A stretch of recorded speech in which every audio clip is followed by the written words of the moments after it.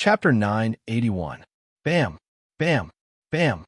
Behind the bronze door, the sounds of slamming rang out incessantly, echoing in the vast underground as though it came from an abnormally distant ancient era. Furz's body tensed up as she couldn't help but tremble. She couldn't help but lower her voice. What's behind the door? I don't know. Zio shook her head honestly as she subconsciously gulped. Her right hand, which had just picked up the trident, protruded her joints as her blood vessels surfaced. Clearly, she had used a lot of strength. Bam, bam, bam. The sounds of the door being slammed came one after another. It didn't speed up or slow down as it maintained the same rhythm. Every sound seemed to strike Furz and Zio's hearts, causing their hair to stand on end and their scalps to tingle. It probably won't come out. If it's that easy to come out, it wouldn't have waited until now. Furz consoled herself, feeling a little parched. Zio nodded vigorously. Once the material takes form, we'll immediately leave. In such an environment and atmosphere, her curiosity was completely unable to overcome her instinctive fear. All right. As Furz cast her gaze at the spot where the two ancient wraiths had been purified, she grumbled inwardly about the lack of detail provided by the moon. It didn't even mention that there was such a strange door beneath the ancient castle. At that moment, specks of dark, glowing dust constantly fell to the ground like shattered gems. They split into two piles and gathered together. Around them, the nearly invisible remnant spirituality condensed into a seemingly illusory crystal. Accompanying the crystals and dust were two different items. One was ring-shaped and completely transparent, as though it was an eroded ring. The other looked like an eye carved from crystal, with a faint black gas flowing inside. Upon seeing this scene, Furz suddenly came to a realization. Ancient wraiths were ghost-like creatures with beyonder characteristics. Among them, the cursed item was related to a certain part of their body when they were alive. This, combined with the characteristic, became the foundation of their existence. And because of this, the corresponding cursed item of different ancient wraiths would have different manifestations, but the essence was the same. As for the dust, it was another characteristic. It was the source of most of their powers. As for the remnant spirituality, it was equivalent to materials like the blood of monsters. Bam, bam, bam. The person behind the bronze door was very persistent. He didn't stop, constantly testing Furz and Zio's nerves. They were so scared and cautious that their bodies trembled slightly. In a trance, they actually had the illusion that the door had slightly swayed. Their hearts were still hanging high and beating wildly. Furz finally waited for the ancient vengeful spirit's dust and cursed item to take form as she was about to jump down the stairs at any moment. As she gestured for Zio to be on guard, she squatted down and took out the 3 square metal boxes she had prepared. After some hesitation, Furz looked up at Zio. These two ancient wraiths have been waiting for each other for too long. I think I want to separate a part of what they left behind and bury them together. In this case, I'll take a cursed item, you take a pile of dust, and we'll split the remaining spirituality equally. Is that okay? Zio didn't hesitate as she nodded slightly. All right. Furz silently heaved a sigh of relief. Pursing her lips, she flipped through Lamino's travels and slid her finger across one of the pages. The 5 fingernails on her right hand immediately grew longer. They were sharp and covered in black patterns and symbols. This was the claw of corrosion that originated from the sanguine. Upon seeing the changes in her palm, Furz grabbed at the ground and easily dug a hole, leaving behind traces of corrosion. Right on the heels of that, she placed the crystal eyeball-like cursed item and a pile of dust into the hole.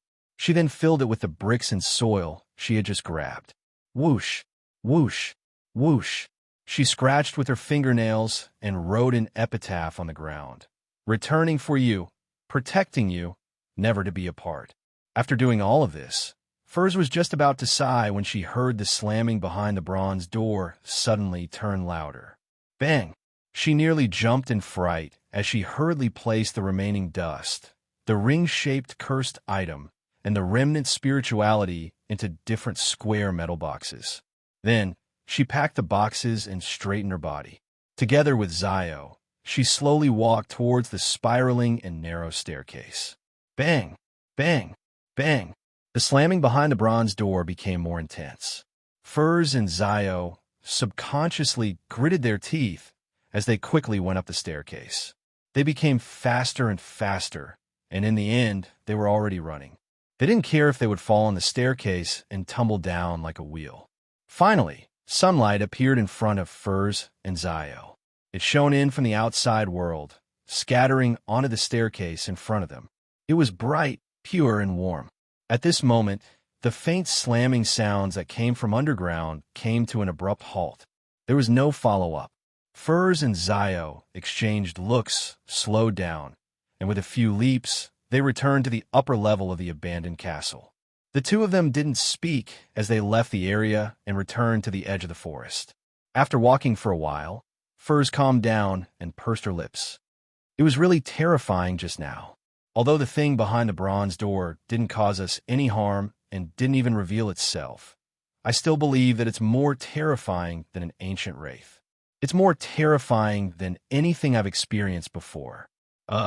It's more terrifying than anything I've experienced before. In those few minutes, I couldn't help but imagine several tragic deaths. Each one was more terrifying than the last, but none of them were as terrifying as the slamming sounds. Zio turned her head and nodded in agreement. Yes, I felt like I was walking on the edge of a cliff. Furs was just about to say something when she suddenly saw two streams of bright red blood flowing down from Zio's nose. Zio, you're having a nosebleed. Furs hurriedly reminded her friend. Zio was taken aback as her pupils dilated slightly. You're having a nosebleed too. Furs reached out her hand in a daze and wiped the tip of her nose. She felt that it was warm and the liquid was slightly thick. She was stunned as she hurriedly brought her right hand to her eyes. She saw that it was dyed red, bright, and eye-catching. Was it because I was too nervous? Furs muttered to herself in puzzlement. At this moment, she realized that a faint black spot was growing on her wrist at a discernible speed under the sunlight that penetrated the forest shade. The black spot rapidly spread, covering her forearm and the back of her hand. Furs subconsciously cried out as she hurriedly looked up at Zio. Her eyes immediately reflected the black spots on Zio's cheeks and neck. This isn't normal, Furs blurted out. Zio also noticed the abnormality between her and her friend. She thought for a moment and said, Do you still remember what that female wraith said? She said that the guards from before had been corroded by the power that seeped out from behind the bronze door.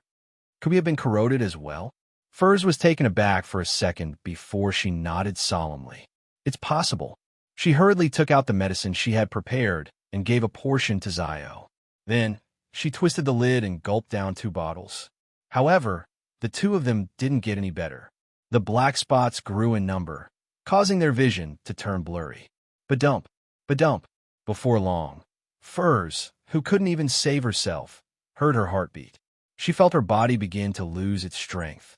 Unable to think of a solution, her lips quivered a few times. Gritting her teeth, she suddenly turned around and took a few steps to the side to open up a distance. Following that, she lowered her head and recited Mr. Fool's honorific name. In less than 10 seconds, the crimson light surged before her eyes and drowned her like a tide. Some roars and murmurs flashed by, and Furs saw the familiar long mottled table and the 10 high-backed chairs across from it. She immediately discovered that the dizziness in her head and the blur in her vision had completely disappeared. There were no strange black spots on her spirit body. Thank you for your help. Furs quickly stood up and bowed to the figure shrouded in thick fog at the end of the long bronze table. Then, she heard Mr. Fool say calmly, That's right. Your soul has been corrupted by some kind of power. There's no problem now. It has already been purified by Mr. Fool. Furs's heart stirred. Just as she was about to ask if there was a way to save Zio, the scene in front of her suddenly turned red as light soared. After a short interval, she found herself back in the real world. She had returned to Delaire Forest. The black spots on the back of her hand and wrist were rapidly fading and receding. The blood that kept flowing from her nose had already stopped. Turning around, she saw Zio weakly holding onto a tree beside her. Her face was covered in black spots, making her look extremely terrifying. The muscles on both sides of Furz's neck tightened as her thoughts raced. A few seconds later, she quickly approached and pressed down on Zio's shoulder. She said quickly, "I have a way to save you, but you need to do as I say." Use ancient Hermes to say, "The fool that doesn't belong to this era." Zio rolled her swollen eyelids with great difficulty and looked at Furz for 2 seconds before chanting in a deep voice, "The fool that doesn't belong to this era, the mysterious ruler above the gray fog, the king of yellow and black who wields good luck." Before she could finish her sentence, Zio was surprised to see a dark red starlight surge out of the void and engulf her.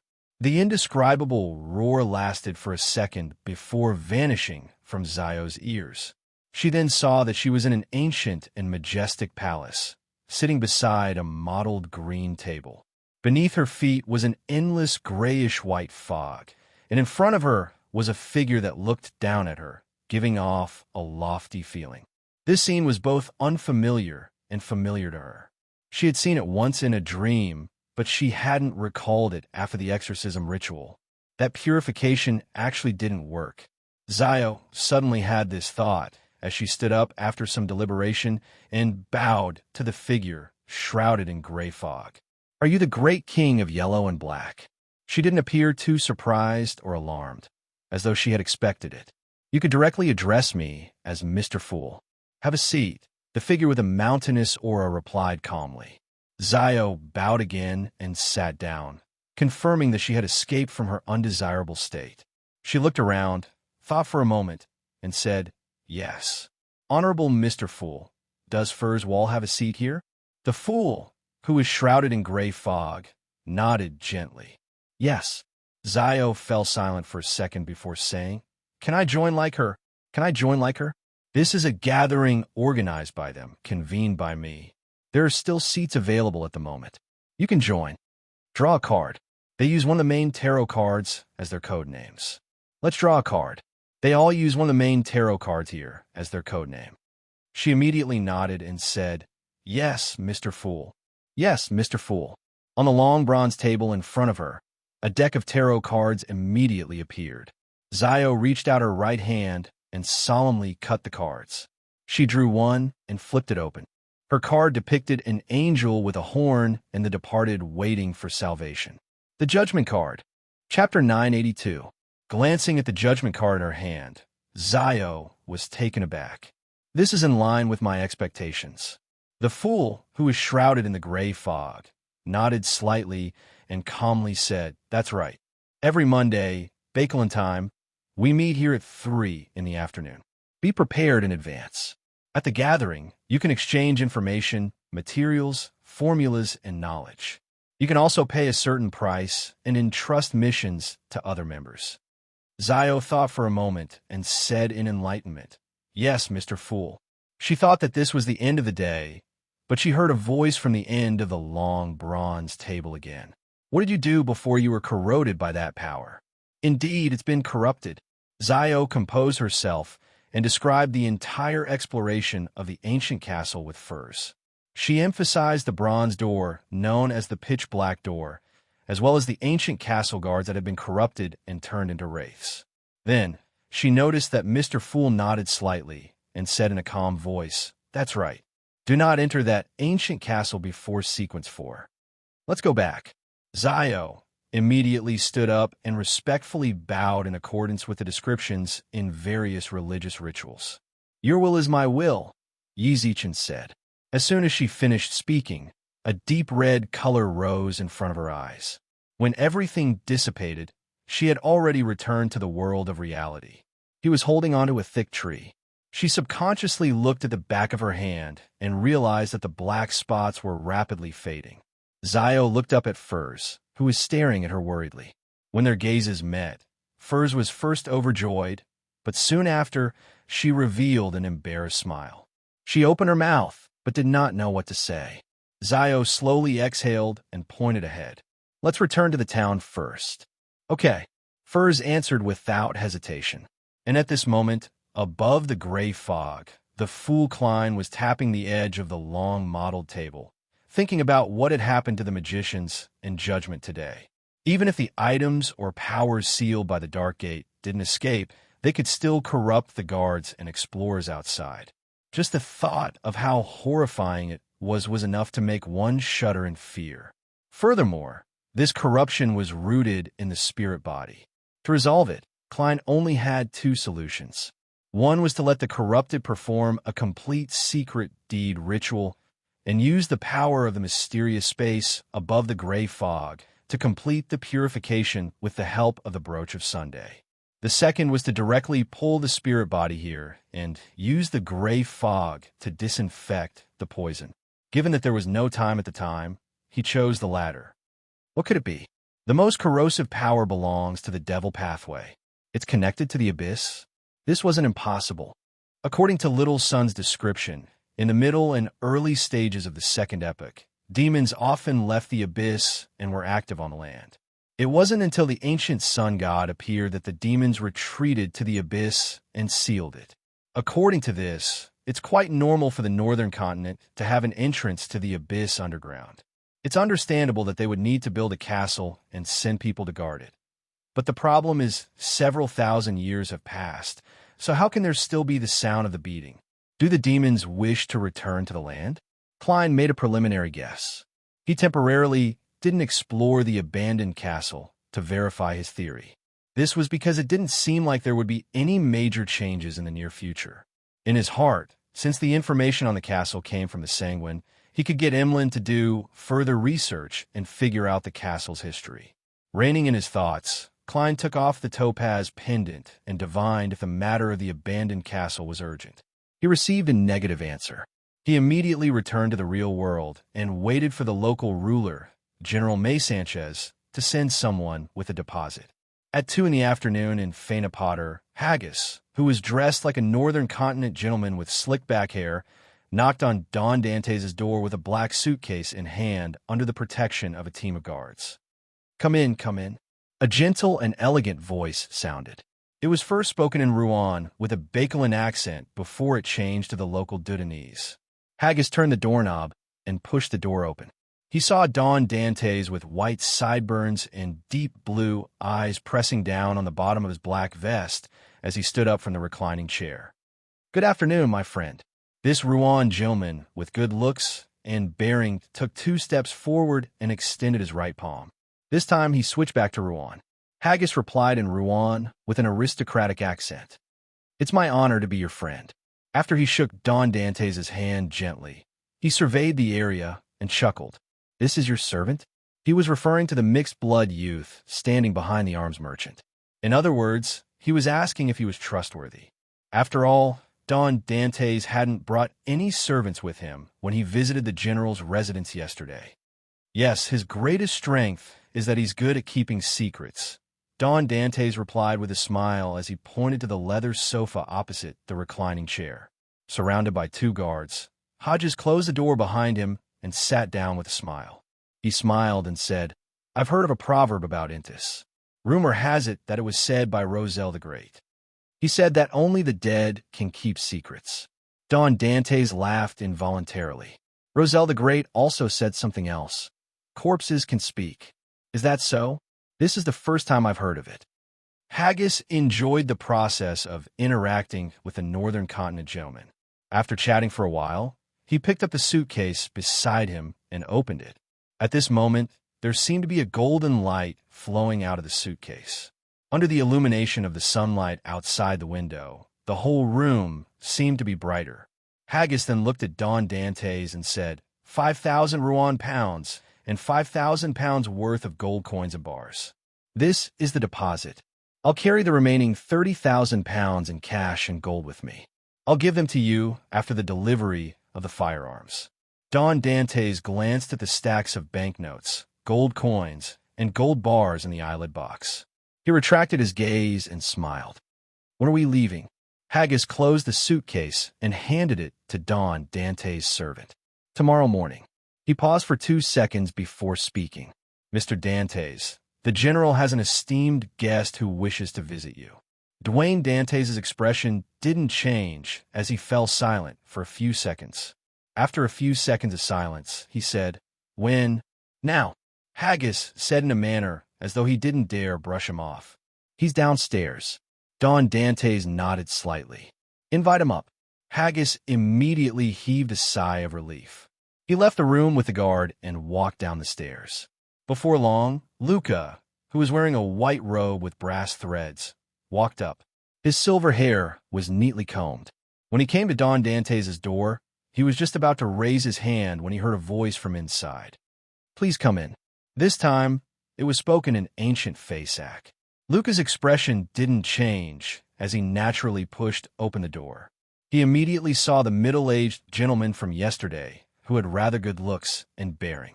He was standing beside a reclining chair, his side facing him, and sitting on the reclining chair was a young man. He had black hair and brown eyes.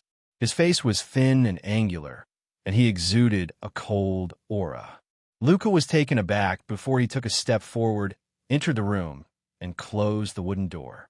He calmly found a sofa and sat down.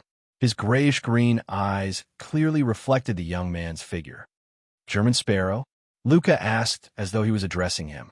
The corners of German Sparrow's mouth curled up. It's not polite to directly address someone by their full name. Luca nodded and said, "I'm sorry. I was rude. I remember that it hasn't been more than half a year since you advanced to Sequence 5, maybe even 3 months. Yes, it should have been completed in the ruins of the Battle of Gods. I never expected you to have already become a demigod. This made me lose my composure." German Sparrow smiled without giving any explanation. After a brief silence, he asked unhurriedly, "Why did you visit me?" After a brief silence, he calmly asked, "Why did you visit me?" Luca calmly replied, "I don't know.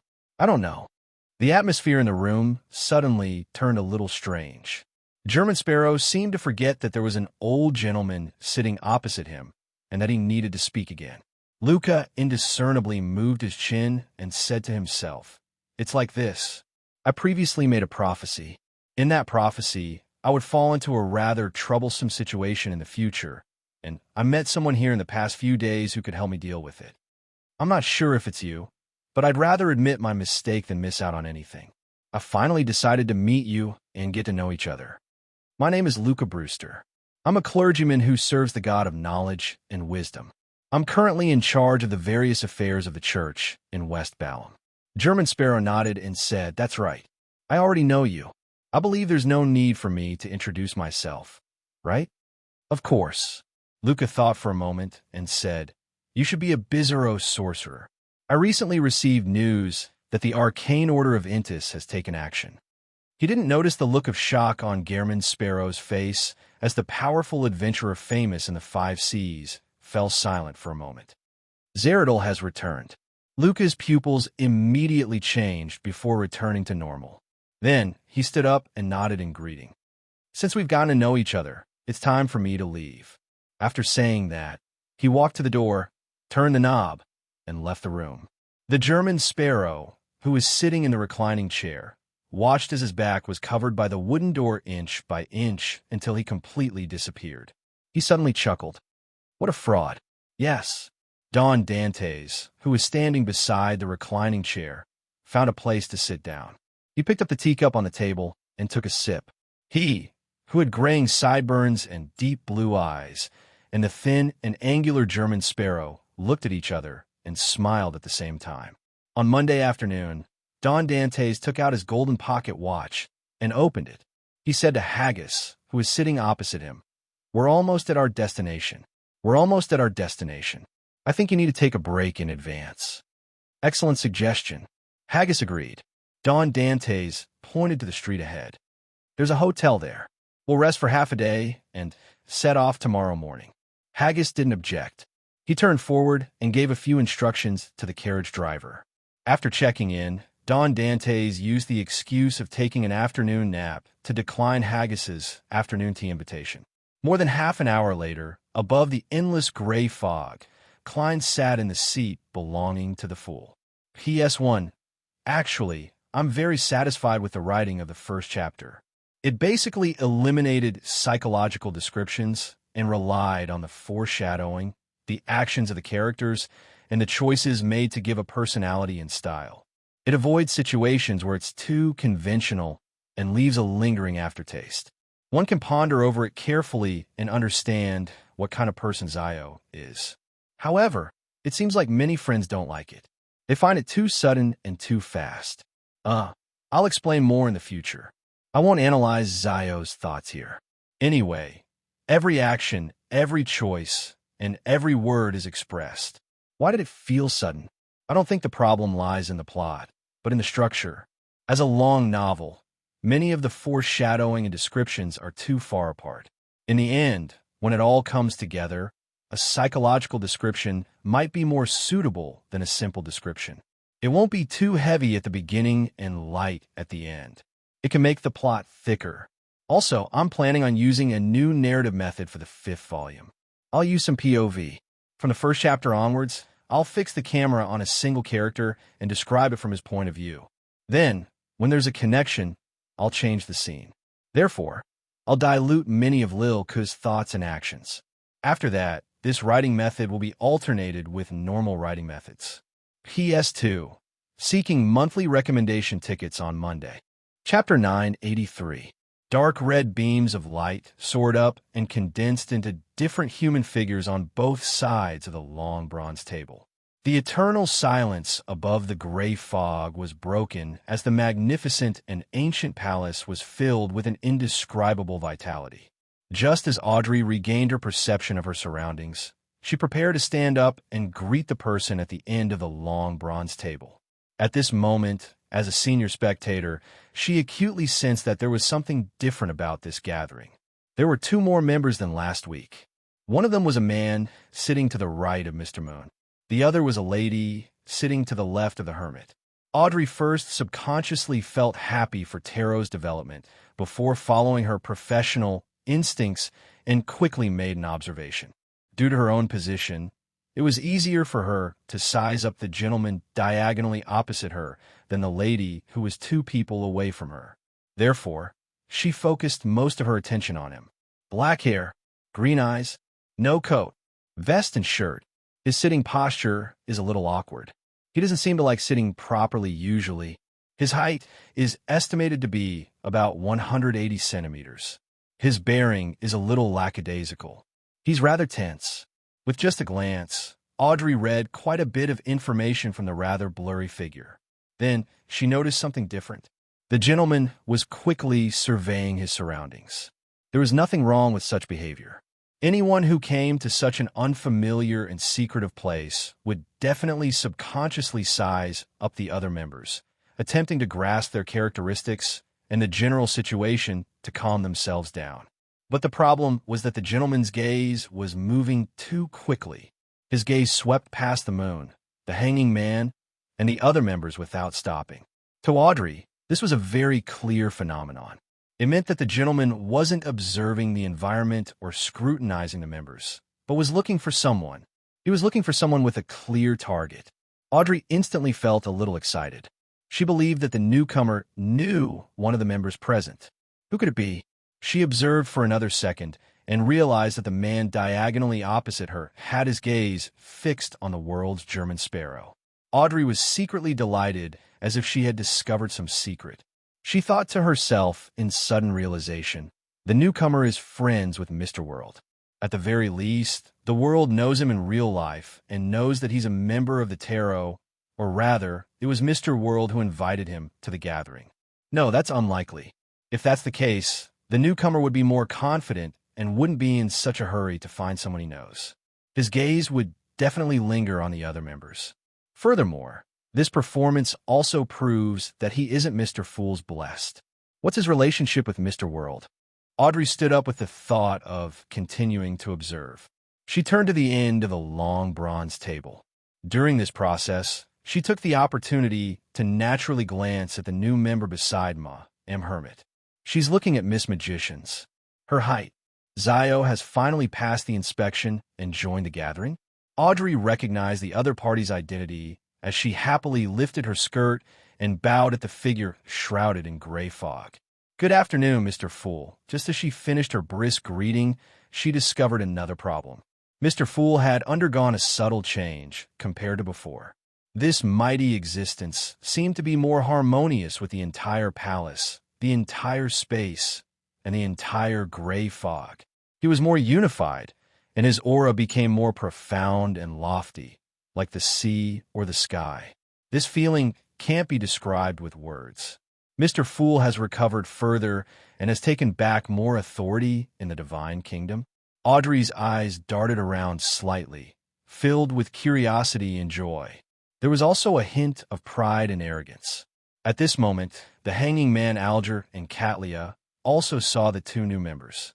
They also noticed that the lady was relatively short and had a covert interaction with Miss Magicians. She was both inexperienced and familiar with the tarot gathering. At the very least, she wasn't like the man in the white shirt and black vest. Only when everyone began bowing did he hurriedly stand up. In addition, they also sensed that the new male member seemed to pay special attention to the world, German Sparrow. They had many guesses out of nowhere. These thoughts only echoed in their minds without expressing themselves. The hanging man and the hermit followed Miss Justice to complete the first part of the gathering without revealing any abnormalities. As for Derek, he was purely happy because the number of members of the tarot club had increased again. On the one hand, he was filled with a sense of superiority as a veteran to the new members. On the other hand, he felt that there were too many saviors of the apocalypse. After searching for a while, Leonard determined that the person at the bottom of the long bronze table was Klein Moretti. This was because his figure was similar to the German Sparrow in the information. He's hiding his true identity. He didn't even relax at such a secret gathering. He's put on 2 layers of disguise. I have to be careful too. Just as this thought flashed through Leonard's mind, he saw the girl sitting at the first seat on Mr. Fool's left stand up, leading everyone to bow. He was taken aback for a moment and didn't immediately react. It was especially eye-catching in an environment where everyone had already stood up. After a second, Leonard snapped to his senses and hurriedly stood up to greet her. Opposite him, Zio glanced at him, equating him and Furs to a certain extent. Furs had the same thoughts as well. However, she had equated the gentleman opposite her to Zio to a certain extent. This was because he didn't appear too reliable when they first met. This is the star, and this is judgment. Have a seat and introduce yourselves. The Fool Klein raised his right hand and casually pointed. The star always makes me feel like a lady's code name. As Leonard thought helplessly, he focused and followed the order of introduction to label each member. Miss Justice seems to be a girl, but perhaps like Klein, she's put on 2 layers of disguise. She's the more optimistic and cheerful type. Although I can't see the details of her attire, she looks very tasteful, Mr. the Hanging Man boorish and reserved. He should be a rather straightforward but rash person, Miss Magicians. The way she looks at me is a little odd. From time to time, she would glance at Klein. It's a mystery what she's thinking. Overall, she's rather ordinary without any special characteristics, Mr. Sunday very tall. The way he speaks sounds like his voice is still changing. Although he's silent, he seems very friendly, Miss Hermit. Mayam. She has a mature and steady bearing. She's likely an experienced beyonder, Mr. Moon. Relatively young and a little reserved. For some baffling reason, he makes me feel like I've seen him somewhere before, but I can't recall. I'll observe him later, Miss Judgment. Very short. Her characteristics are obvious, but I'm not sure if she's also put on a second layer of disguise, world. Very, very gloomy. This should be his disguise. Yes, it might also be a manifestation of the truth in his heart. He wasn't a demigod in the past, which means that there's no lack of mid-sequence beyonders in this gathering. I wonder if I'm the weakest, as Leonard scrutinized the other members. Zio Dericha also used her share of powers to extract the characteristics of the different members and memorize them. Noble lady, sailor, or crew member. Relatively young, a little antisocial, but nothing serious. Powerful, at least the leader of a medium-sized team. Arrogant from a good background. Undisciplined, not steady enough. Gloomy, terrifying amidst their thoughts, the other members finished their self-introductions. Catlia turned to the end of the long bronze table and bowed. "Honorable Mr. Fool, I didn't receive Roselle's diary this time. I didn't receive it. Does that mean that Queen Mystic didn't reply? I wonder what Bernadette is busy with." The Fool Klein nodded slightly and replied calmly, "Let's begin the transaction. Let's begin the transaction." As he spoke, Audrey paid attention to the hermit and the hanging man's reactions. She realized that they hadn't noticed that Mr. Fool had become even more towering and lofty. Am I the only one who noticed it? Audrey's eyes darted around in thought. She sighed a little, but she was also a little happy. Of course, she also knew that Mime, Hermit, and Mr. The hanging man didn't dare to look at Mr. Fool too much, especially the former. Most of the time, she only dared to stare at the edge of the table in front of Mr. Fool. Table edge? Yeah, there's an additional card of blasphemy. Audrey's gaze froze as she retracted it in pleasant surprise. With her intuition as a spectator, she inexplicably believed that the obtaining of a new card of blasphemy and the world's German sparrow's psychological problems were likely the same thing. She deliberated for a moment and looked around. "I don't have anything I want." Catlia, son Derek, Moon Emlyn, and Magician's Furs were already prepared and were about to advance. At that moment, there was no need for them. It was the same for the hanging man, Alger, who was still digesting the news. On the other hand, Leonard had the intention to purchase a mystical item, but due to the lack of a demonstration, he didn't know if he should speak up. All he could do was divert his attention to the matter of Mr. Fool needing Roselle's diary. After selling Tinder, he wasn't lacking in money, and the experience of using creeping hunger made him feel that a powerful mystical item was rather useful. At this moment, Magician's Furs glanced at the silent Zio and took the initiative to look opposite her. "Mr. the Hanging Man, I have a material that I wish to entrust to the artisan to make into a mystical item." She was referring to Zio's ancient wraith dust. The hanging man, Alger, shook his head. "That artisan has been controlled by members of Rose School who believe in the primordial moon. This is what I know. The subsequent matters have been handed over to Ma M. Hermit to handle." Rose School, primordial moon believers. Handed over to Ma M. Hermit to handle. Leonard and Zio looked around and suddenly felt that the gathering they were participating in wasn't as loose as they had imagined. They were secretly moving in the shadows of the world. P.S. Seeking monthly recommendation votes for Monday. Chapter 984. Catlia turned her body slightly and cast her gaze at the magicians. "This problem is a little complicated. I suggest that you wait another week or two. I can't promise anything. All I can say is that someone will help you create a mystical item when the time comes. There should be someone.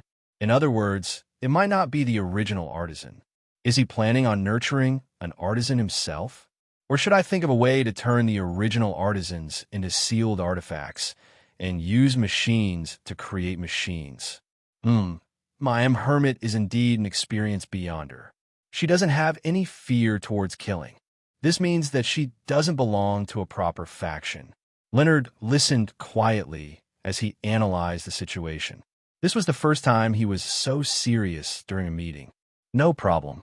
Magician's Furs had sufficient confidence in Ma M. Hermit. After all, she had already gathered the blood of a mythical creature, and there might be a qualitative change in the future. At that moment, she heard the world's German sparrow say in a hoarse voice, "If you need help with this matter, you can look for me." To Klein, the Mother Tree of Desire's unusual interest in the gray fog, as well as Roselle the Great's warning to be careful of the moon in his diary, made him, who was determined to find the secret of transmigration and the nature of the Door of Light, pay more attention to the matters regarding Rose School and the primordial moon believers. Furthermore, the artisan was now involved in the intersection of both sides. Catlia never expected the world to offer to help. After a moment of silence, she nodded slightly. "All right, if I can't handle it, I'll get help from Mr. Fool." She had specially clicked to contact Mr. Fool to tell the two new members that the Tarot Gathering had a magical means of communication. There was no need to be surprised or troubled in such matters. They would naturally understand when the time came. As the pirate admiral with the highest bounty on the 5 seas and the leader of a pirate crew that managed hundreds of people, she did this not out of pure good intentions. Nor was it because she was worried that the 2 new members would have too many questions and affect the progress of the gathering. Instead, it was out of habit, the habit of establishing authority in front of the new members. Of course, in fact, unless time was of the essence and there was no time to set up the ritual, Catlia would rather summon the German Sparrow's messenger than trouble Mr. Fool. Seeking help through Mr. Fool, Zio vaguely understood something as she resisted the urge to look at furs. I can even seek help from Mr. Fool? Leonard's thoughts ran wild as he made some guesses. Seeing that someone had taken the initiative, he relaxed a little and deliberated for a few seconds before taking the initiative to speak. I need a mystical item. What type? Audrey replied in a timely manner to avoid any awkward silence. Leonard tersely acknowledged and subconsciously responded, "That's right. I don't know." He only had such a plan, but before he could think about the details, he had been pulled into such a gathering and discovered a possibility. I don't know. He's probably a fool. The fool Klein, who knew Leonard's undisciplined and casual nature well, held back his laughter as he cursed inwardly.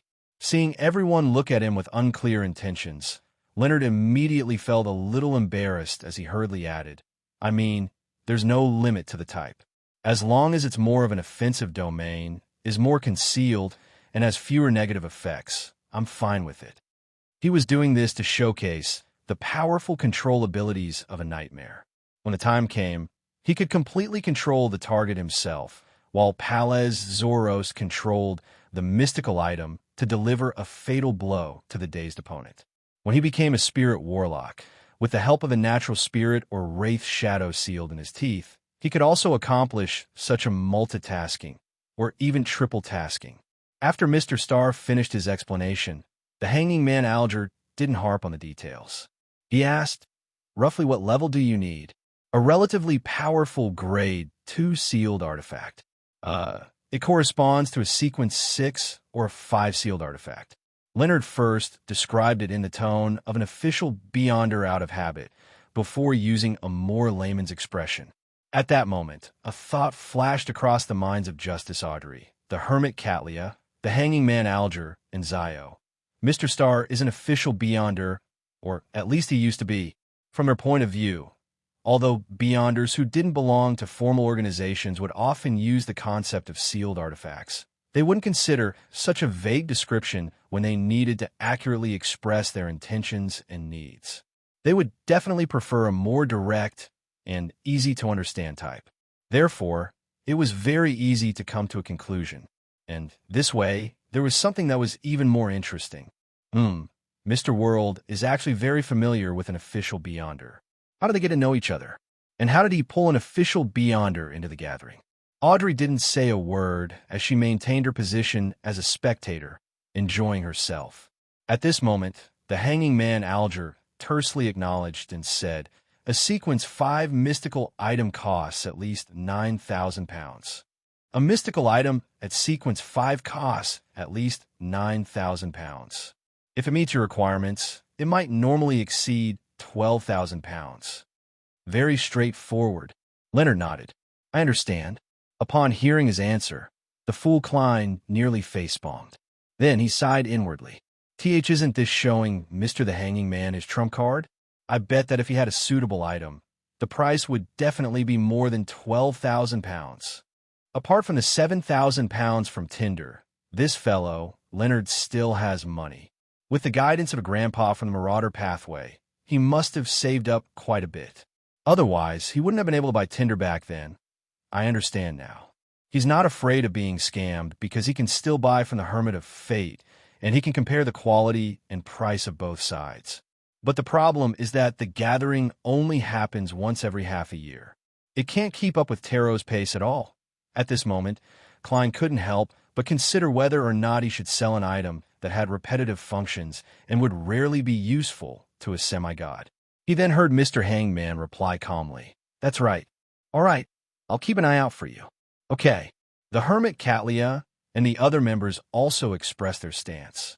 After that, there were no other transactions, and the gathering entered the free exchange phase.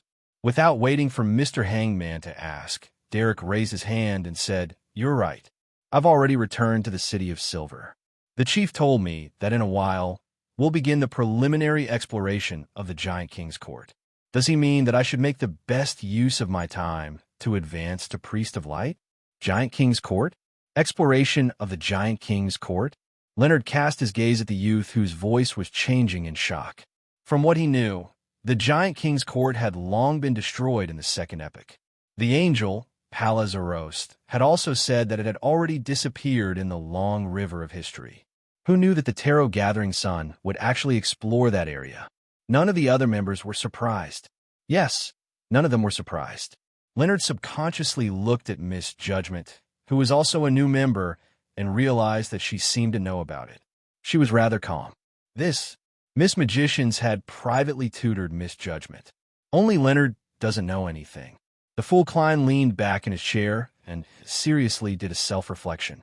After pulling Leonard above the gray fog and giving him the star card, he ignored him and didn't write a letter to introduce the general situation of the tarot. Compared to women, men are much more careless when it comes to such details. Just as Klein was about to control the world Gehrman to explain to Leonard, he saw Emlyn glance at the poet beside him and hear him say, with a faint smile, "Don't worry, I can't help you." He heard him say, with a faint smile, "The Giant King's Court is in the forsaken land of the gods." With that said, he ignored Leonard's reaction and turned to the sun on the other side. "You've already obtained the ingredients for the Priest of Light?" He knew that a particular sun had only obtained the formula a week or two ago. "Yes, I exchanged it for Mr. World," Sun answered honestly, but he didn't specify what he had used to exchange for it. And at this moment, Leonard's mind was filled with the terms Forsaken Land of the Gods and Giant King's Court. He had the feeling that a fantasy or myth had entered reality. He instinctively adjusted his understanding of the tarot and truly understood the weight of the ordinary words, "Members come from different places."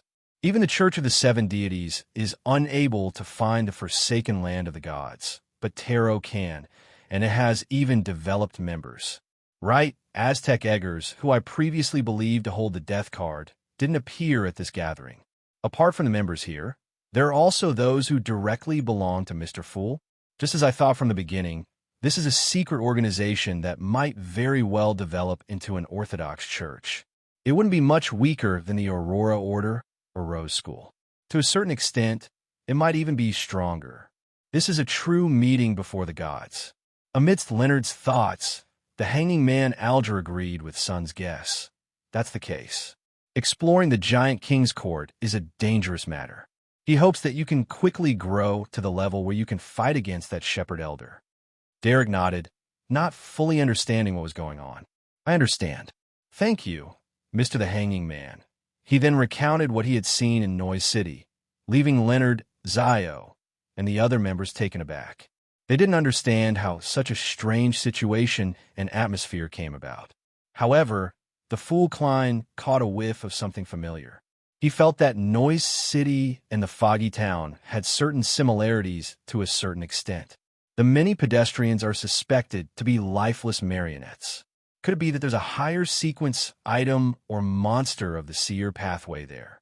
Klein didn't say a word as he silently memorized the corresponding words in Noise City. At this moment, Zio glanced at the world and took the initiative to speak out of goodwill. MI9 has recently been investigating the origins of German Sparrow. Chapter 985. Upon hearing the name German Sparrow, all the members at the two sides of the long bronze table cast their gazes at the world, who was sitting right at the bottom. No one said a word or interjected. They more or less knew that the crazy adventurer, German Sparrow, had done something major again. He had killed Admiral Hell Ludwell, but Audrey didn't believe that this was the main reason for his abnormal mental state. And their performance made Leonard instantly realize a fact. Everyone on Tarot knew that the world was equivalent to German Sparrow. Klein's disguise sure is good, but why do you let the other members know of his identity as German Sparrow? Isn't it common sense to hide one's origins at such a gathering? Amidst Leonard's puzzlement, he heard the blurry figure of the world ask in a hoarse voice, "What clues did MI9 obtain? What clues did MI9 find?" Zio wasn't ashamed of betraying MI9 as she answered frankly, "They've confirmed that the identity of German Sparrow is fake. They've confirmed that German Sparrow's identity is fake, and the source is in Backlund. Indeed, he was previously known as Sherlock Moriarty. When he left Bakeland, he became German Sparrow. However, Sherlock Moriarty isn't his true identity either." Leonard subconsciously surveyed the area and realized that although the other members weren't that surprised, they didn't show any signs of enlightenment. Therefore, he believed that they only had a superficial understanding of Klein. Under Klein's control, the world, German Sparrow, chuckled and replied to Miss Judgment's notification. "Don't worry about it." To him, to figure out who the fake identity of German Sparrow had been given to, the prerequisite was to capture Queen Mystic Bernadette or obtain information on Sharon from her. Clearly, this was something so difficult that it was nearly impossible to accomplish. In comparison, it would have been easier to find out more by starting from the incident involving the great detective, Sherlock Moriarty, as Leonard had done. Since MI9 had chosen the wrong direction, Klein was happy to see them running down this road. Mr. World is very certain and confident. Zio retracted her gaze and didn't say anything else. At this moment, Audrey deliberated for a moment and asked, "What's the matter? Mr. World, will you return to Bakeland in the future? Will you still use the identity of Don Dantes?" As a qualified psychiatrist, she naturally wouldn't inform the other members of Tarot of the world's psychological problems. She only wanted to confirm if he would still head to the Rouen Charity Bursary Foundation. That way, she would be able to interact closely with him in the real world and perform a better follow-up. She didn't hide the fact that she mentioned Don Dantes because the original members of the gathering knew about it. Furthermore, Mr. Starr was clearly familiar with Mr. World, and Zio had been informed by Furs ahead of time. Upon hearing Miss Justice's words, Leonard nearly couldn't believe his ears. He was momentarily dazed. Klein Moretti is equivalent to Don Dantes? I once asked Don Dantes about Klein Moretti. No, impossible. Don Dantes is an undying monster that survived from the fourth epoch. His performance back then can prove this point. That's what Old Man said too. At that moment, Leonard couldn't control the changes in his emotions at all. He instinctively rejected the truth that Miss Justice had pointed out. If he wasn't an astral projection, he felt that his expression would definitely be rather obvious. It would be alternating between red and white, alternating between white and red. Opposite Leonard, Zio also raised her head and looked at Mr. World at the end of the long bronze table in surprise. "He's Don Dantes? Don Dantes is a German Sparrow? I even accepted the task of being his butler. I even protected him. I even pitted him. He can crush me with one hand." Zio then turned her head and glared at Furs. "I don't dare to say much about Mr. World. I can only roughly mention it." Magician's Furs looked away guiltily and mumbled silently. The hanging man Alger and the hermit Catlia deciphered something from their reactions. Miss Judgment and Miss Magicians knew each other in the real world. Miss Judgment had once interacted with Don Dantes, but she didn't know that he was a German Sparrow. As a veteran spectator, Audrey had no doubt sensed the abnormality of the Star and Judgment. She immediately realized that she had been taking things for granted. "Audrey, you need to reflect on yourself," she said to herself in embarrassment. Then, before Mr. World could say anything, she tried to make up for it. Don Dantes is a public identity. Sometimes it's Mr. World, and sometimes it's Mr. Fool's other blessed. Is that so? That makes sense. Leonard's mind jolted as he instantly accepted Miss Justice's explanation. With this, he understood many things. Before St. Samuel Cathedral's Cheney's Gate was entered, the Don Dantes should be Klein. After that, it should be Mr. Fool's other blessed. That death console, he's indeed an undying monster that survived from the fourth epoch, Old Man's old friend. It might also be a blessed that I don't know of, but his level can't be too low. What do you mean by other blessed? Does it mean that Klein is also considered Mr. Fool's blessed? It's no wonder Mr. Fool said that when he came here and joined the gathering, he experienced something different from me. It's because we're both blessed and have Mr. Fool's blessings. We have the same ancient aura, so Old Man didn't realize that Don Dantes is played by different people. This also explains my question from before. As a blessed, there's no need for German Sparrow's identity to be kept a secret, and to Zio, whether Don Dantes was a public identity or not, or if he was German Sparrow, wasn't something she cared about. The reason why she had such a huge reaction was because she had been embarrassed and annoyed by her various thoughts and mental states after realizing the truth. Seeing that the atmosphere had returned to normal, Klein heaved a sigh of relief inwardly. He controlled German Sparrow to answer Miss Justice's question. Yes, when the time comes, there might be some matters that require your assistance. When he said the second half of the sentence, world's gaze swept past justice, magicians, judgment, the star, and the moon. He's plotting something in Bakeland? Audrey instantly understood what Mr. World meant.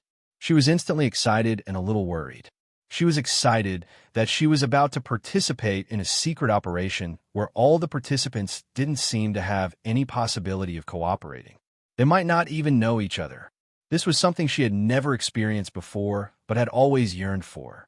She was worried if this would pose a threat to the stability of Bakeland or if it would harm the innocent. As for her own risks, she wasn't that worried. She believed that the mission that Mr. World had arranged for her was likely to be in the periphery.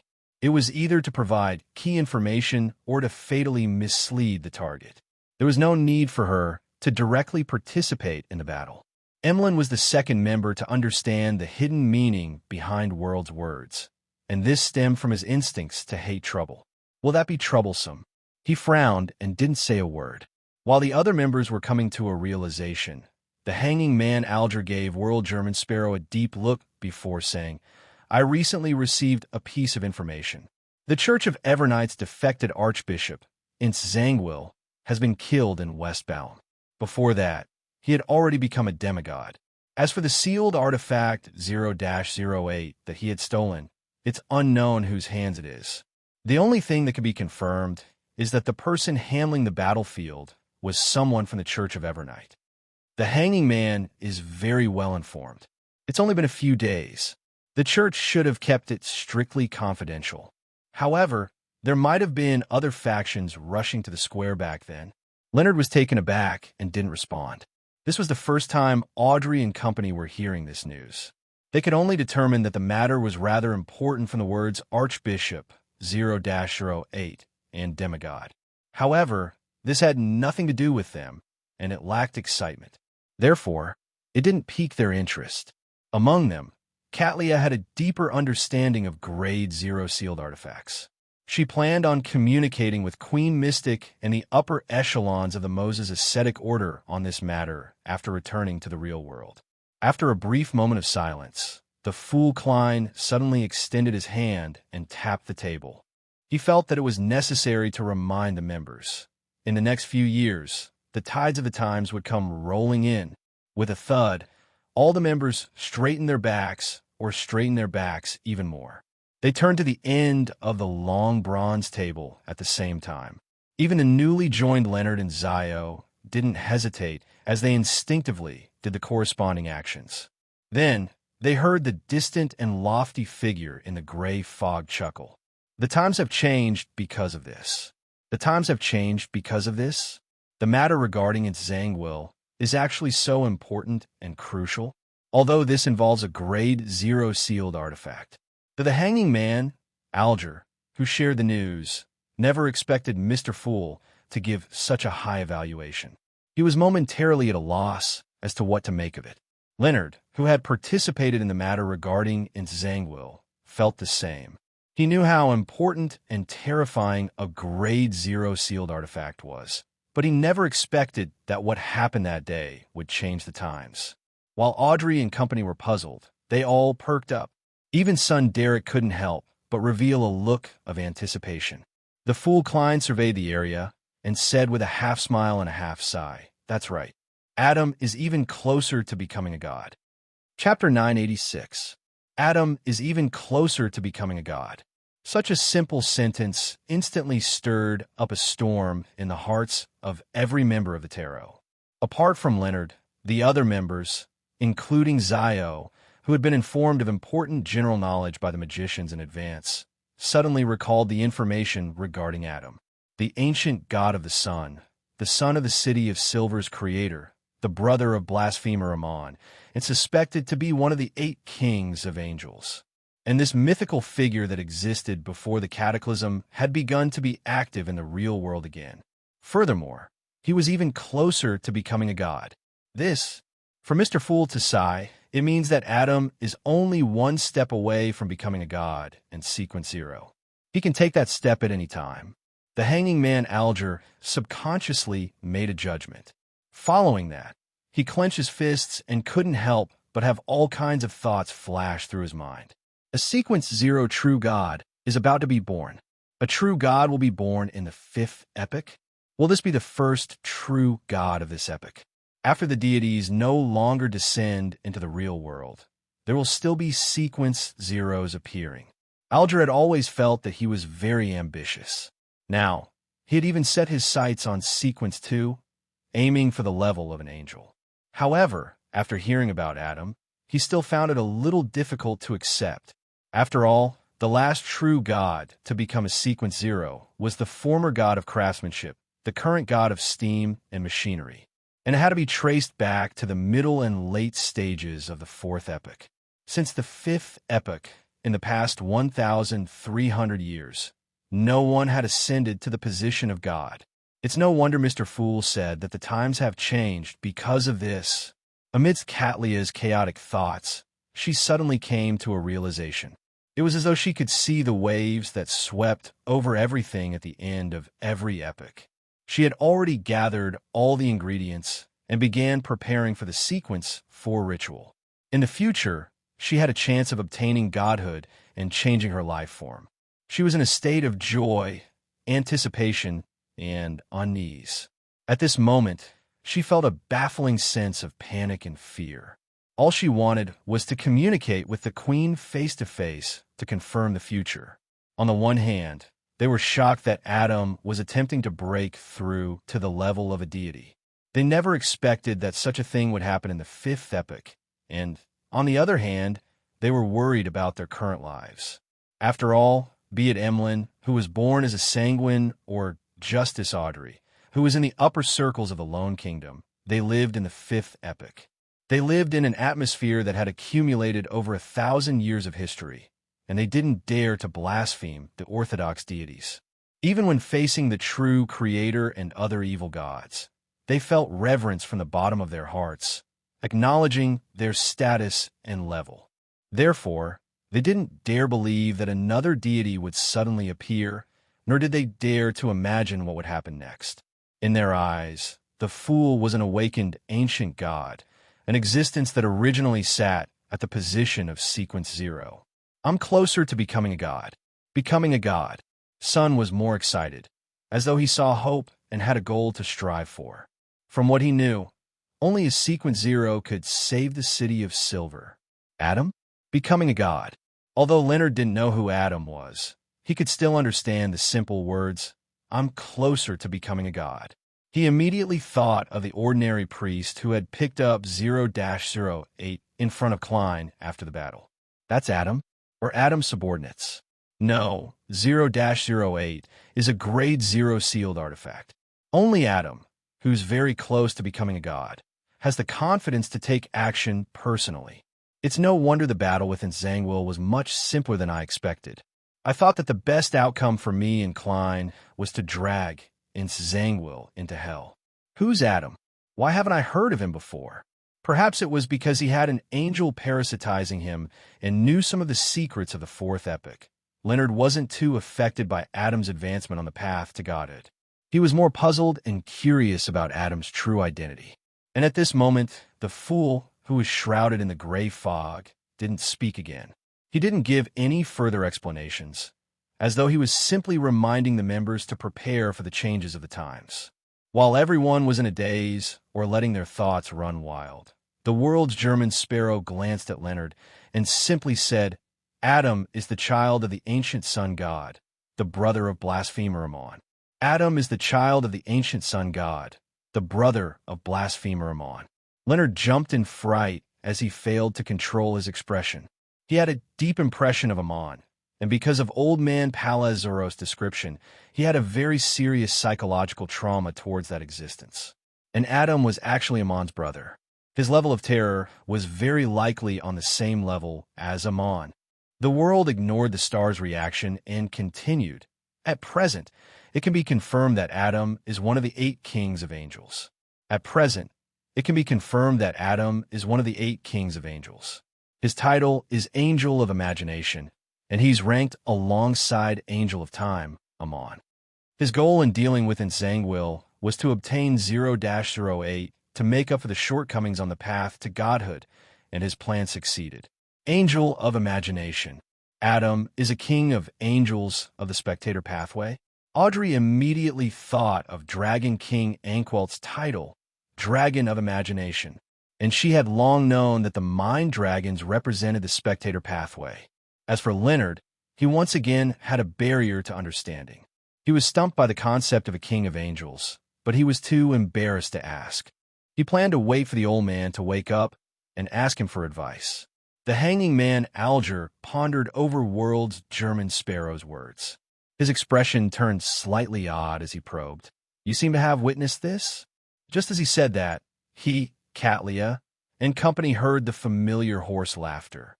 After the world finished laughing, he glanced at the star and said nonchalantly, "You're right, you're right.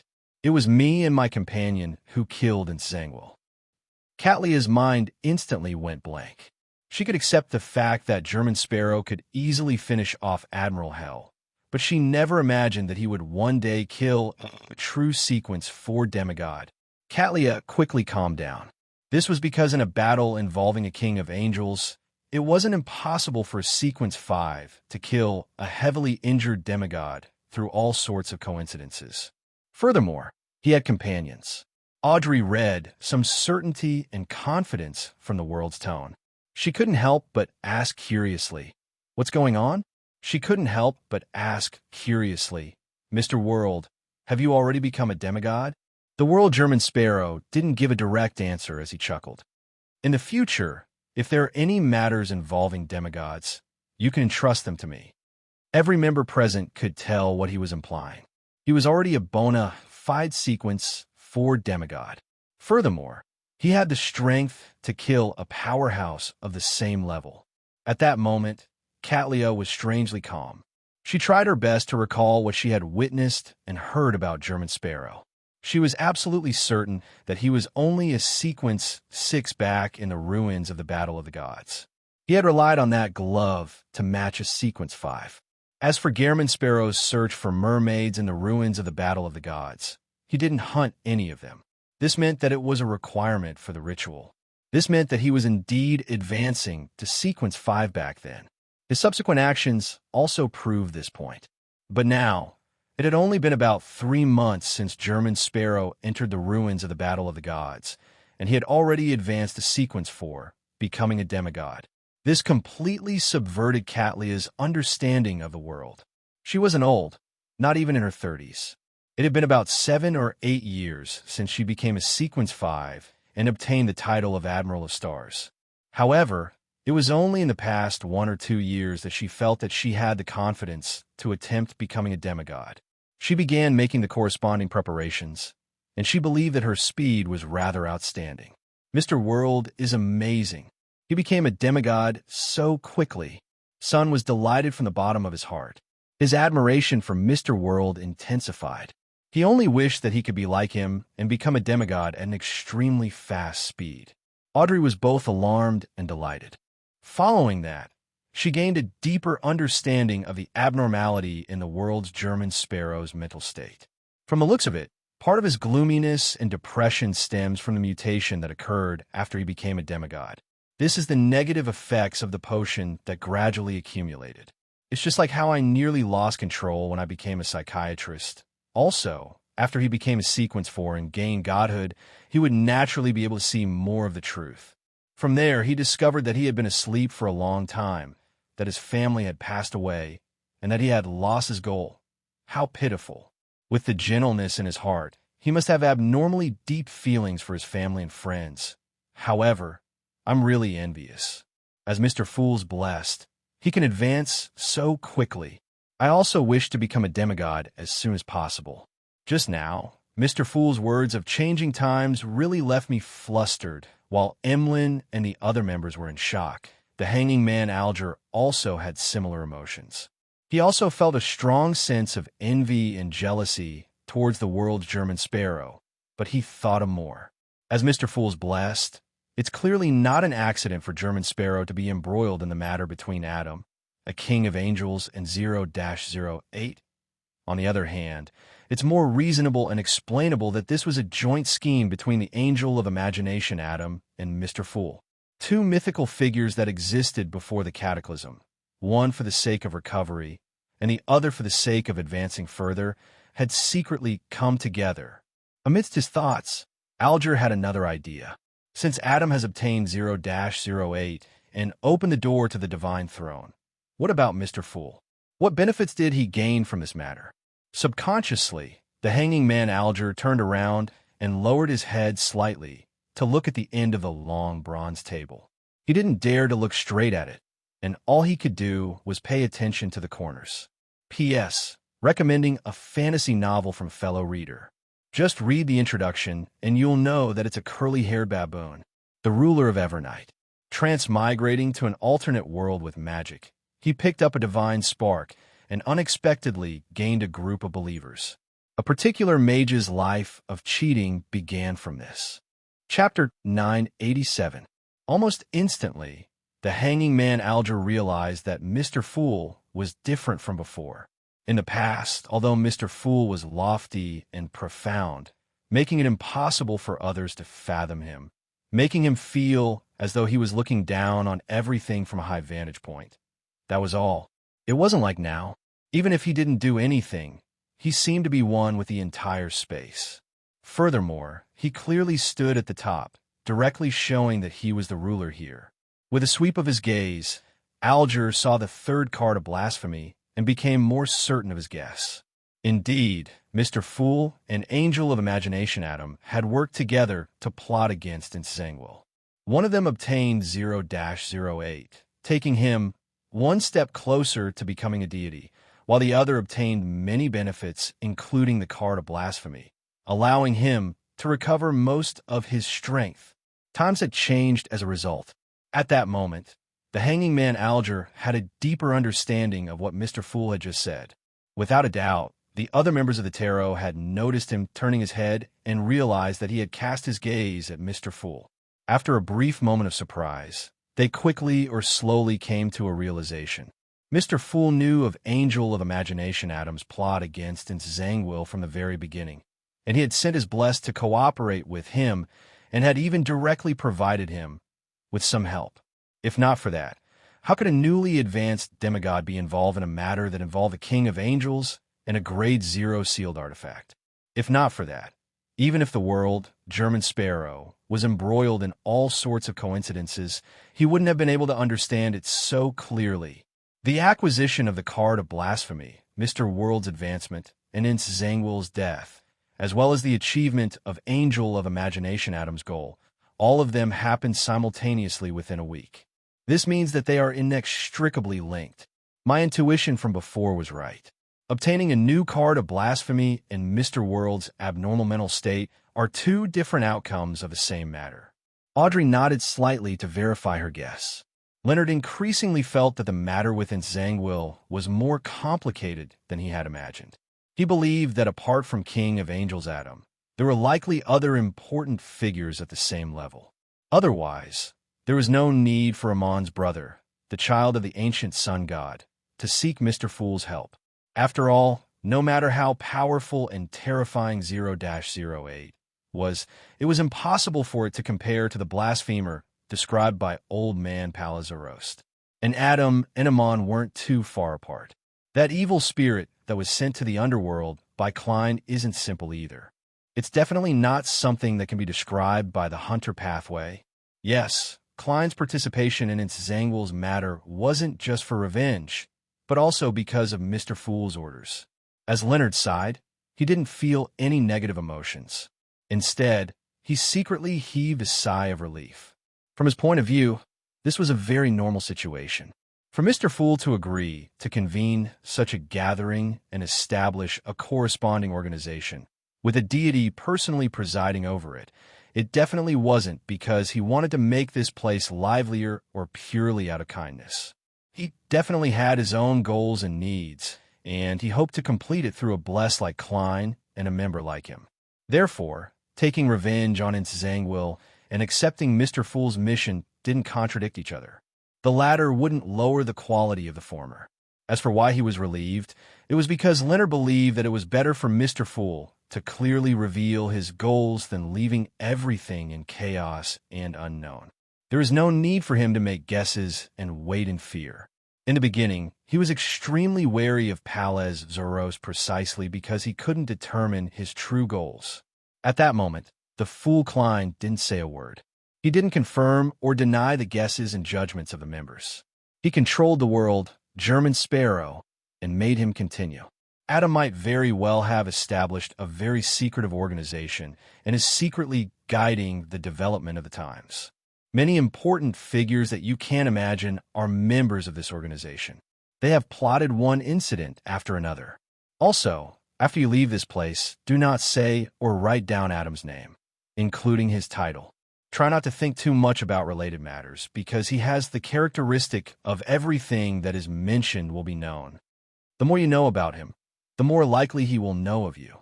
This is similar to 0-08. After hearing Mr. World's description, Audrey immediately recalled the mysterious organization that Mr. Fool had told her about. Twilight Hermit Order. This quickly made her come up with a corresponding guess. King of Angels Adam is the leader of the Twilight Hermit Order. Angel of Imagination belongs to the Spectator Pathway, and it's likely the same for 0-08. Therefore, everything that is mentioned will be known is a high level beyonder power of this pathway. It's the same for the more someone knows, the more likely they are to know of them. How impressive! But wouldn't this be too noisy? Audrey was momentarily envious, but she was also worried and puzzled. Everything that is mentioned will be known. So the organization that assassinated the Duke of Negan and stood behind Zillings was established by King of Angels Adam.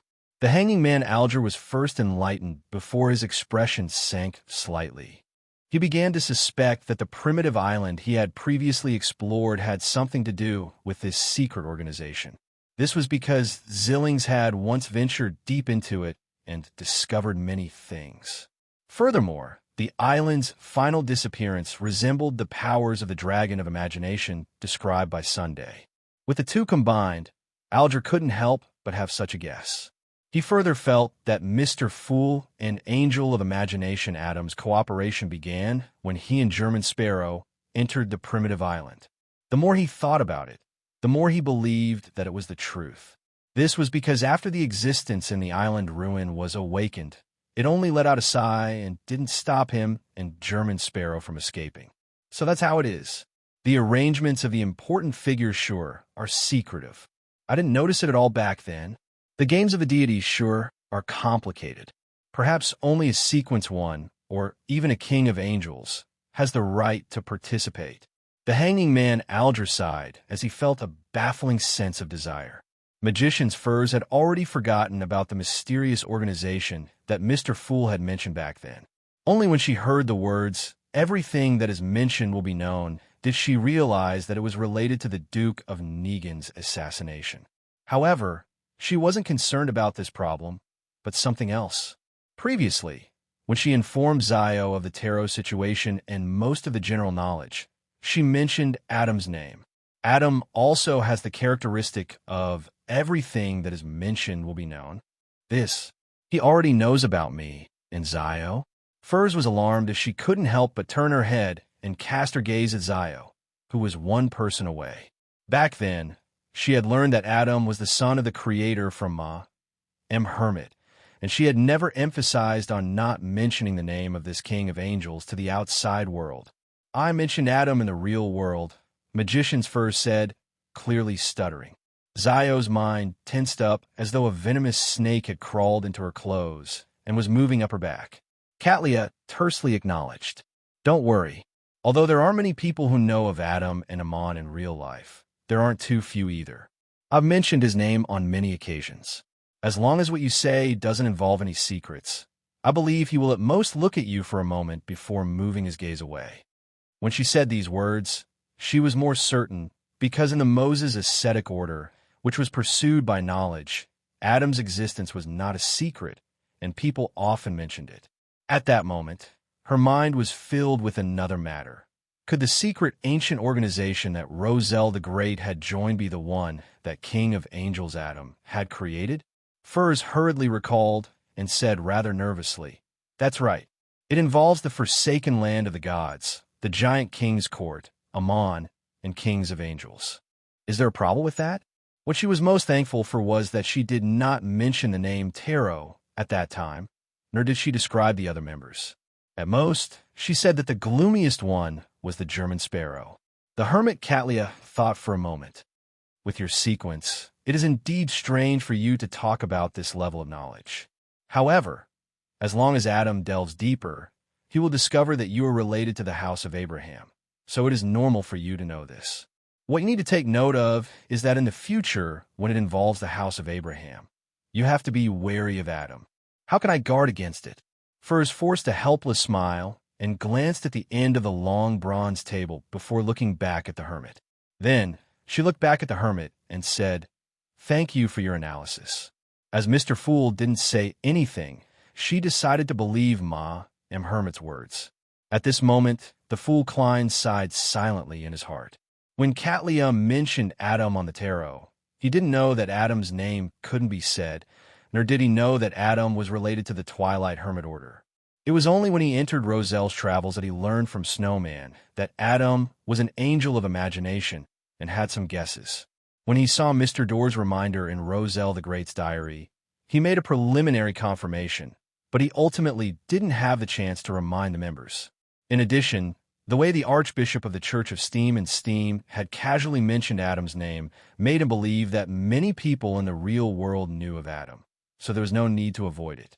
Furthermore, Adam might not be his full name. Therefore, he wasn't in a hurry to direct the topic of conversation in this direction during the gathering. Instead, he waited for an opportunity. Everything that is said will be known.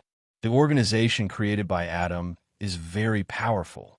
This is the stage goal that our tarot is aiming for. As Emlyn sighed, he gained a clearer understanding of the tarot.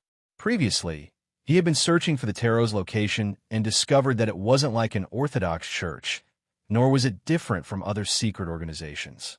Apart from the League of Saviors, there were too many unique aspects that made it difficult for him to figure them out.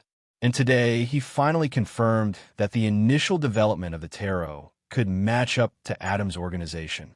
Knowing the characteristics of 0-08, Leonard wasn't surprised that Adam had similar characteristics. He was more concerned about the organization that had many important figures involved, as well as the House of Abraham that Mom Hermit had mentioned. He had once heard Palez Zoros mention. This family had an extremely high status in the Fourth Epoch. Chapter 988. According to Leonard's understanding, among the aristocrats of the Tudor Empire in the Fourth Epoch, the House of Abraham was ranked first. It was better than the Amon family, which had a blasphemer. Of course, he wasn't sure if the so-called Amon family was completely made up of the son of God's avatars, without any other members. Miss Magicians is actually an important member of the House of Abraham. Everyone here isn't simple. Is this the so-called gathering of protagonists? Leonard first sighed before he gave a self-deprecating remark. Sun didn't say a word, nor did he make any connections. He seriously listened to Mr. World's description, as well as the conversation between the magicians and the hermit, keeping it firmly in mind. To him, no matter what happened in the outside world where the other members were, it had little to do with him or the City of Silver. Only the King of Angels was something worth paying attention to. After all, be it the Angel of Fate Ouroboros, the Dark Angel Sassurer, or the Red Angel Medici, they had all left traces around the City of Silver. Furthermore, The angel of time Amon had personally appeared, bringing with him an indescribable horror. After everyone quieted down, Derek couldn't help but consider some questions. Any mention of it will be known. How should I inform the chief of this information? Or perhaps it's fine not to mention it for the time being. I just need to mention that Amon is the son of the Creator, and that he has a brother who is of the same pathway as the dragon of imagination. If the City of Silver were to encounter a disaster that it can't resist, would he be able to hear me if I said Adam's name? Would he be able to enter this land that has been forsaken by the gods? With this in mind, Derek immediately felt a little ashamed. This was because even if there was such a situation, he should have said Mr. Fool's honorific name. At this moment, the world's German sparrow spoke again. Although War Angel Medici has long perished, he hasn't completely perished. Although War Angel Medici has long perished, he hasn't completely perished. The spirit he left behind has fused with the remnant souls of the ancestors of the Sauron and Einhorn families, forming an evil spirit. It appeared in Zangwill's death. Klein had specially pointed out this matter. Firstly, it was to pass the corresponding information to the Church of Evernight through Leonard. Secondly, it was to warn the hanging man. After all, this gentleman had been to Banshee twice. He might have some entanglement with a red angel evil spirit. That evil spirit is War Angel Medici. While Leonard was shocked, he wasn't too astonished. He had guessed that Adam wasn't the only big shot who had appeared at that time. Then, from the comparison between the two titles of War Angel and Angel of Imagination, he suspected that the evil spirit was a king of angels when it was alive. And under the influence of the fate siphon charm, such an evil spirit was sent into the underworld without any resistance. Old man's level might be higher than I imagined. Yes, before Mom, Daly, and I arrived, the evil spirit must have been weakened by Adam and even Mr. Fool. Otherwise, it's not an enemy we can fight. Right, what was Adam doing back then? I didn't see him appear during the entire battle. Could it be that there's an important figure at the level of a king of angels pestering Adam? Leonard's heart churned as he forgot to observe the reactions of the other members. War Angel Medici, after he perished, he transformed into an evil spirit. Banshee is where his descendants live. He is one of the founders of Rose Redemption. The hanging man, Alger, quickly connected the series of information and understood many things. The mural I saw at the telegraph office in Banshee Harbor was likely drawn by this evil spirit. The German sparrow of the world got me to go to Banshee Harbor to investigate the traces in order to grasp the whereabouts of this terrifying evil spirit so that the subsequent plans wouldn't be able to proceed. Thankfully, I didn't destroy the mural back then. Otherwise, I might have attracted the attention of the evil spirit. As Alger heaved a sigh of relief, he became even more vigilant. He planned on getting the Blue Avenger to leave Banshee Harbor and head north of the Sonia Sea to investigate the other matter the world had previously entrusted him with. Audrey, Katlia, and the other members listened attentively without making too many connections. This was because the matter described by the World German Sparrow contained the most important and crucial information. Furthermore, they lacked the additional experience and knowledge to expand on the problem. After sharing the information that needed attention, the world chuckled hoarsely. That's about it. After a brief moment of silence, Emlyn straightened his back and looked ahead. An important figure from the race is about to arrive in Bakeland. He specifically requested to meet me. He paused for a moment, and seeing that the other members didn't respond, he cleared his throat. How should I deal with him? Another angel. Leonard felt a baffling sense of numbness before noticing a problem. Mr. Moon had mentioned the concept of race, and he had red eyes. Leonard was taken aback as he thought to himself, this is a sanguine? Sanguine. Don't tell me he's Emlyn White from the Harvest Church. He's very close to Klein's identity as a great detective. Leonard couldn't help but take a few more looks at the Moon's side profile and figure. The more he looked, the more familiar he became. Without a doubt, Emlyn had sensed the star sizing him up, just like how Audrey was surprised and excited to confirm that Mr. Star had suddenly discovered that he knew Mr. Moon.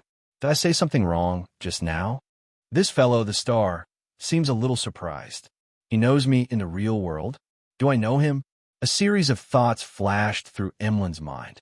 He subconsciously wanted to move his nose to sniff at the new member next door, but he was obstructed by the gray fog, making it difficult for him to find anything. As he surveyed his surroundings, waiting for the hanging man, the hermit, and the world to give him an analysis and suggestion, he tried hard to recall if he had seen anyone like the star. Gradually, he felt a sense of familiarity, but because he didn't have a deep impression of it, he found it difficult to recall. At this moment, Audrey was thinking of another question. Mr. World and Mr. Star know each other, and Mr. Star knows Mr. Moon. Then, could Mr. World also know Mr. Moon? She subconsciously sized up the bottom of the long bronze table, but she wasn't able to read any useful information from the world's German sparrow. As for the hanging man, Alger, after a few seconds of thought, he turned his head to look at the moon and deliberated before saying, Mr. Fool just said that the times have changed. Mr. Fool just said that the times have changed. Although the important figures of the sanguine might not know the whole story, with their level, they should more or less be aware of it and be prepared to deal with it.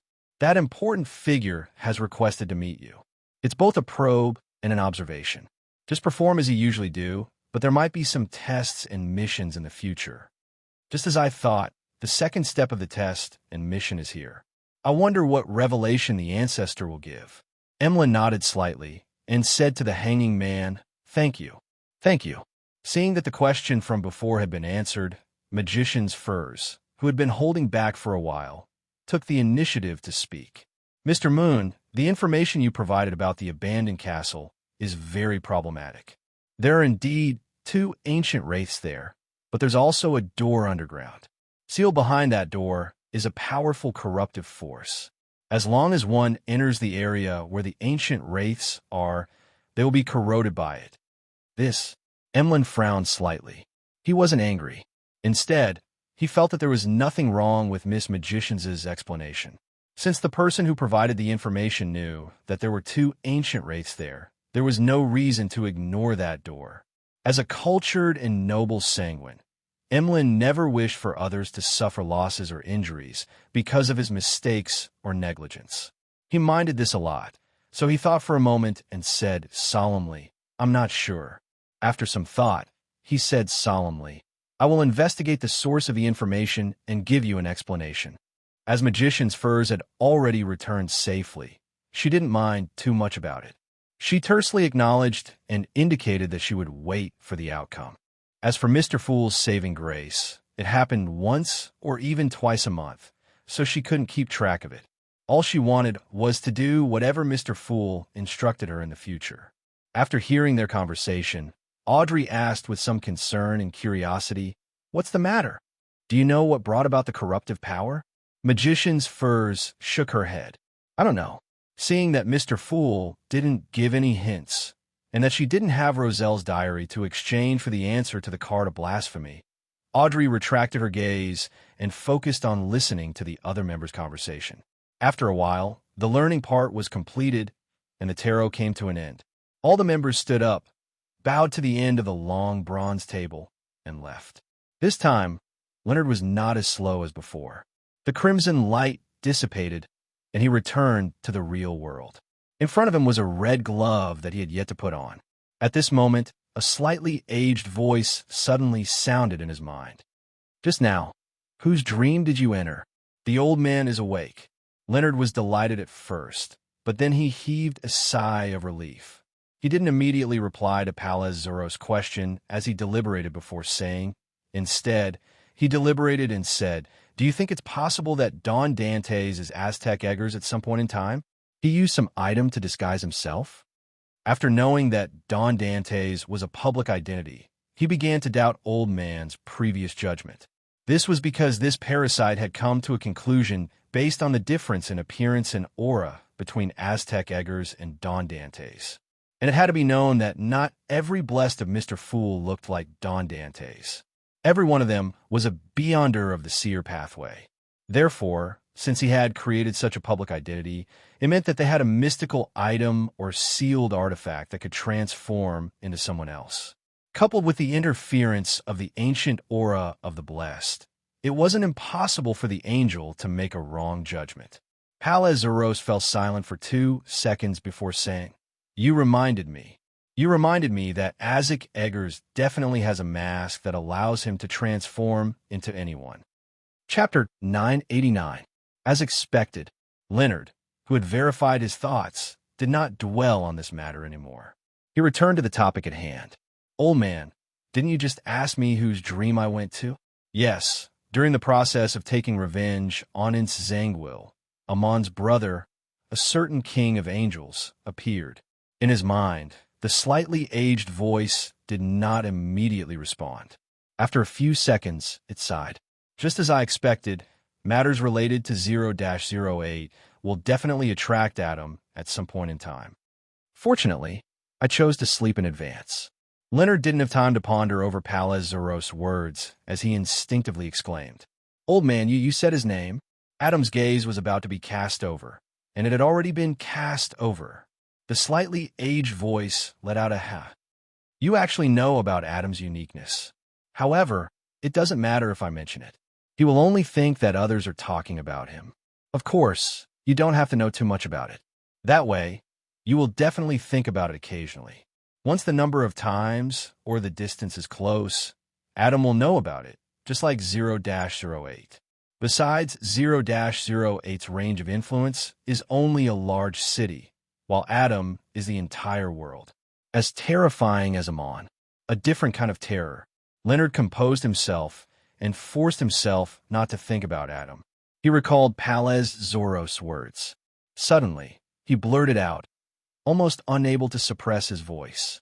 Old man, you didn't sleep because you were weak, but because you were worried about running into Amon's brothers? Cough. Palaz cleared his throat and said, There are 2 reasons, so there's no contradiction. After giving you 2 worms of time, my condition deteriorated again. Under such circumstances, how am I to face a king of angels and conceal my existence? I'm already so old, and my arms and legs are old. If there's no need, I definitely have to hide a little. For a moment, Leonard couldn't find the words to refute. Amon and his brothers should be older than you. The ancient god of the sun was an ancient god before the cataclysm. Without waiting for Palaz Zaros' response, he heaved a sigh of relief. In other words, because of your self-isolation and slumber, that king of angels didn't notice anything wrong with me? Palaz chuckled. No, I found it. Leonard's expression froze, and he almost looked around. He suspected that Adam was sitting in some corner of the room, quietly listening to his conversation with the old man. At this moment, Palaz Zaros added, Back then, you must have been very close to him. Do you think your thoughts can be hidden from a king of angels who accommodates the spectator pathway's uniqueness? Also, you probably called him old man impolitely at the critical moment. Leonard was stunned for a moment before he subconsciously replied, You heard me? He suspected that the old man had clearly heard it, but he had not replied on purpose, afraid that Adam would find out. No. Palaz's slightly aged voice was filled with banter. I don't need to hear to know what you would do. Do you think I don't know what kind of person you are? Amidst Leonard's slight embarrassment, Palaz Zaros continued. Adam definitely knows that you have been parasitized, but due to my slumber and self-isolation, he has no way of discovering who's parasitizing you. There aren't many demigods with such powers, but neither are there too few. Is that so? Leonard heaved a sigh of relief when he heard that. What he was most worried about was that Adam had seen Old Man and would return to inform blasphemer Amon. With this in mind, Leonard raised a question that had accumulated in his mind. Old Man, what's a king of angels? Palaz Zaros didn't ask Leonard where he learned of this concept, and simply explained, that's right. He simply explained, those that exceed sequence 1 and have yet to become a god. If you specifically mention the 8 kings of angels, it's referring to the definition just now. They are those who serve the ancient sun god before the cataclysm. What does it mean to exceed sequence 1 and have yet to become a god? How did he do it? To accommodate the so-called uniqueness? Leonard had the intention to ask further, but he suspected that Old Man wouldn't explain in detail. Hence, he decided to talk about something else first before finding an opportunity to circle back. He deliberated for a moment and suppressed his voice. In the battle to seek revenge on Zangwil, I encountered great difficulties. I couldn't even look straight at my enemy, much less use the fate siphon charm. With no result from seeking your help, I chose to recite Mr. Fool's honorific name and receive feedback. After the matter was over, I felt like I was in a dream. I headed for an ancient palace above the endless gray fog. Before Leonard could finish, Palez, who was silently listening, interrupted him. You met the fool? Yes. His aura was deeper than the sea and more lofty than a mountain. His figure was shrouded in gray fog, preventing me from seeing him clearly. Leonard recalled the past and described it in a poetic manner. He established an organization that holds a meeting in front of the gods every Monday afternoon. It's a real meeting in front of the gods, and I'm now a member of it. Palez fell silent once again. He didn't speak for a long time before saying, after a long while, he said, "Is this what the fool told you to tell me?" "Yes." Sitting there, Leonard nodded and said to the air with a suppressed voice, "Old man, do you know him?" Palez sighed and said, "No, but I can roughly guess his origins." "I don't know him, but I can roughly guess his origin. You don't have to ask what it is, I won't tell you." "Haha, this might be your chance. Otherwise, it'll be very difficult for you to become a demigod." Leonard opened his mouth before closing it again. He didn't mention the tarot gathering again because Mr. Fool didn't say that the other details were to be divulged. He thought for a moment. "Old man, is there another king of angels named Medici, known as War Angel?" Palez tersely acknowledged, "Yes. You can also call him Red Angel. However, he has long perished. You've even approached the place where he died." "Where?" Leonard was surprised. He had no impression of it. Palez scoffed. "Are all your Evernight Pathways memories that bad? I don't remember your goddess being like that. Do you remember the underground ruin discovered in Bakeland? Tudor Deluin Sostal United Empire? The place where Alistair became Blood Emperor?" Leonard asked in enlightenment. Palez's slightly aged voice resounded once again. "Yes." As Leonard tried to figure out the logic behind it, he informed Old Man about the evil spirit. The psyche left behind by Medici merged with the remnant souls of the two archangels, Sauron and Einhorn, forming a brand new evil spirit. Palez repeated Leonard's words in disbelief. Following that, he couldn't hide his smile as he said, "The three of them are absolute archenemies, the kind where I can't exist without you. After their deaths, they actually fused as one. This is really, haha, it'll definitely be lively." Leonard didn't quite understand what Old Man was laughing about as he subconsciously asked, "They are archenemies?" Palez restrained his smile and said, "Yes. The reason why Medici failed and was captured was because he was dealing with the ancestor of the Sauron family who had fallen into his trap. It's not that he wasn't prepared, but it was mainly focused on the primordial Demonis, who knew that Alistair would suddenly go crazy. In this matter, Amon and Adam played a rather important role. That evil spirit and Adam are enemies. Why did Blood Emperor capture Medici and the two archangels, Sauron and Einhorn? The place where they perished was the palace where Alistair became Blood Emperor. They are material for the ritual to become a true god? Yes, according to Mr. Fool, after Adam obtained 0-08, he is closer to becoming a deity. Is this also considered as gathering materials?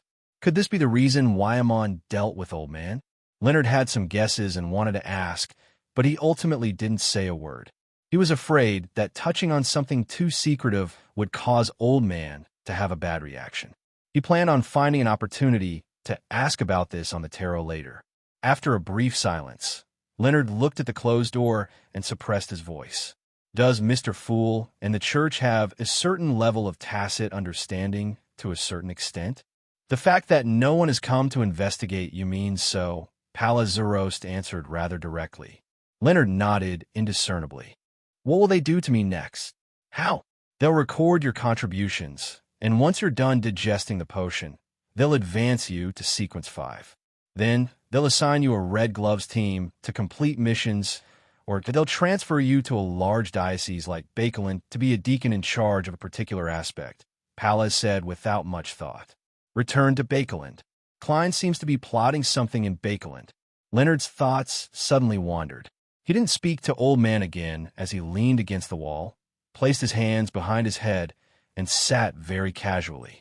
Late at night, in a city bordering East Balham and West Balham, outside a row of warehouses, Don Dantes, who had white sideburns and was dressed in a formal suit, held a golden-laid cane.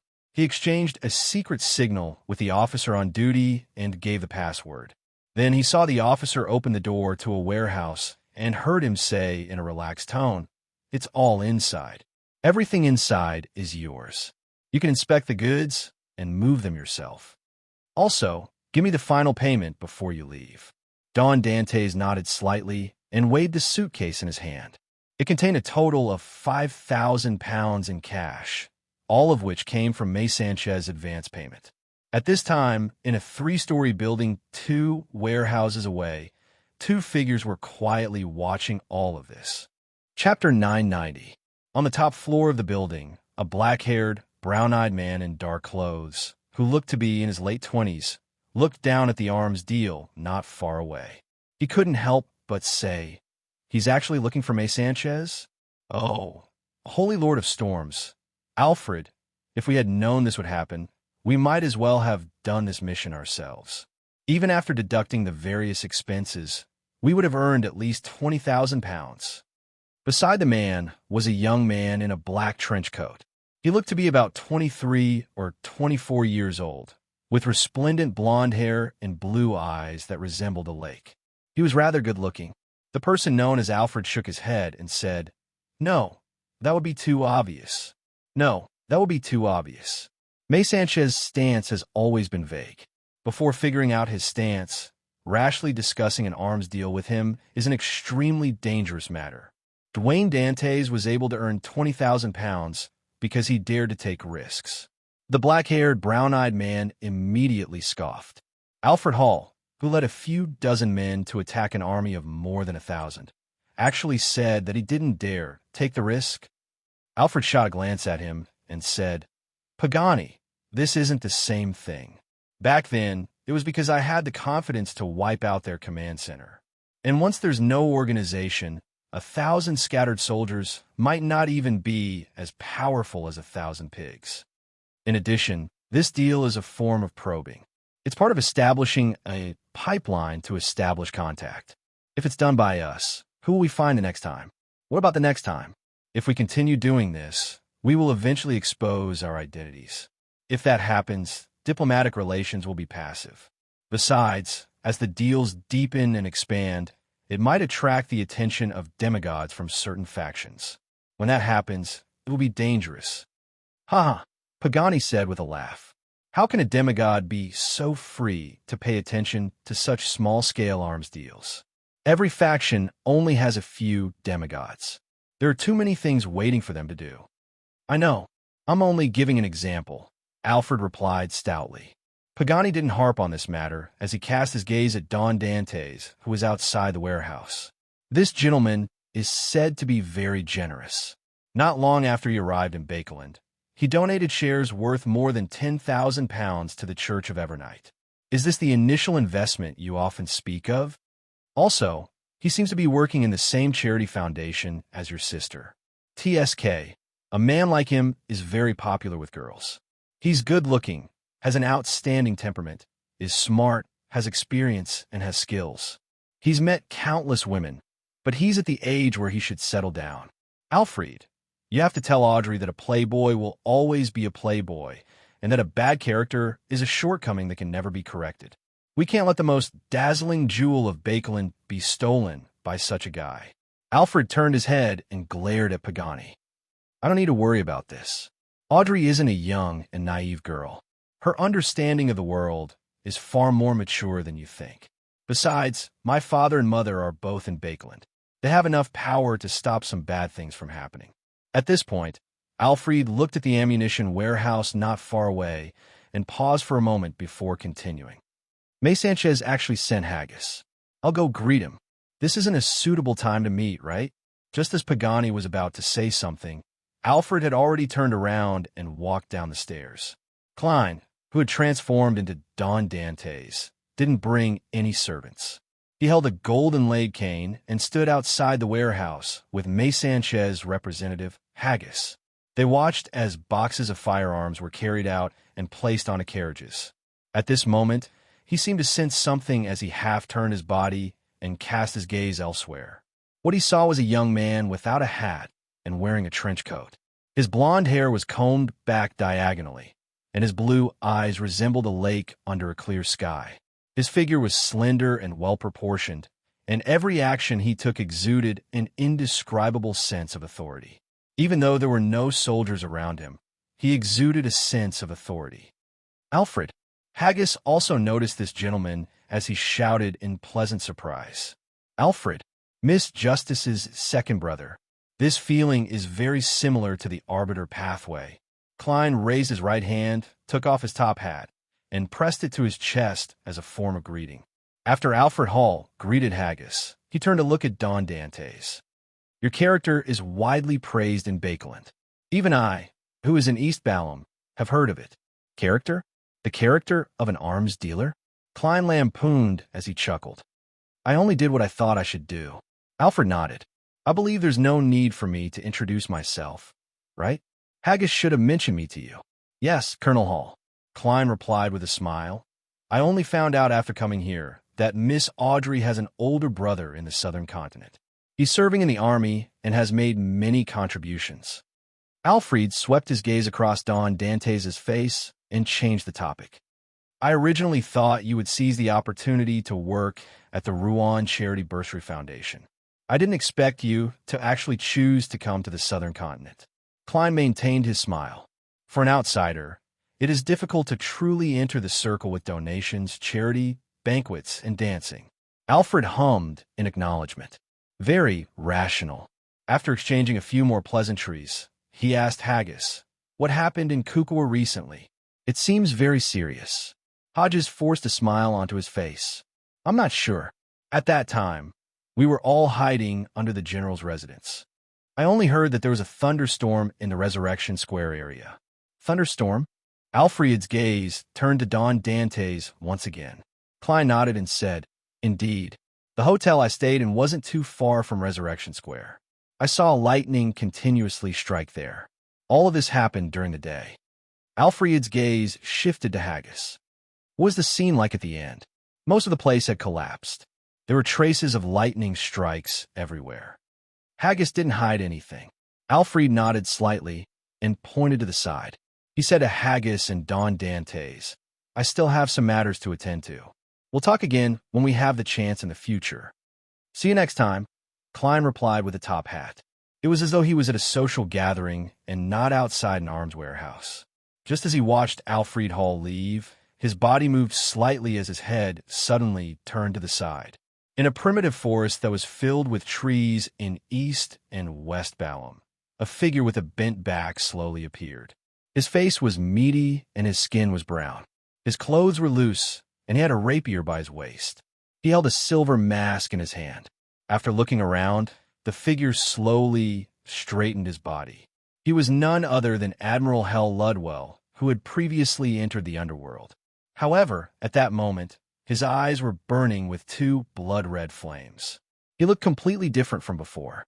So hungry, Ludwell opened his mouth and let out a sigh that seemed to come from his chest. He then cast his gaze in a particular direction and muttered to himself, Over there is the owner of this marionette. The owner of this marionette is there. Fate has allowed them to meet again. He has an item from the hunter pathway on him. It's perfect for me to replenish him. Before he could finish his sentence, a bloody mouth suddenly split open on Ludwell's left cheek as it opened and closed. It opened and closed, saying, Medici, we first need to resolve the problem of existence. After this marionette completely loses contact with its owner, it's equivalent to him truly dying. The remnant spirit will soon return to the underworld, unable to maintain its body. And without the support of the underworld in his body, we will inevitably weaken until we dissipate. Yes, the most important thing now is to find another gatekeeper. A mouth appeared on Ludwell's right cheek. Red Angel Medici immediately chuckled. Sauron, Einhorn, were the two of you women in the past. You have thrown the status of an angel into the toilet. That fellow was able to resist 0-08's arrangements a few times, which means that he's definitely not simple. How can we let go of this opportunity to lock onto him? Once this marionette completely perishes, it won't be that easy anymore. Besides, the Hunter Pathway item on him can effectively increase the amount of time we can exist. It won't be too late to find a new gatekeeper after we finish him off. The bloody gash on Ludwell's left cheek immediately scoffed. Medici, have you sacrificed your brain to the true creator? That fellow has clearly advanced. In our present state, it's not difficult to defeat a Bizarro sorcerer, but it's nearly impossible to kill him. Medici wasn't angry as he chuckled. It's not like there's no way to resolve this. As long as you let me chant the Lord's honorific name, helpers will immediately come. They might even bring their own gatekeepers. The mouth on Ludwell's right cheek immediately opened and closed. Sauron, let's join forces to resist him and find the gatekeeper. All right, Ludwell's left cheek replied without any hesitation. Upon seeing this, Red Angel Medici laughed out loud. The two of you were indeed fooled. My plan has succeeded. I'm certain that the two of you were women in the past. Ludwell's left and right cheeks growled. Shut up. We've been fused together for 2,000 years. How can we not know your tricks? There's no need to struggle. As he spoke, the colors around Admiral Hell, Ludwell, instantly thickened as they stacked together. He had already entered the spirit world and began traversing it. Outside the arms warehouse, Klein finally retracted his gaze. The sense of danger had vanished. At that moment, he felt a baffling sense of trepidation, but he was unable to produce the corresponding scene in his mind. What's going on? Klein silently muttered to himself. Without waiting any further, he threw the suitcase in his hand to the officer who was in charge of the handover. Then he said to Haggis, whatever happens next is up to you. You can give me the rest. He was referring to a heavy chest filled with gold bars and coins. Haggis had planned on having a drink with Don Dantes after the handover was completed to celebrate the success of the matter and discuss possible future deals. He never expected him to be in such a rush to leave. All right, it's on that carriage, he said as he pointed. Alfred, who had already walked a distance away, also looked back in surprise. He didn't understand why Dwayne Dantes was suddenly not following the predetermined procedure. Chapter 991. Seeing Alfred looking over, Klein smiled and nodded. I suddenly feel a little dangerous. With that, he calmly turned around and walked towards the carriage that Haggis had pointed out. Danger! Alfred repeated the word in a low voice. He looked around cautiously, but did not find anything strange. He slowed down his pace and paid attention to his surroundings. He cautiously returned to the nearby three-story building.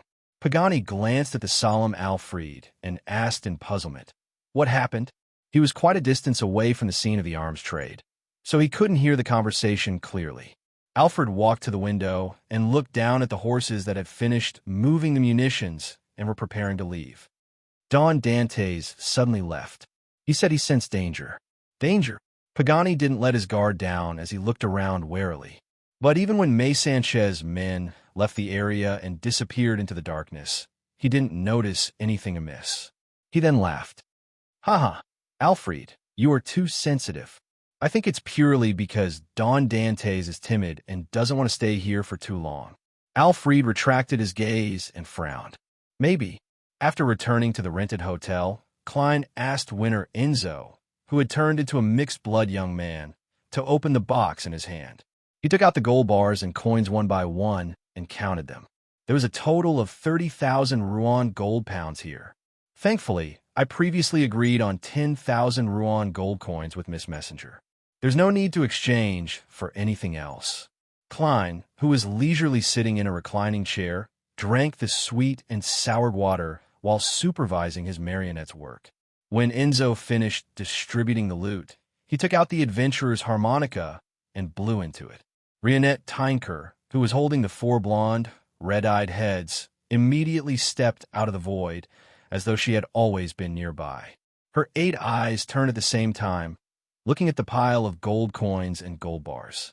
After a few seconds, the 4 heads in Rionette Tinker's hands spoke one after another. Very good. In the future, missions. Increase the price. Where's the logic behind this? I've paid the reward so quickly and promptly, so why would the reward be increased in the future? Klein was stunned for a second before he sat up straight and asked, what? Rionette Tinker's 4 blonde, red-eyed heads nodded seriously. Mission pricing depends on your ability to earn money. You can do that. Klein turned agape, unable to retort. After all, such matters were decided unilaterally by the helper. Furthermore, as he advanced to Sequence 4 and became a demigod, the missions that required Miss Messenger's help in the future would probably become more difficult and dangerous. It was only natural for her to raise the price.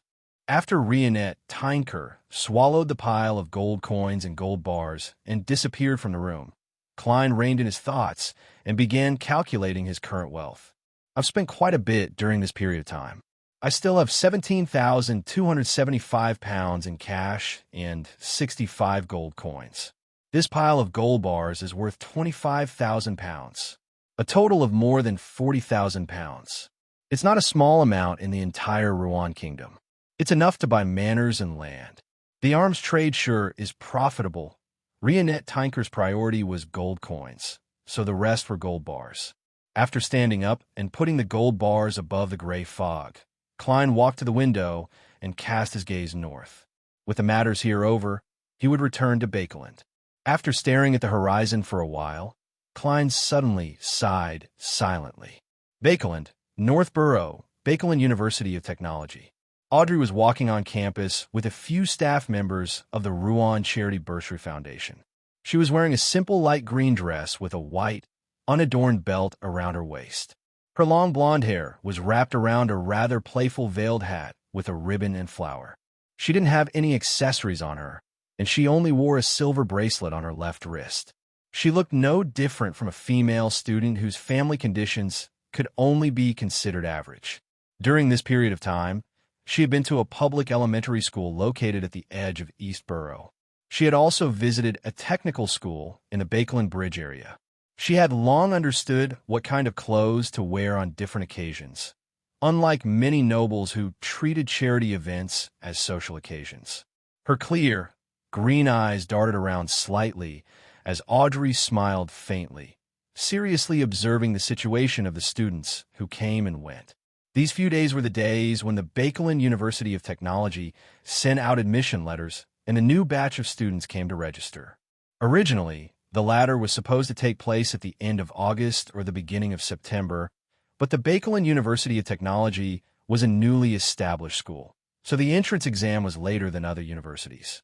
The results were also released later, which meant that the students who applied to them were likely to have also taken the exam of other universities or even been admitted.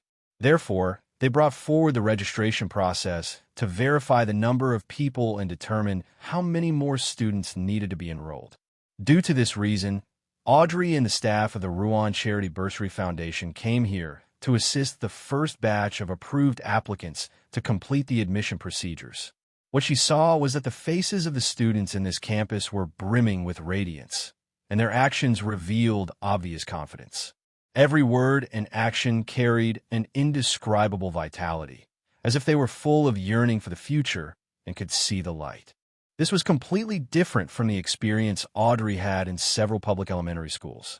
The students in those places were either rude, noisy, silent, or gloomy. What they had in common was that they were often confused and uneasy. When they met outsiders with status, their eyes were dim, and they lacked the high spirits that teenagers should have. I really hope that those children have the opportunity to receive higher education, so that they could be like the students here and work hard for a better future. Audrey sighed, silently, as she glanced at a man and a woman who seemed to be a pair of brother and sister. The brother had obviously entered society and started working. He wore a silk top hat and a thin black formal suit. He looked to be in his 30s and had the temperament of a government employee. He had borrowed an old camera from somewhere and placed it on the stand. He signaled for the sister to move and adjust her posture while looking for the best angle. The sister looked to be 17 or 18 years old. Her black hair was simply draped over her shoulders, and there was a hint of helplessness in her brown eyes, but she didn't say anything as she listened to the brother's instructions. Similar groups could be seen everywhere on campus. Some are parents and children, and some are few friends. Such a scene sure is beautiful. Audrey retracted her gaze and walked forward. There was a square, and in the middle of it was a decommissioned steam locomotive. Its massive and complicated body stood upright, giving Bakelin University of Technology an industrial vibe. Whoosh! The monster-like steam locomotive spewed out smoke as it dragged its long body into the platform and slowed down. A mixed-blood girl who looked as exquisite as a doll held her mother's hand and waited in the rather long line. She excitedly asked her father, who was also a mixed blood of Rouen and Ballum, about the situation in Desi Bay. As she slowly moved, she saw a gentleman with white sideburns and a top hat holding a golden-laid cane. He led a brown-skinned servant towards the first-class carriage. The servant looked around curiously and said, "Sir, the situation I've seen recently is different from what I imagined. Sir, the situation I've seen recently is different from what I imagined. I originally thought that the people of Ballum would lead a difficult and painful life, with chaos, filth, poverty, and repression everywhere. But that's not the case at all. They can still drink water and smoke East Ballum cigarettes. Some of them can even afford bicycles. Well, as you know, although I have Ballum blood, I was born in Backland. I've never been to the southern continent before. Of course, my Dudonese is pretty good." The middle-aged gentleman chuckled, waved his cane, and said, "That's right. That's because we went to a pretty good city and a pretty good area, and the most miserable people of Ballum are mostly in the villages and the plantations. The rest are living around the factories, forming slums. We never had the chance to see them." As though sensing the girl's gaze, the gentleman with deep blue eyes and his servant turned their heads and smiled warmly. The corners of their mouths curled up, revealing 8 teeth. Then they nodded slightly and retracted their gazes before continuing forward. Before long, the girl and her parents boarded the steam locomotive and found their seats. When the words sounded again, the girl saw a man with dark brown skin and soft facial features. There was a red lump on the side of his face. His head was lowered as he pressed down on his top hat. He quickly went straight for the front of the train. The man knocked on the isolation door and entered the driver's compartment. He said to the conductor, "All the train attendants have been replaced with our people.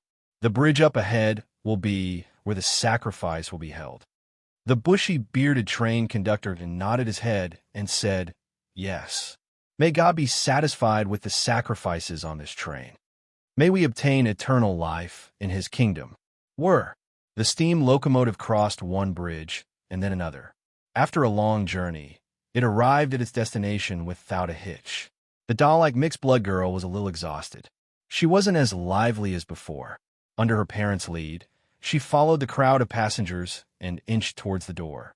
There were a few train attendants standing at the door, helping the passengers take their luggage out of the carriage. When the girl and her parents passed by, the attendants curled up the corners of their mouths, revealing 8 teeth as they smiled warmly. After the little girl jumped onto the platform, she subconsciously turned around and glanced at the front of the steam car. She saw many figures standing outside the door, discussing something. Among them seemed to be the conductor and the man with the lump on the side of his face. In less than a second, all of them turned their heads over.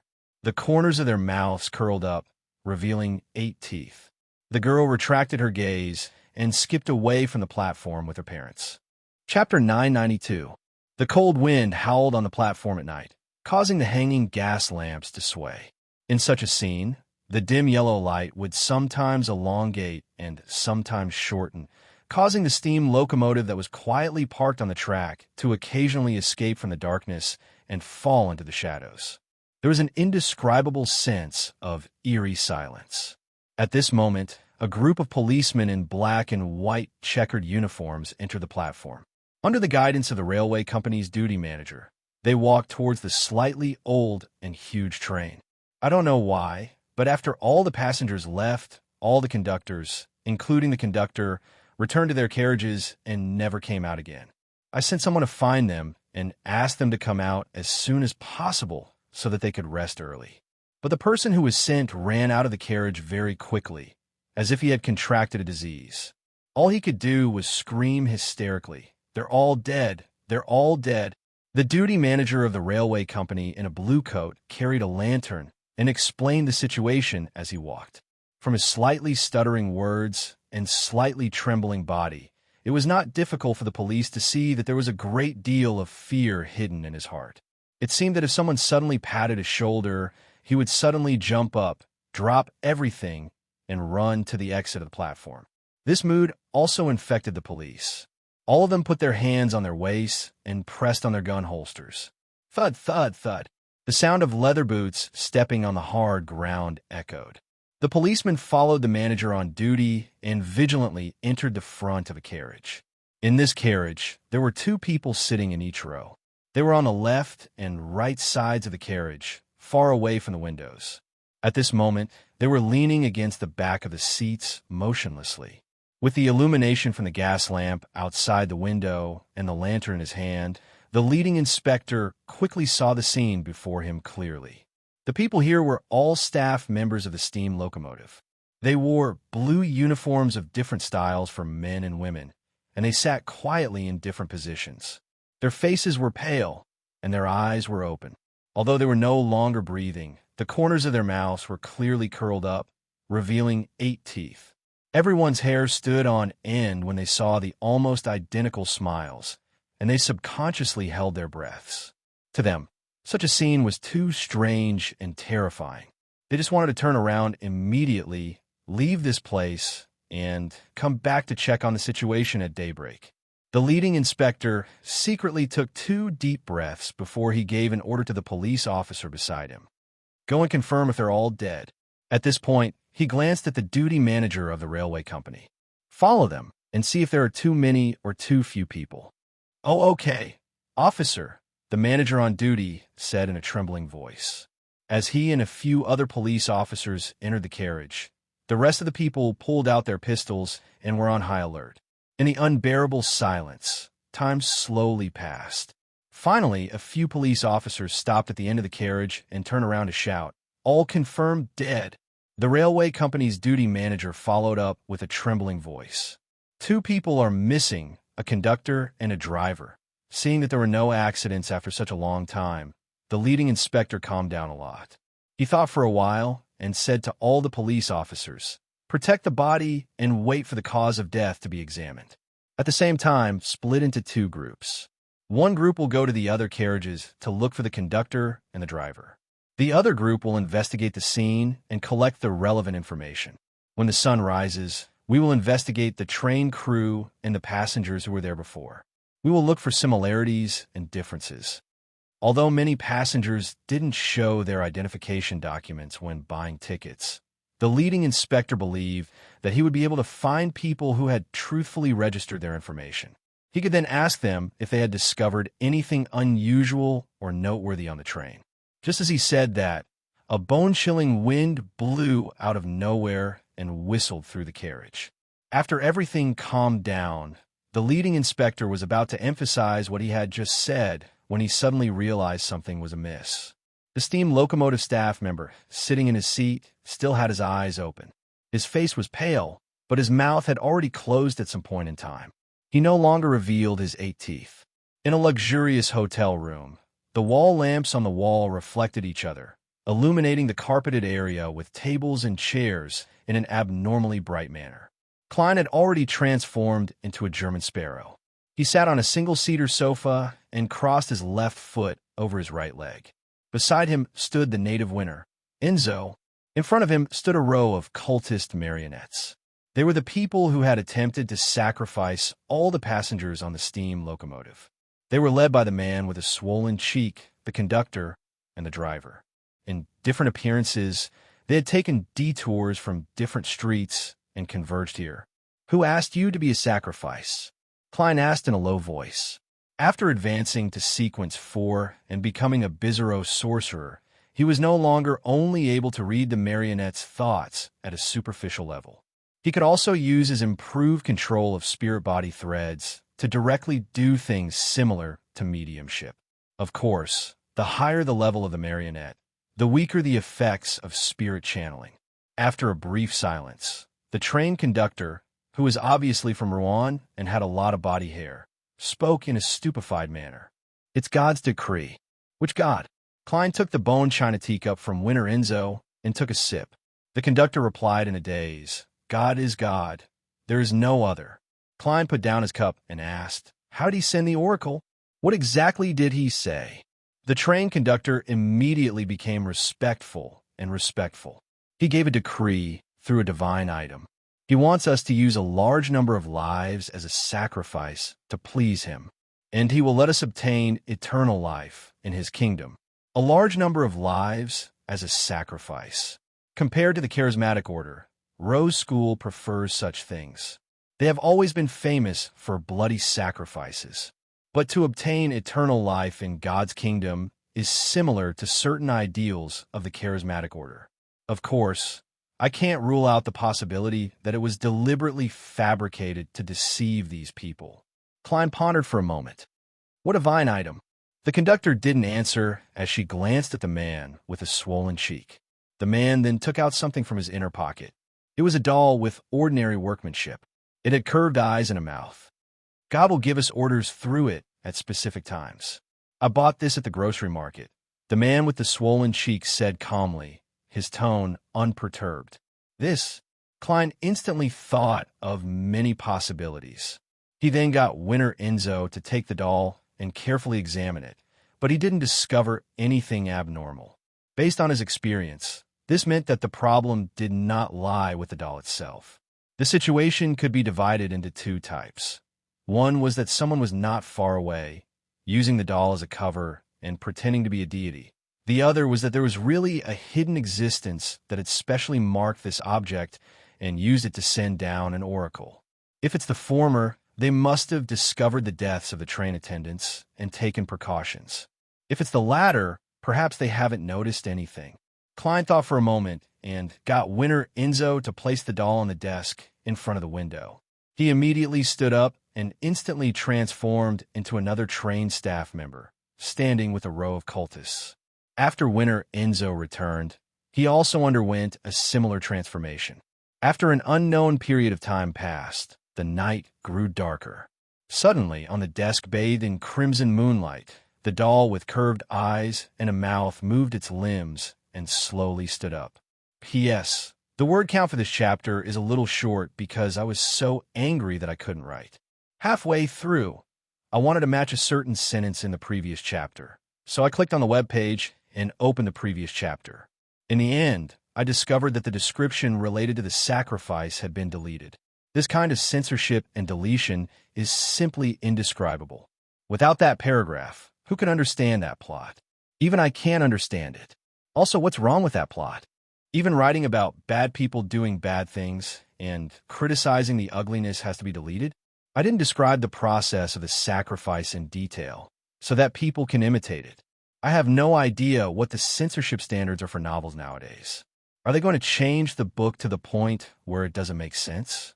I can't accept that my book has become so fragmented, broken, and incomprehensible. I've reflected on many parts of the previous chapters, and I also acknowledge that the current environment is difficult. Everyone understands each other, so I didn't say anything. But now, the changes are so perverted that the plot is incoherent and can't be written clearly. I really can't stand it. What is the tone of mystery? What is the atmosphere? And what will be written in the future? Everyone has a certain premonition, so I can't continue writing later. I've now added the deleted content from the previous chapter, but I don't know when it will be deleted again. It will be the same in the future. I don't know if I can continue writing this book, and when will I stop writing? Yes, compared to the first hour, I've calmed down now. I won't say anything too extreme, so everyone can read and cherish it. I will continue writing until I can't write anymore. I won't use the mistakes of others to punish my readers. Yes, that's all. Chapter 993.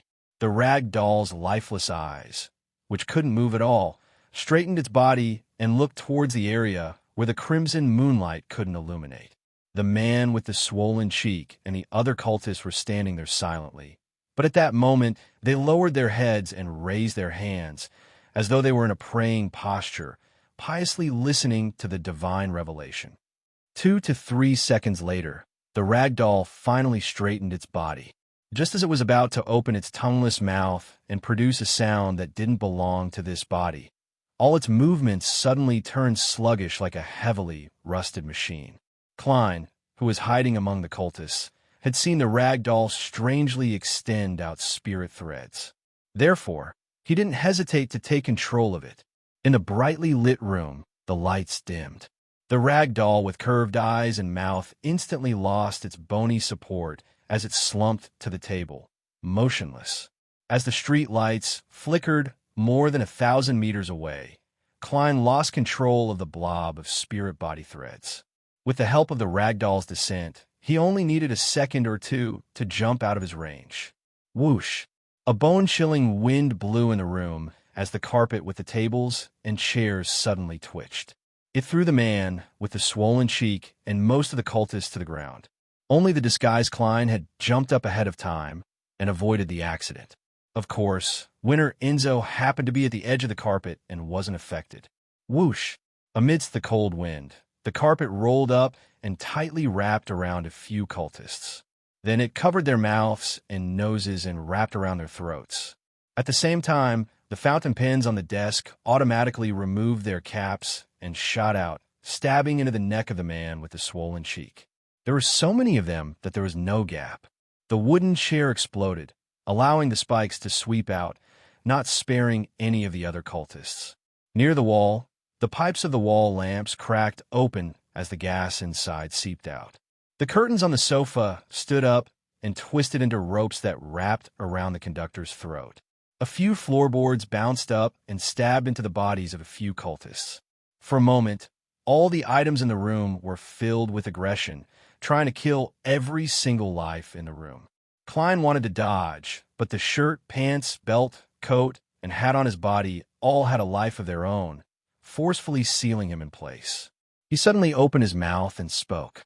"Pa!" He simulated the sound of fingers snapping.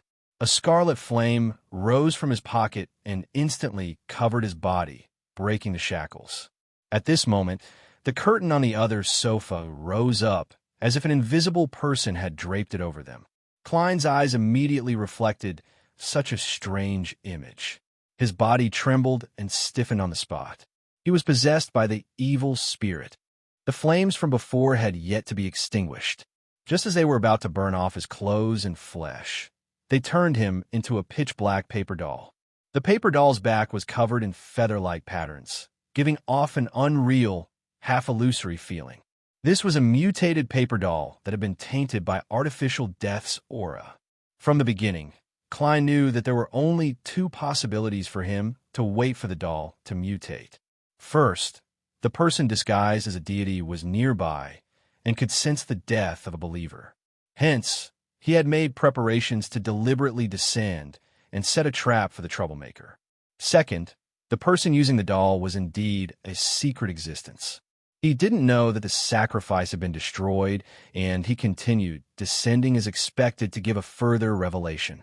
Regardless of the situation, it meant that the matter was rather dangerous. Therefore, how could Klein perform unprepared? According to the characteristics of the other party's descent or possession of the doll, he had placed the paper doll that had mutated due to artificial death's aura into the iron cigar case ahead of time. Then, he maintained the marionette's standard at the level of an ordinary person, enticing the target to possess him. At this moment, the god that the cultists worshipped changed from Klein to Death Paper Doll. The scarlet flames swept inwards as the pitch-black paper doll ignited. The pale white color suddenly expanded as it was dyed with a dark green color. A slightly painful grunt sounded as a transparent shadow flashed across the window that reflected the crimson moonlight. Almost at the same time, the items in the room that had come to life fell to the ground, returning to a dead state. As for Winter Enzo, flames soared into the sky and enveloped him. At this very moment, in this port city located at the northern tip of the southern continent, The residents of the houses were enjoying the relaxation of the night and the warmth of their families. They didn't notice that the surface of the wall lamps on their glass windows would occasionally dim for a moment before returning to normal. Accompanying this dimming was the flames in the fireplace that grew in size and shrank. The dregs in the kitchen ignited and extinguished. During this process, the glass mirror of a particular house dimmed the most. The number of times the flames changed was the same. In the room, a few believers were praying to the primordial moon without noticing it. After an unknown period of time, the crimson moonlight brightened a little. The entire city seemed to be draped in a soft veil. This brightness quickly returned to normal as a scarlet flame rose up from the top of a silver candle on a dining table. Winter Enzo walked out as his body and face rapidly changed in a German sparrow. Just now, at the moment the crimson moon brightened, he had lost his target. Not only does he have the Beyonder powers of a high-sequence Beyonder of the Wraith pathway, he can also borrow the power of the Crimson Moon. One of these two aspects must be done by relying on a sealed artifact or a mystical item. Klein muttered to himself as he made a preliminary judgment. After the demigod who possessed the cloth doll was corrupted by the death paper figurine, he originally believed that he had a chance of taking him down. To his surprise, the enemy's strength and means were much stronger and richer than he had imagined. The only thing he could confer at the moment was that it wasn't an angel. Its strength and level were far inferior. Amidst his thoughts, Klein left the dining room and entered the activity room. There were a few believers praying to the primordial moon. Unlike the cultists on the steam locomotive, they knew very well who they were worshiping. They seemed to be more formal members. 1 step, 2 steps, 3 steps. Klein walked into the room unhurriedly. The believers sensed him and turned around. Under the powerful illusion of a Bizarro sorcerer, they treated the German sparrow as a descending oracle. They saw a crimson moon silently shining above his head. Thump, thump, thump. The believers prostrated themselves on the ground, piously paying their respects. Klein didn't beat around the bush. Who was the saint that you met earlier? Although one of the believers was puzzled, he still answered respectfully. Oracle, it's Shaman King Klarman. Shaman King Klarman. This name is so familiar. All right, the author of my book of secrets. Isn't he already dead? It's been more than 1,000 years since he was active. There's no way for saints of non-special pathways to live that long. He joined Rose School, but he still believes in the primordial moon and used some sort of method to extend his life? Or could it be that his sequence itself could make him a long-lived species? Klein thought for a moment and remembered the origin of the name Klarman. On a sailboat docked at the harbor, in a cabin illuminated by the faint moonlight, a figure with fluffy black hair with hints of white walked out of the mirror. He wore a black robe with crimson patterns. His forehead, the corners of his eyes, cheeks, and mouth were covered in wrinkles that weren't too deep or shallow. His eyes were bloodshot. At that moment, the pores on the back of his hand and the rest of his exposed skin had already opened up. White hair that was stained with pale yellow oil grew out. The elder's expression was slightly warped, as though he was enduring some kind of pain. He quickly sat by the bed, lowered his head, clasped his hands, and began chanting softly. Amidst the incomprehensible words, his forehead slowly split open, as though there was a red, full moon embedded inside. The moonlight dissipated and enveloped the elder.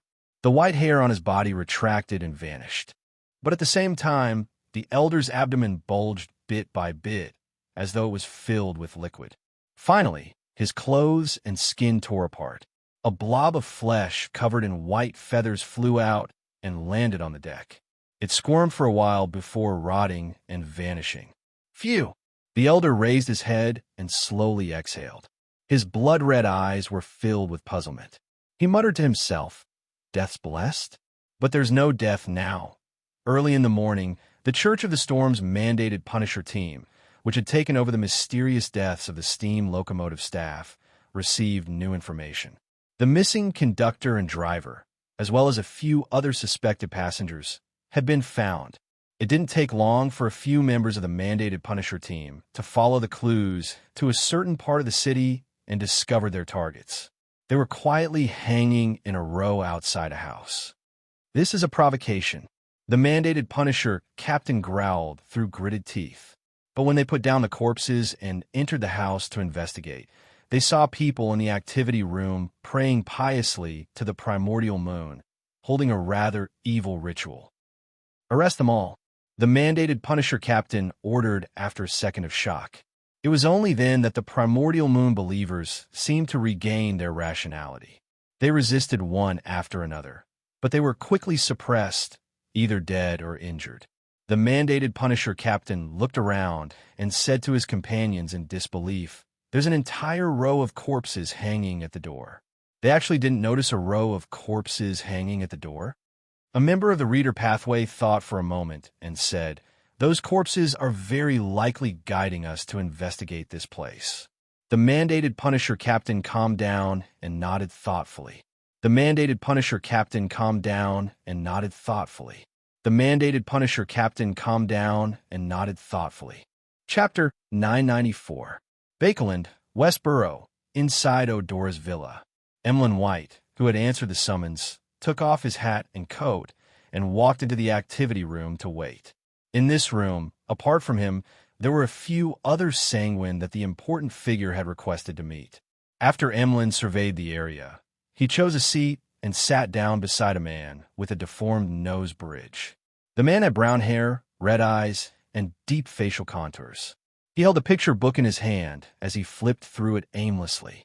He was none other than the sanguine who had previously provided Emlyn with information on the abandoned castle in the middle of Delaire Forest. His name was Ernst Boyar, a viscount. Emlyn had originally planned on visiting the viscount in the next few days, but he never expected to meet him here. After some careful thought, he deliberated for a moment before saying, "I'm not sure." After some careful thought, he deliberated for a moment before saying, "Your Excellency, I'd like to know where you obtained the information on the abandoned castle in Delaire Forest." "Why? Your customer told you that there aren't any ancient wraiths there?" Ernst Boyar moved his gaze away from the picture book and shot a glance at Emlyn. "No, that's not it." Emlyn didn't explain as he persistently emphasized the question from before. "I'm just curious about the source of that information. It doesn't sound that simple." Ernst Boyar closed the picture book and nodded slightly. "This isn't a secret. I learned of it from Lord Nibs. To be frank, I've never heard of such matters in the past. It's very difficult to imagine that there's such an ancient castle in Delaire Forest." Lord Nibs. Emlyn instinctively had a thought. It was yet another test, but isn't such a probe too dangerous? I'll have to trouble Mr. Fool to resolve it. Emlyn frowned slightly as he recalled some of the details he had considered before probing. "What's the matter?" he probed. "Your Excellency, then why don't you explore the ancient castle yourself? I remember that you're an archaeologist. Furthermore, you can obtain beyonder ingredients corresponding to ancient wraiths during this process." Ernst gave Emlyn an odd look. "Lord Nibs told me that it's very dangerous. It's best not to approach unless you're an earl." Emlyn's mouth turned agape as his expression turned a little sluggish. He then held back his anger and suppressed his voice. "Why didn't you warn me of this previously?" Ernst chuckled. "Isn't it obvious? How can a beyonder creature whose exact location and situation is grasped by a sanguine exist without a special reason?" Seeing that Emlyn was a little confused, he added, "Normal intelligence should be like this. Somewhere in Delaire Forest, there might be an ancient vengeful spirit. Someone had encountered it before, but they could not find its source. This means that finding those ancient vengeful spirits is a very difficult and troublesome task. The cost of time is likely to be higher than their value. That's why they've survived until now.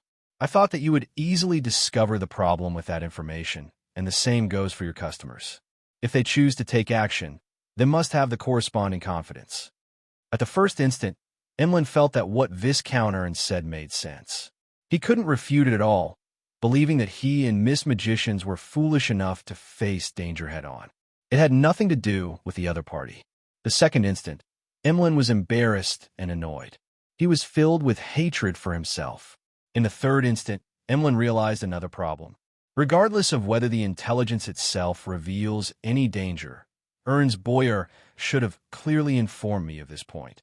This is because figuring out the level of danger, the source of the danger, and the manifestation of the danger is extremely important for subsequent explorations. It can't be missed. He did it on purpose. Emlyn made the final judgment in his heart as his scarlet eyes narrowed slightly. He raised his chin slightly and said, "Indeed, it's easy to tell. Indeed, it's easy to see. But I'm more interested in finding out what dangers are hidden in that abandoned castle." Ernst picked up a cup of black tea that was nearly the color of blood and took a sip. "I'm not sure either. Lord Nibs didn't mention it." Emlyn's expression sank. Just as he was about to make a sarcastic remark, he suddenly saw Cosme Odora walk into the activity room. He looked at him and said, "Emlyn, that important figure wants you to meet him." "All right." Emlyn reined in his emotions, pressed down on the lower half of his vest, and stood up at an unhurried pace. After walking down the stairs to the basement, he finally couldn't help but ask softly, "Baron Cosme, which important figure is he?" "Baron Cosme? Which important figure is he? How should I address you?" Cosme, who looked like a middle-aged gentleman, didn't hide anything. "Your Excellency, Duke Ulmer." Duke Ulmer. Emlyn subconsciously straightened his back and cast his gaze at the lamp rack on the wall beside him, as though he was trying to confirm his dials from the projection on the metal surface. This was one of the 3 Grand Dukes that currently controlled the blood race. He was an ancient expert that had existed before the catastrophe and was known as Full Moon. He was more than 3,000 years old and had once followed the primogenitor Lilith. Without a doubt, this was synonymous with the history and glory of the blood race. After passing through layers of secret doors, Emlyn and Cosme arrived in an iron-gray hall. The ground and walls were covered in grass, flowers, and grains. Many insects were crawling among the dense vegetation, making Emlyn feel as though he had left the city and come to the suburbs. He could feel the exuberance of life. Such a scene didn't seem too strange at first glance, but upon closer inspection, there were many places that were extremely odd. There were fissure-like mouths on the grass, with fibers flying out to capture insects. The flowers used the branches and leaves as hands, plucking nectar on their own. The grains of wheat and other grains were heavy, and occasionally there would be cries coming from them. The insects were divided into many types, and they were all different from normal insects. Some had the heads of snakes, while others had the faces of birds. These things became more luxuriant the closer they were to the center of the hall, forming a tomb that was brimming with vitality. Cosme faced the tomb and bowed respectfully. "Your Excellency, Emlyn White is here." "Good afternoon, Your Excellency."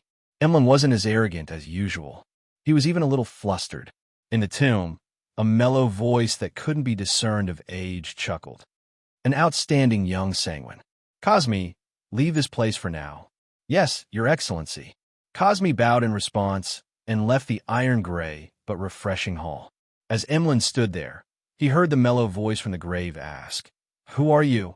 "In the morning, Nibs mentioned that you obtained an artificial vampire beyonder characteristic that corresponds to the Viscount level?" "Yes, but it has been corrupted. It needs to be purified first." Emlyn hadn't mentioned removing the mental corruption from a beyonder characteristic because he believed that it was a very easy matter for the Sanguine. At the very least, Baron Cosme had confirmed that it was possible. Sanguine Duke Ulmer tersely acknowledged. "Very good. I'll personally purify that characteristic." He paused for a moment before saying, "Very good. Although the Blood Clan is a race with a long lifespan, they will still grow and age, be reborn and die. No matter what, for a race, it is necessary to nurture young members. You have recently displayed outstanding talent and ability, and have become the target of our greatest attention. Therefore, I have personally come to meet you and give you some tests so that you can grow as quickly as possible. Outstanding talent and excellent abilities." Emlyn's chin lifted a little more. He then sighed inwardly. Indeed, just as Mr. the Hanging Man had predicted, there would be tests, missions, and face-to-face scrutiny. Amidst his surging emotions, Emlyn respectfully replied, "I'm always ready." "Not bad." Ulmer's mellow voice came from the grave. Your next mission is to find the important members of Rose School hiding in Bakeland. There are few clues in this regard. You will need to investigate many things on your own. Rose School? Do they have a grudge against us? They seem to have accepted some primordial moon believers. In fact, Emlyn had already learned a lot about Rose School on the tarot, but he had deliberately concealed it and didn't reveal much. Aside from accepting believers from the primordial moon, they also possess a sacred relic of the vampires. This was left behind by our ancestor, and we must take it back. Ulmer's tone was solemn. A relic of the ancestor, a holy artifact of the sanguine. Emlyn didn't hesitate to say, "Your Grace, I'll try my best to find the important members of Rose School in Bakeland." Ulmer's voice turned gentle. "Very good. Go get some information from Cosme later and find a point of entry." Emlyn was already a little impatient, but he restrained himself and asked after some deliberation, "What's the matter?" He deliberated and asked, "Your Grace, do you know of the abandoned ancient castle in the middle of Delaire Forest? You want to go there? It's very dangerous," Sanguine Duke Ulmer replied from the grave. Emlyn didn't explain as he directly consulted him. "What kind of danger is it?" Ulmer chuckled. "That castle may be older than I am, and older than the forest of Delaire. I don't know who built it, but I know that there's something sealed underground that hides a huge secret. Any creature that approaches it will face the danger of being corroded by the corruptive powers. We once believed that it was related to the abyss, but after a devil was thrown into the ancient castle, he was also corroded. He went from being cold and cruel to crazy and chaotic. Then, why don't you attempt to open the seal and figure out the situation?" Emlyn mumbled inwardly, but he didn't say a word. Sanguine Duke Ulmer, who was known as Full Moon, didn't speak further. After ending the topic, he got Emlyn to leave the hall. In the evening, dark clouds gathered in Bakeland as it began to drizzle. Emlyn wore a top hat as he walked under a sheltered carriage. His scarlet eyes were locked onto Viscount Ernst Boyar, who was shopping in an antique shop. He was angry that the other party had deliberately provided incomplete information. After leaving Odora's house, he subconsciously followed him. But after walking for a while, he became lost again. This was because he hadn't thought of how to deal with Ernst, nor had he thought of how far he should go. PS1. Seeking recommendation votes for Monday. Monthly votes. PS2. Recommending a book. An Ordinary Man Wielding a Sword Heads East. It was written by an old author. It's a xianxia novel with a delicate style. The writing style is excellent. Introduction. He opened his eyes and saw the mysteries of this world. Fox demons, flood dragons, emperors, generals, Taoist spells, immortals. Also, the past and future. Chapter 995. After following Ernst Bohr in a daze for a distance, Emlyn gradually had the intention of giving up. He glanced at the increasingly heavy rain outside the arcade and couldn't help but think, how should I punish Ernst? Although he's likely acting on orders or cues, it's still very despicable. As for Lord Nibs, I don't have the ability to do that now. Wait until I become a marquis or a duke. I'll definitely make him pay the price. Miss Magicians has already completed her exploration of the abandoned castle. I wonder if Lord Nibs has sent any sanguine to monitor it. From her tone, description, and Mr. Fool's feedback, it's unlikely so.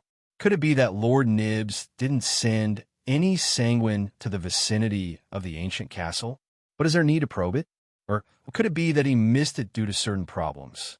Amidst his thoughts, Emlyn felt that he needed to discuss how to punish Ernst Bohr. He lacked such experience. Subconsciously, the first person that came to mind was the Hanging Man. This senior member of the tarot was experienced in all sorts of matters. He was abnormally reliable, and he had never disappointed the other members. After hesitating for a few seconds, Emlyn rejected this choice. This was because it involved the probing of the sanguine. Revealing it to a member of the tarot before the results were out would damage his pride and the image of the sanguine. For the same reason, he eliminated World as a candidate. Of course, he felt that he could guess what kind of suggestion World would give. Kill. There's no need to go that far. Emlyn mumbled inwardly as he aimlessly followed behind Ernst Bohr. He expanded the list of candidates to the real world. Then, he realized that he didn't have many targets to choose from. He didn't have many friends. After eliminating his parents, who were also sanguine, he could only consider two people. One was Father Utravsky of the Harvest Church, and the other was Detective Sherlock Moriarty, who had many tricks up his sleeves. Sherlock hasn't returned from Bakeland. Sigh, I can only find the priest tomorrow, but I can't say it directly. Emlyn quickly made up his mind. He walked past Ernst Bohr, who had entered the watch shop, and walked to the end of the arcade. There were a few rental carriages waiting there. After boarding the carriage, Emlyn casually cast his gaze at the window as he felt the wheels turn. He saw more and more raindrops smashing against the glass, leaving marks at the bottom. In his blurry vision, carriages drove past. Audrey retracted her gaze from the rainy scenery outside the carriage window and glanced at her personal maid, Annie, before silently communicating with Susie, who was squatting beside her. She used her eyes, expression, and inconspicuous body movements to say, "I'm almost home. I'm a little nervous." Susie wagged her tail, raised her claws, and fiddled with the gold-rimmed glasses hanging around her neck. Combining the color changes of her ether body and body of heart and mind, she expressed her thoughts. "Don't worry too much. Ma am Escalante, who appears to be a psychiatrist on the surface, is only at the level of a telepathist. She won't be able to see through your lies." Audrey nodded slightly as she watched the carriage drive into the Hall family's luxurious villa and stop in front of a sheltered foyer. Ever since she joined the Rouen Charity Bursary Foundation, she had been spending less and less time at home during the day. She had originally planned on meeting Mayim Escalante of the Psychological Alchemy at 22 Phelps Street, but since Mr. Don Dantes had gone to the southern continent and wasn't at the foundation, there was no need for it. In her private study, Audrey met Ma M. Escalante Osleka, who had waist-length black hair and a baby-faced face. After leaving Susie outside the door, Audrey gracefully bowed and expressed her attitude. "I'm very sorry.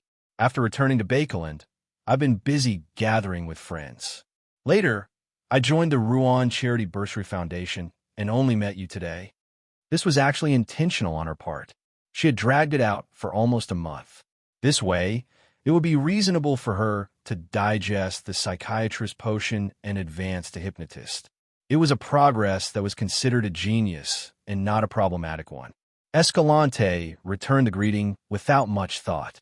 "I heard that you're running errands for children who thirst for knowledge. Your virtue is more dazzling than diamonds." As Audrey gestured for her to sit down, she walked to the single-seater sofa and tersely acknowledged, "I've never seen those children's situations in the past. There's always a voice in my heart urging me to do something. Ma am Escalante, if you have the time, you can come with me and the staff of the Rouen Charity Bursary Foundation to visit different schools and see the situation of most children in this world." Having said that, she chuckled and said in a self-deprecating manner, I'm sorry.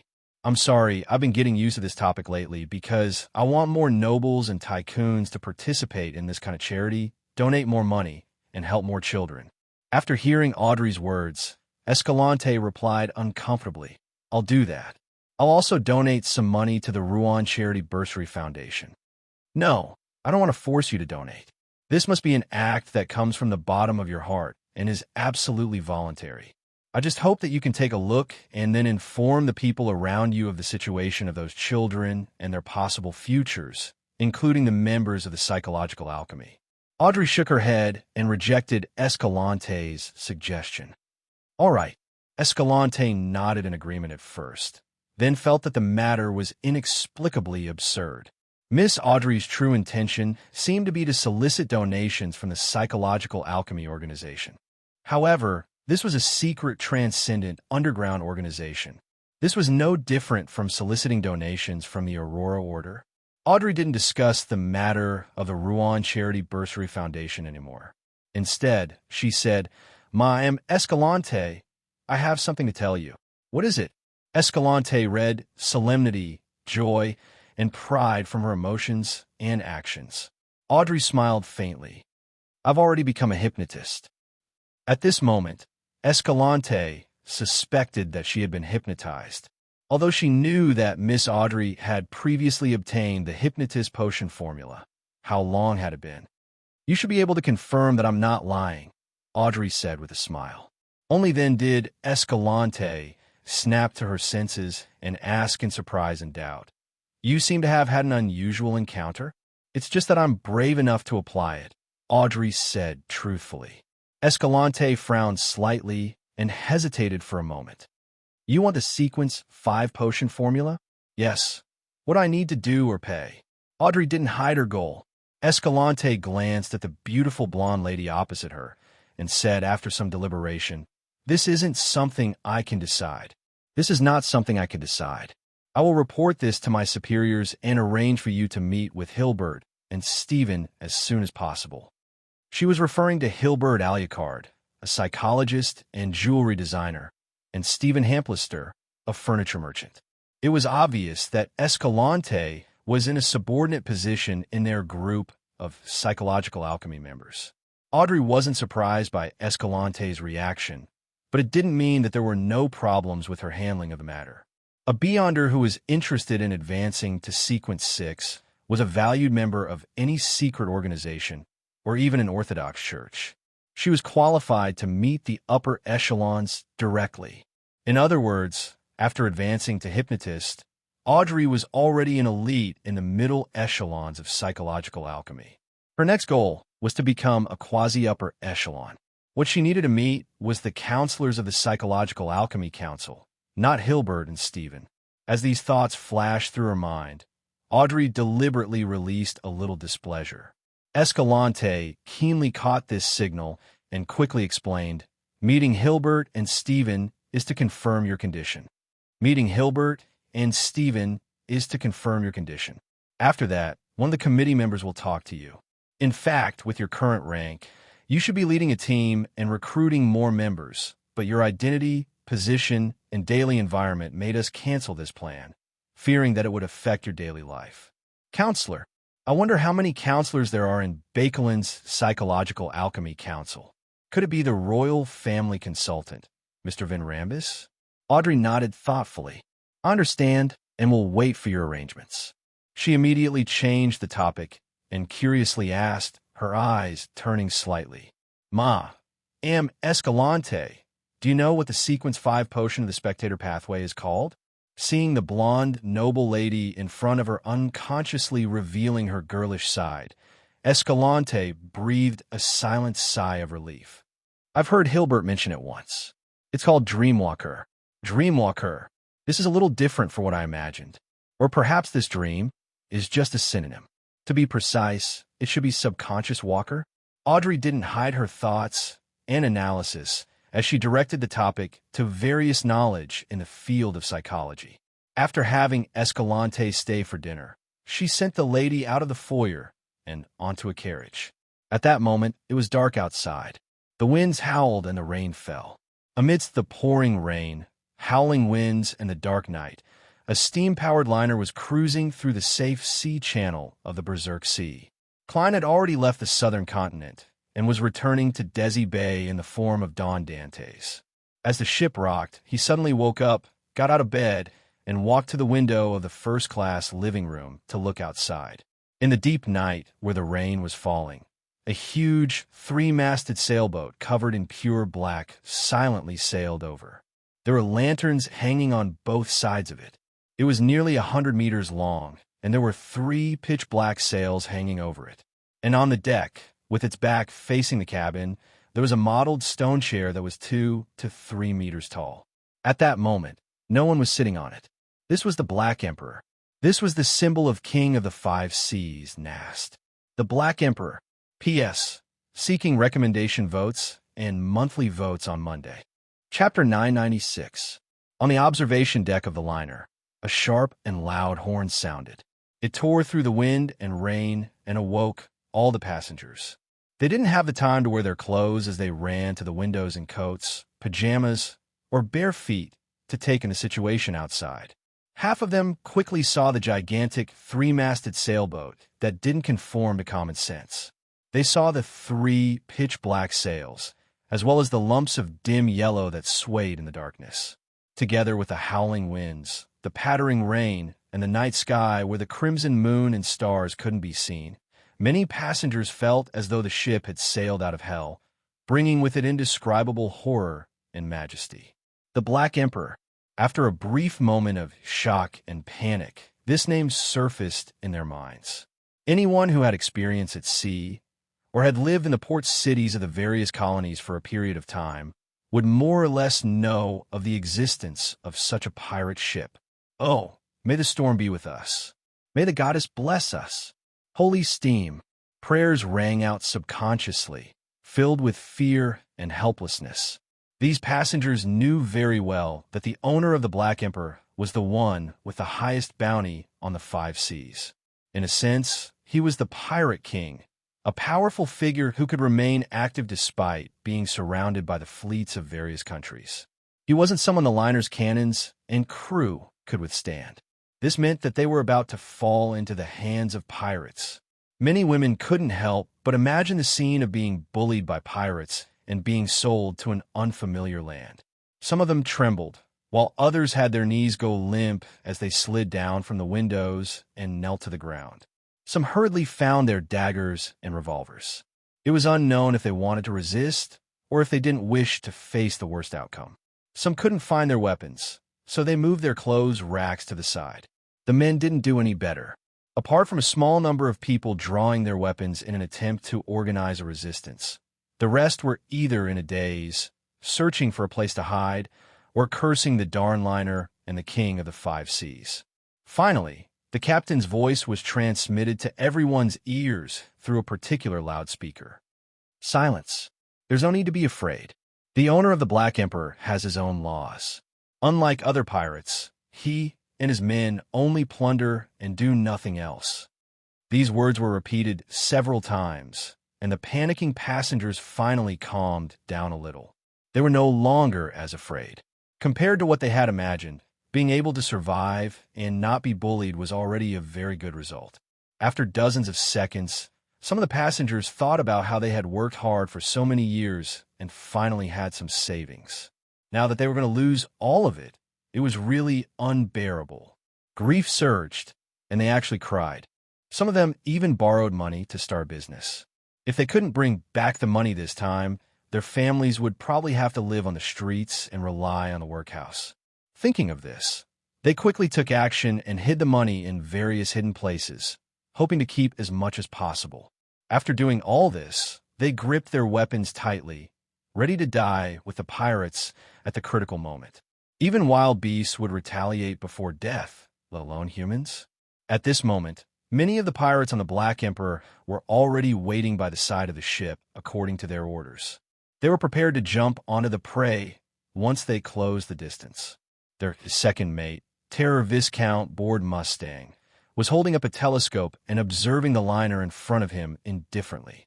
He was silently calculating how long it would take for both parties to close in. This pirate, who had a bounty of more than 10,000 pounds, was wearing an intish shirt with complicated patterns on his collar and sleeves. He wore a dark red captain's suit, as though he was waiting for a banquet to begin and not a robbery. Suddenly, his vision blurred, and he couldn't see any traces of a liner. Board Mustang hurriedly moved his telescope to search, but there was nothing in that direction apart from the waves stirred up by the strong winds and the red-headed sea eagles that like to hunt for fish in the storm. Such a huge steam and sail hybrid liner had disappeared just like that. Board Mustang's eyes shimmered, unable to make an accurate judgment. Where's the ship? What about such a large ship? It was there a moment ago. The pirates on the deck also sensed that something was amiss as they exclaimed in shock. Ghost ship? No. How can there be a ghost ship of such a shape? This is a steam-powered hybrid that has only become popular in recent decades. An illusion? Someone used a large-scale illusion to hide the liner? An illusion of this level must be at the demigod level. Board Mustang's thoughts raced as he put away the telescope and walked towards the cabin. During this entire process, the measurement of distance seemed to be in disarray. Board Mustang only took 7 or 8 steps to cover a considerable distance. He came to the bottom of the captain's cabin and bowed respectfully. Earl, something abnormal happened during the hunt. On the Black Emperor, King of the Five Seas, Nast always addressed himself as Earl. This was a title conferred by Roselle the Great. Of course, he also publicly announced that he would establish a pirate nation sooner or later, becoming an archduke, a prince, and even an emperor. After a brief silence, a deep and authoritative voice sounded from the captain's cabin. "Circle around it. By your will." Bored Mustang didn't ask why as he immediately agreed. Of course, he could imagine the reason. Regardless of whether it was an illusion or not, to make such a large, steam-powered liner disappear without a trace under the watchful eyes of hundreds of pirates was definitely not something a low or mid-sequence beyonder could do. There had to be a demigod or a powerhouse who wielded a demigod-level sealed artifact on the ship, and to clash with an unknown demigod over an ordinary liner was definitely not a rational action. Even if Earl White Maple, Nast, was the king of the five seas, he wouldn't rashly do such a thing unless there was a direct conflict of interest or standpoint. From this angle, the demigod was only hiding the liner without counterattacking. This also meant that he didn't wish to engage in an intense conflict with the Black Emperor and the King of the Five Seas. Therefore, he was only revealing his existence as a form of deterrence. Bored Mustang immediately got his sailors to leave the side of the ship and change the course of the Black Emperor. At this moment, a huge and heavy red-headed sea eagle suddenly left its flock and flew towards the Black Emperor. It circled high above the ghost ship. Amidst the confusion of the pirates, the red-headed sea eagle looked down at the deck and spoke in a deep human voice. "I wish to meet Earl White Maple."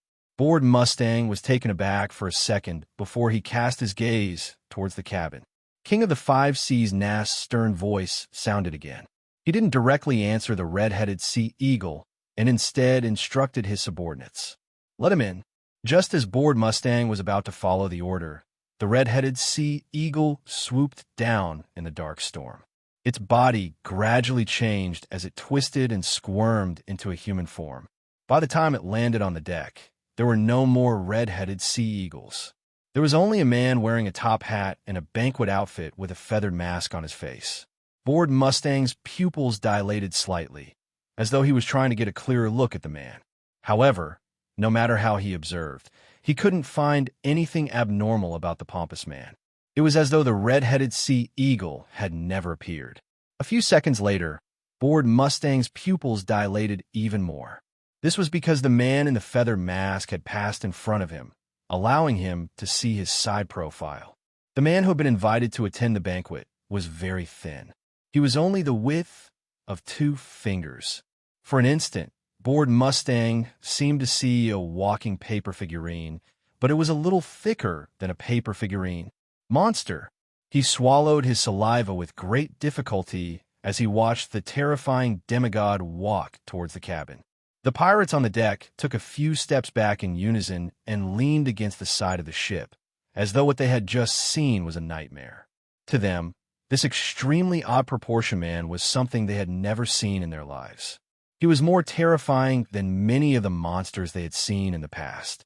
On the 3rd floor of the cabin, outside the captain's room, Klein reached out to grab the handle, twisted it, and opened the door. He had made himself appear so strange. It was a half-passive and half-active action. The passive action was because the red-headed sea eagle wasn't large enough. After splitting off a portion of its body to make clothes and masks, even without the organs, it was unable to support a normal human body. The active action was because he began to explore and attempt acting as a Bizarro sorcerer. He had some ideas. Being a sorcerer wasn't the main point. The main point was to use a sorcerer's method to express the word Bizarro. With a slight creak, the dark door opened, revealing the scene inside the captain's room. Candlesticks hung down from high above. There were 41 on the left and 40 on the right. The numbers varied, and at the end of them was a black platform that surrounded an iron-black chair. King of the Five Seas Nast figure was rather normal at that moment. He was slightly more than 9 meters tall, unlike the giant Klein had encountered before. He was still wearing the steeple crown that was of equal size. He was wearing a black robe with silver edges. His face was chiseled, and there were some wrinkles on his forehead. He had a short black beard, and his deep black eyes flowed with a dark red glow. It made people subconsciously want to lower their heads. "I've never seen you before," Nas said in a deep voice. "Mr. Bizarro Sorcerer." Klein took off his hat and bowed. "I know you now." Nas' voice, which made spirit bodies tremble, echoed in the captain's room. "Speak. Why do you want to meet me?" "Earl, I wish to know your impression of Roselle the Great." "Everyone knows that you and your father have met him more than once," Klein replied, unaffected. Nas swept his gaze at the paper figurine-like demigod as the dark red glow in his eyes brightened a little. "Have a seat." Before he finished his sentence, Klein felt a powerful pressure. He had no choice but to obey the order and sit on the chair beside him. However, he was only a marionette. With a flick of his spirit body threads, the figure that was as thin as a book rapidly stabilized. Chapter 997. After the pressure was relieved, Klein casually pulled a chair over and placed it by the door. He sat opposite King of the Five Seas, Nast across the hall. Although the Pirate King was more than one, 90 meters tall and sat on a black platform. Looking down from above, Klein wasn't at a disadvantage at all. He put on his top hat again. After a brief silence, Nast, who had the orthodox title of Earl of White Maple, said in a dignified voice, "Give me a reason to answer your question." Klein leisurely leaned back with his thin body. "The reason is that when you need to make a deal with me in the future, you don't need to hear such a request."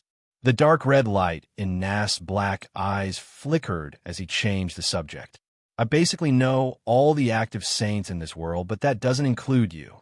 Klein stroked the feathered mask that covered his face, smiled, and instead of answering, he asked, "Why are you here?" Instead of answering, he asked, "Have you met Zeradol?" "I met him twice in Roselle the Great's palace, and I've also interacted with quite a number of members of the Secret Order." King of the Five Seas, Nast replied in a straightforward but authoritative tone. "Quite a number of members of the Secret Order. I'll introduce you when I'm free." Klein couldn't help but mutter inwardly. He then smiled. "I've also met Zeradol." Nast raised his hand to stroke his short black beard. His already tall figure seemed to swell up a little, oppressing the captain's cabin into a heavy and dark atmosphere. After a few seconds, he stared at Klein in a condescending manner. "My impression of Roselle the Great is very simple. There's no one more suitable than him to become the Black Emperor." He didn't explain the exact meaning and direction of the Black Emperor, not caring if the demigod opposite him could understand. "So that's how it is." From the King of the Five Seas' words, although the Emperor's diary indicated that he had only made up his mind to switch to the Black Emperor pathway in his final years and had made the corresponding preparations. In fact, he had long had a certain level of understanding and inclination. It had unknowingly appeared, and he had made many arrangements ahead of time. Klein thought in enlightenment. He believed that this was roughly what King of the Five Seas Nast knew about Emperor Roselle. After all, they had only met twice. Hence, he asked, "Did the great emperor ask you or your father to do any secret things in his later years?" The crown on Nast's head swayed as he said in a deep voice, "Someone once asked me the same question." Klein laughed and made a bold guess. "Bernadette?" "Yes." Nast held onto the two sides of the iron-black throne. Back then, she was still very young and immature. To think that she would ask such a question. With Emperor Roselle's status and level in his later years, what secret matter could be more confidential than his own plans and secret actions that he entrusted to me and my father? This is implying that I'm as immature as Bernadette back then. Klein sighed and smiled. To people who are concerned about such matters, even if there's only a sliver of hope, they aren't willing to let it go. This was also the reason why he had come to meet the King of the Five Seas after using an illusion to hide the liner. He wanted to find clues to the door of light above the gray fog in the real world. Apart from finding a way to confirm the identity of the third transmigrator, he also had to investigate Roselle the Great. This was a necessary choice. The dark red glow in King of the Five Seas Nast's eyes contracted and expanded. "What's your relationship with Roselle the Great?" Klein thought for a moment and sighed. "We can be considered old friends. After all, on the mysterious door of light, Even if their corresponding cocoons weren't spread on the left and right, there was only one obstacle separating them. They had been hanging together for hundreds of years. This was a relationship on a practical level. But on a psychological level, Klein, who had read so many of the Emperor's diaries, had unwittingly come to see him as a fellow countryman. He shared the same emotional home and identity as him. Nas stared at the demigod who sat at the door, as thin as a book for a while before retracting his gaze. "Is there anything else?" Klein was already prepared as he asked unhurriedly, "What's the matter? In your mind, what's so special about Roselle the Great in his later years?" The slightly wrinkled Nast was silent for a long time. "I don't know much about him, so I can't find anything unusual. The only thing that I find strange is that when my father and I met him a few times, he would stand in front of the floor-to-ceiling window to the west and stare into the distance. This happens in the morning, noon, and evening. And that room doesn't only have a row of floor-to-ceiling windows. West, far away, Fogsea?" Klein muttered to himself as though he was seeking confirmation. He recalled the mysterious primitive island that the Emperor had mentioned in his diary. He recalled the abyss hidden somewhere in the Fog Sea. King of the Five Seas, Nast nodded slightly. "That's also my guess." "Phew." Klein silently exhaled. After some consideration, he stood up and said, "I'm done with my questions. That's all my questions. Please forgive me for my sudden visit. Earl, may I know how I can help you with the transaction?" He was fulfilling the promise he had just made. King of the Five Seas, Nast fell silent for 2 seconds. "Help me find a card of blasphemy that corresponds to the Black Emperor." For an instant, Klein suspected that the Pirate King was testing him, but he immediately felt that it was difficult to connect a demigod of unknown origins to the wielder of the Dark Emperor card. He smiled. He smiled and said, "I'll do my best. However, the question from before isn't worth a card of blasphemy. If I can obtain it, I'll use the contents inside to trade with you. Of course, I might only be able to provide clues to that card." Nas stroked the armrest of his iron-black throne and replied without any emotion, "That's all. That's all." Klein took off his hat again and bowed. Then, he opened the door and returned to the deck. Under the watch of Terror Viscount Board Mustang and Company, he raised his arms. His body rapidly shrank as the feathered mask on his face unfurled. In just 2 to 3 seconds, he had transformed into a normal red-headed sea eagle. The red-headed sea eagle immediately flapped its wings and flew into the dark wind and rain, disappearing from the sight of the Black Emperor's pirates. "So this is a demigod." Board Mustang looked up into the sky and sighed.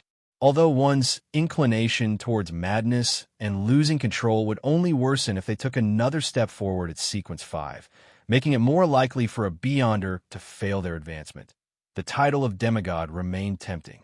This was because as long as one successfully took that step, they would obtain godhood, changing the very essence of their life. Be it their lifespan or abilities, they would completely exceed the limits of humans, making them high and mighty.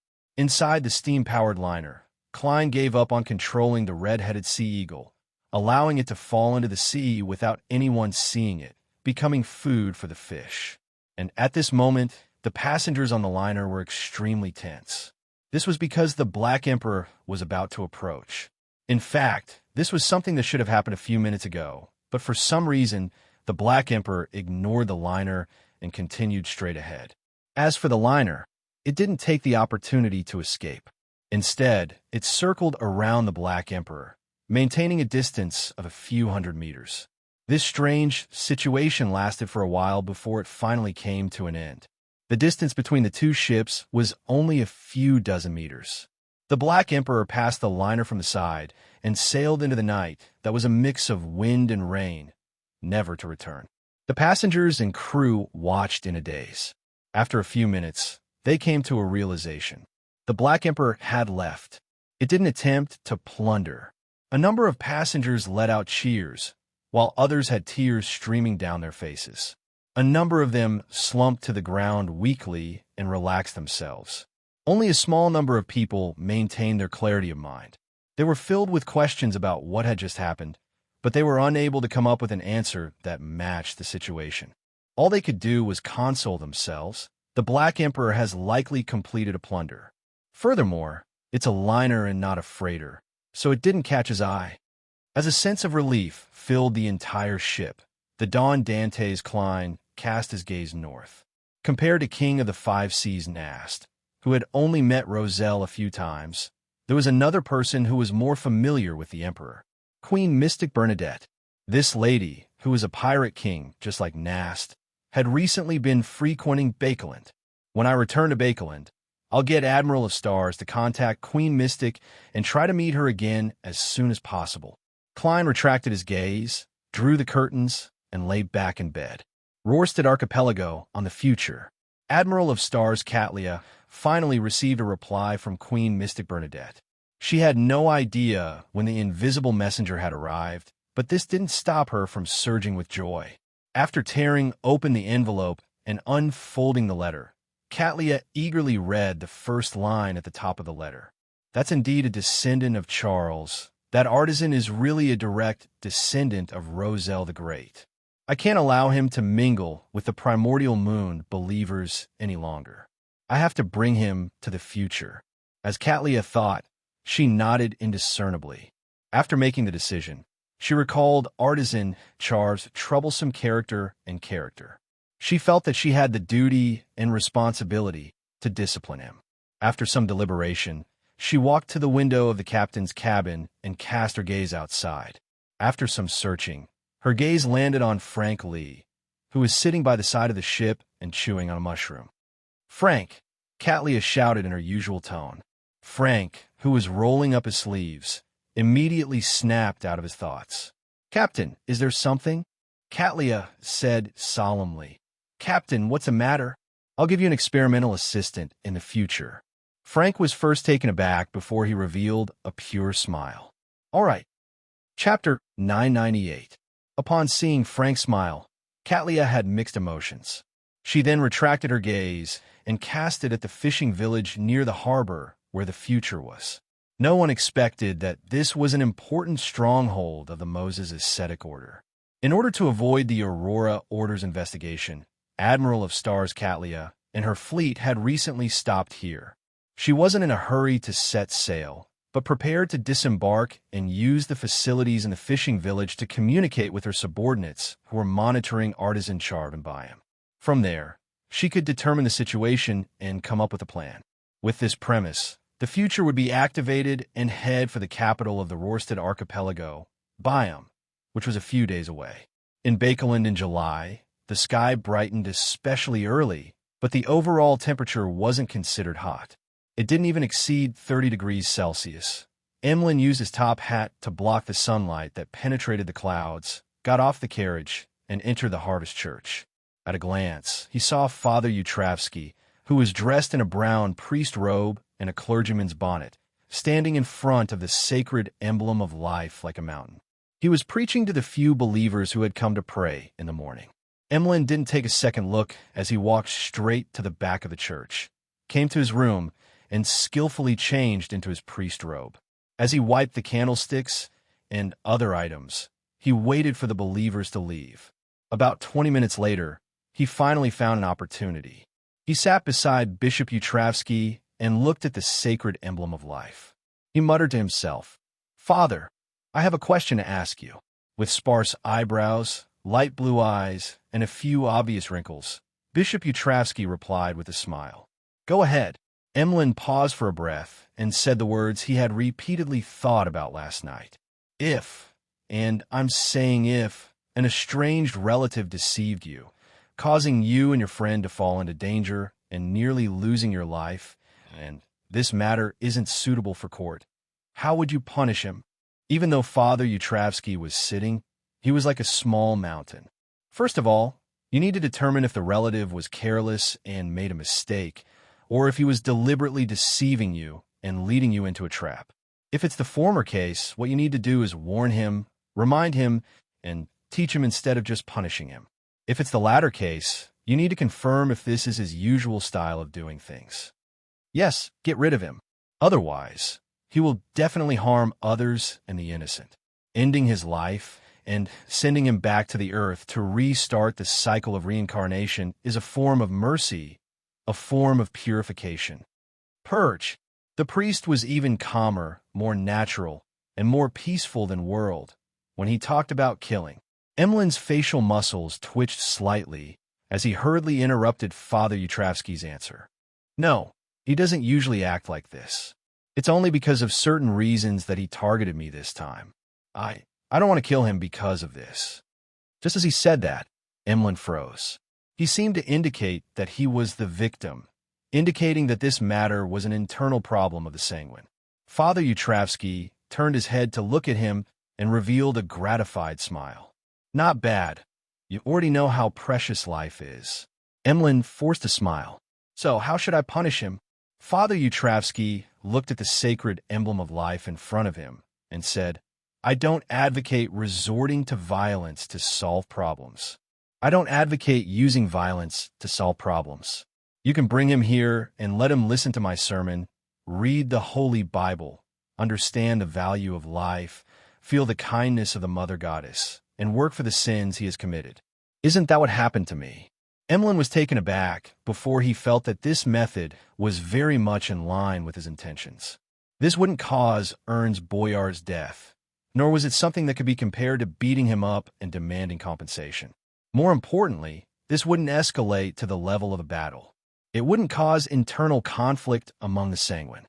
Of course, any method had its flaws. To Emlyn, if he wanted to do so, the biggest problem was how was he to bring Ernst Boyar to the Harvest Church? Ever since he began volunteering here, all the Sanguine in Bakelin knew that they had to stay away from this area. Ernst Boyar was no exception. It was impossible for him to be tricked into entering.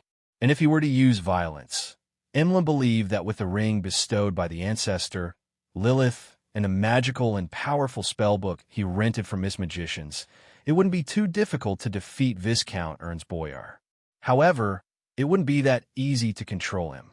After all, he was a Sanguine Viscount, equivalent to a Sequence 5 Beyonder. In addition, although Ernst wasn't too old, he still had quite a collection. Under such circumstances, it would be difficult to directly take action. If he wasn't careful, it might result in a bloodbath. It would go against Emlyn's original intentions. Perhaps I need to cooperate. In Bakeland, there are several members of the Tarot. If they cooperate with each other, they should be able to easily control Ernst. I can't expose my identity because of this. It's best to cooperate in stages and not meet each other. Amidst his thoughts, Emlyn made a decision. He planned on issuing a mission on the Tarot next week and seeking help. He nodded slightly and responded to Father Yutravsky's suggestion. That sounds good. I plan on calming down for a few days before making a decision. Father Yutravsky nodded and smiled. The process of sowing the fruit to harvest is a long one. One needs to wait patiently. You seem to have understood this point. Of course, this was a very simple reason. Emlyn raised his chin slightly, habitually clasped his hands together, and prayed to the sacred emblem of life. 22 Phelps Street, where the Rouen Charity Bursary Foundation was located. Audrey placed the document in her hand back on the table and looked up at the wall clock hanging on the director's office wall. She found it difficult to relax. She had already arranged with Escalante to meet at Stephen Hamplister's place in the afternoon. Obviously, this meant that there would be a test. If the psychological alchemy team was cautious enough, they might have already reported the matter, and there might be a counselor observing everything in secret, based on her own level and abilities. Although Audrey was unable to confirm how terrifying a high-sequence spectator was, she could already imagine how they would perform in certain fields. This made her feel a little nervous, afraid that she would be seen through. Actually, I should have delayed it a little longer. Although the timing and emotions I revealed are in line with psychological logic, and delaying the meeting would definitely arouse suspicion. Compared to a little suspicion, it's more important to wait for Mr. World to return from the southern continent.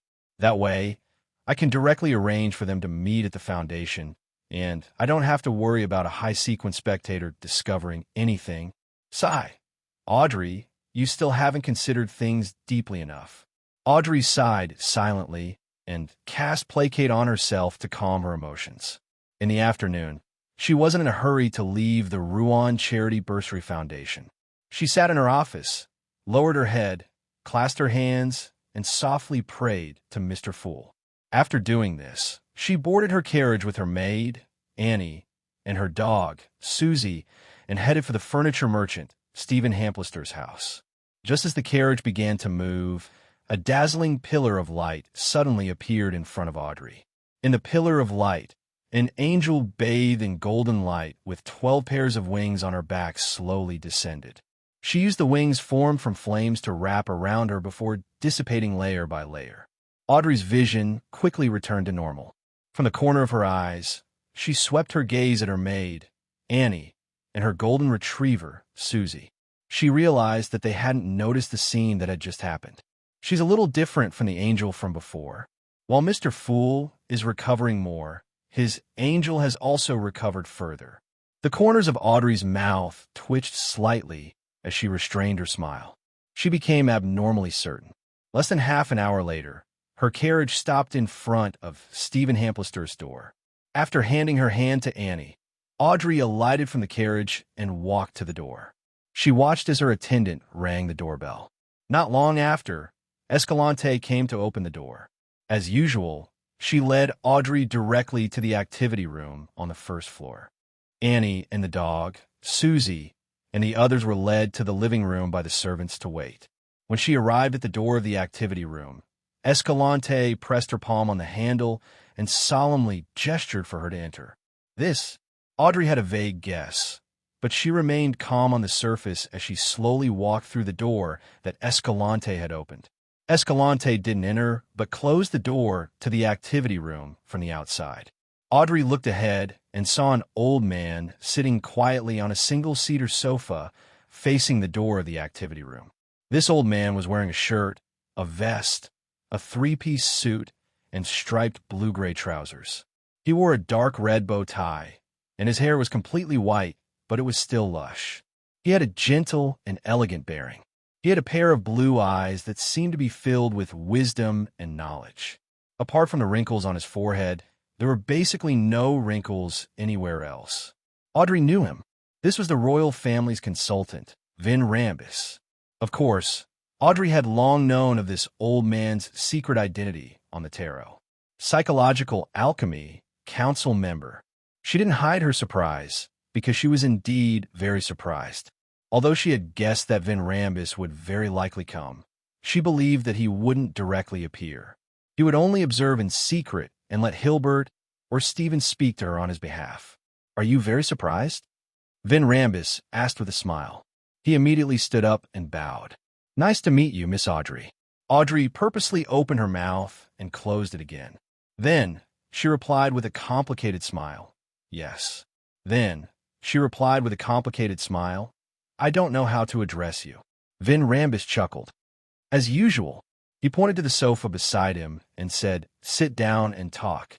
Audrey quietly took a deep breath, and with a faint smile, she unhurriedly walked over and sat on the sofa, maintaining a distance that wasn't too far from him. Chapter 999. Vin Rambis picked up the porcelain teacup beside him and took a sip. Looking at Audrey, who was sitting upright without any mistakes, he smiled amiably and said, "There's no need to be so restrained. It's not like this is the first time you've met me. I still remember that 2 years ago, you even discussed Behrman's moral philosophy and Kongso's pragmatism with me." Audrey maintained her faint smile. "I just find it hard to associate you with a counselor of the Psychological Alchemy Board." Vin Rambis had yet to introduce himself, but this was a reasonable deduction based on Audrey's knowledge of psychological alchemy and the present situation. Vin crossed her right leg and smiled. "That's not something worth paying attention to. Never forget that our psychological alchemy is an organization established to research knowledge in the mind. We are more inclined towards academics than official matters. Since it's academics, you can totally treat the so-called counselors as university professors." If she hadn't learned from Mr. World that Vin Rambis was the mastermind behind Quarren's suicide, Audrey could only conclude that he was a knowledgeable, amiable, witty, and not arrogant scholar no matter how she observed him. But since she was wary, Audrey didn't believe what she saw on the surface. As she looked at him and organized her words, she didn't allow herself to focus too much on a single point. She kept her thoughts active and divergent to prevent herself from being hypnotized without realizing it. At this moment, her mind suddenly went into a daze. She seemed to see 7 pure lights that contained infinite knowledge, as well as indescribable figures that filled the sky and blanketed everything. This was a spirituality sky, a reflection of the spirit world at the level of the mind. And beneath the spirituality sky was a dark and dark sea. Every drop of water, there was like a shadow, as though they represented a bit of consciousness or a mark. There were several islands near the sea, and one of them belonged to Audrey. She clearly recognized that this was a symbolic manifestation of her consciousness. What was exposed on the surface of the sea was the part that she could perceive, and what was submerged by the seawater was the deeper level of consciousness that she usually couldn't grasp or probe. Floating above the island and looking at the bottom, the first thing Audrey noticed was a vast expanse of loneliness and silence. It blocked her vision, leaving her only able to see the huge and dark silhouette of the subconscious and the illusory, rippling sea of collective subconscious. It was difficult to obtain too much information. Audrey was wondering why she had entered such a strange state. Suddenly, she saw that at the bottom of the island, deep in the sea of subconscious consciousness, a large expanse of gray separated like a tide, revealing a stone staircase that had appeared out of nowhere. On the steps, a figure leaped up quickly in a flash. Almost instantly, he entered Audrey's line of sight. His hair was thick but completely white, and he wore a standard 3-piece suit and striped blue-gray trousers. He wore a dark red bow tie, and the wrinkles on his forehead were rather heavy. It was none other than Vin Rambus. Compared to the one sitting on the sofa, this Rambus had a sinister aura. He didn't smile at all, and his head was slightly lowered, as though he was observing Audrey's subconscious consciousness behind the stairs. In a few steps, he entered Audrey's island of consciousness from the sea of collective subconscious. He walked from the subconscious domain to the surface of the sea, like a silent visitor without permission or knocking on the door. After landing on the island, Vin Rambus raised his head. Part of his skin was already covered in grayish-white scales. His eyes were golden and vertical, without any emotion. Floating in midair, Audrey watched this scene and came to a realization of the current situation. This is the world of the mind, a mind world formed from the spirituality sky, the sea of collective subconscious, and an individual island of consciousness. Due to the blessings given by Mr. Fool's angel, Vin Rambus used the sea of collective subconscious to secretly invade my body of heart and mind domain, triggering alarm.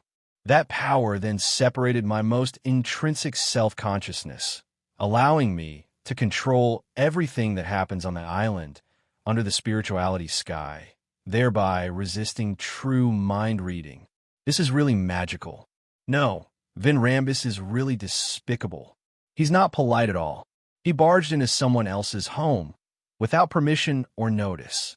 Audrey mumbled in midair. Having understood her situation, she secretly influenced the changes on the island, while replying to Vin Rambus, who was sitting leisurely on the sofa in the real world. I'm also very reserved in front of a university professor. As she spoke, Audrey made the island in her heart grunt. This isn't a good comparison at all. As an old psychological alchemy counselor, he's at least a sequence 4. He's an existence that's considered a demigod. It's natural to feel reverent and restrained. Vin Rambus, who was sitting on the sofa, chuckled. Then I won't force you. I heard Hilbert mention you. He said that you only took a few months to advance from a psychiatrist to a hypnotist. I'm very curious. How did you do it? Yes, I've also heard about the answer you told Escalante. It's the courage to apply it. I want to hear more details. At this moment, Vin Rambus, who was on Audrey's mind island, was observing his surroundings with a deadpan expression, listening to the echoing voices. Audrey was already prepared for this. She deliberately pretended to organize her words and only said after a few seconds. After a few seconds, she said, "It's the superficial meaning of the courage to apply it." Let's put it this way. In my future plans, I've always had the option of becoming a psychiatrist. Since I have the corresponding beyonder powers, I am definitely willing to give it a try. I'm very willing to use them to help the people around me resolve their mental or psychological problems. As she spoke, she seemed a little embarrassed by her somewhat childish behavior. The Mind Island faithfully reflected this point. After a pause, Audrey continued to speak. During this process, I realized that my control over the potion's power was getting better and better. Then, one day, I felt something in my body shatter and fuse into my blood. It made me see illusory stars one after another. Mr. Rambus, what does this mean? I don't know why, but from that day onwards, I was certain that I could become a hypnotist. Perhaps it was a subconscious hint. After saying that, Audrey deliberately made herself on the Mind Island stick out her tongue like a child. She did something that she definitely wouldn't do normally to prove that she was really a little embarrassed. This was because acting as a psychiatrist was no different from acting as a princess when she was young. Awkwardness often meant that he was telling the truth. Vin Rambus nodded gently. He's very talented. He actually figured out the acting method by himself. Acting method? Audrey was astonished and a loss. Then, she seemed to have understood something. Vin Rambus smiled amiably. It's what you understand it to be. Acting according to the name of the magic potion and concluding the corresponding rules. This was an effective way to digest the potion and reduce the negative effects. However, at Sequence 6, previously, we didn't encourage members to use this method to speed up the digestion of potions, so we didn't teach you. Who knew that you would figure out yourself? Why not? Audrey asked with sincerity and confusion. Vin Rambus sighed. This will cause the members to become unlike themselves, and some will even be assimilated by the residual effects of the potion. To put it simply, the first 3 sequences will slowly grasp their powers and slowly adapt to the Beyonder, allowing their self-awareness to become deeper, clearer, and more mature. This will help them deal with the problems brought about by the acting method. Of course, I can only give my opinion on the spectator pathway. As for the other Beyonder pathways, I'm not sure if it's the same. Clearly, pathways that focus on the mind will always have a little different in terms of self-awareness. Audrey was unable to determine if Vin Rambus was lying. She only felt that it made sense, but it wasn't completely correct. Little Sun mentioned before that the acting method has a rule of remember, you're only acting. I think that's more appropriate. Yes, I've always strictly abided by it, and I'll do the same in the future. Audrey, you can't be careless. From now on, you have to pay more attention to strengthening your self-awareness. From Mr. Fool's point of view, this is definitely a trivial problem. There's no need to emphasize it. It's included in the phrase only acting, but to ordinary people, it might be rather important. As Audrey's thoughts raced, she took the initiative to ask, can you explain the acting method in more detail? Vin Rambus gave a more detailed explanation before saying, that's right. You do have the talent and qualifications to apply for the Sequence 5 Dreamwalker Potion formula. But before that, I will give you some missions. This is both a need for fairness and also a form of training for your abilities. This is because when you reach Sequence 5, you will lead 2 to 3 psychological discussion groups. Every judgment and choice you make will affect the future of the members under you, or even their lives. Therefore, we cannot let a person who lacks the ability to handle matters advance to Sequence 5. I understand. Audrey had no objections to this. What's the first mission? Vin Rambus smiled. A simple but relatively long-term mission. Every feedback you give will be counted as a contribution. At this point, he sighed.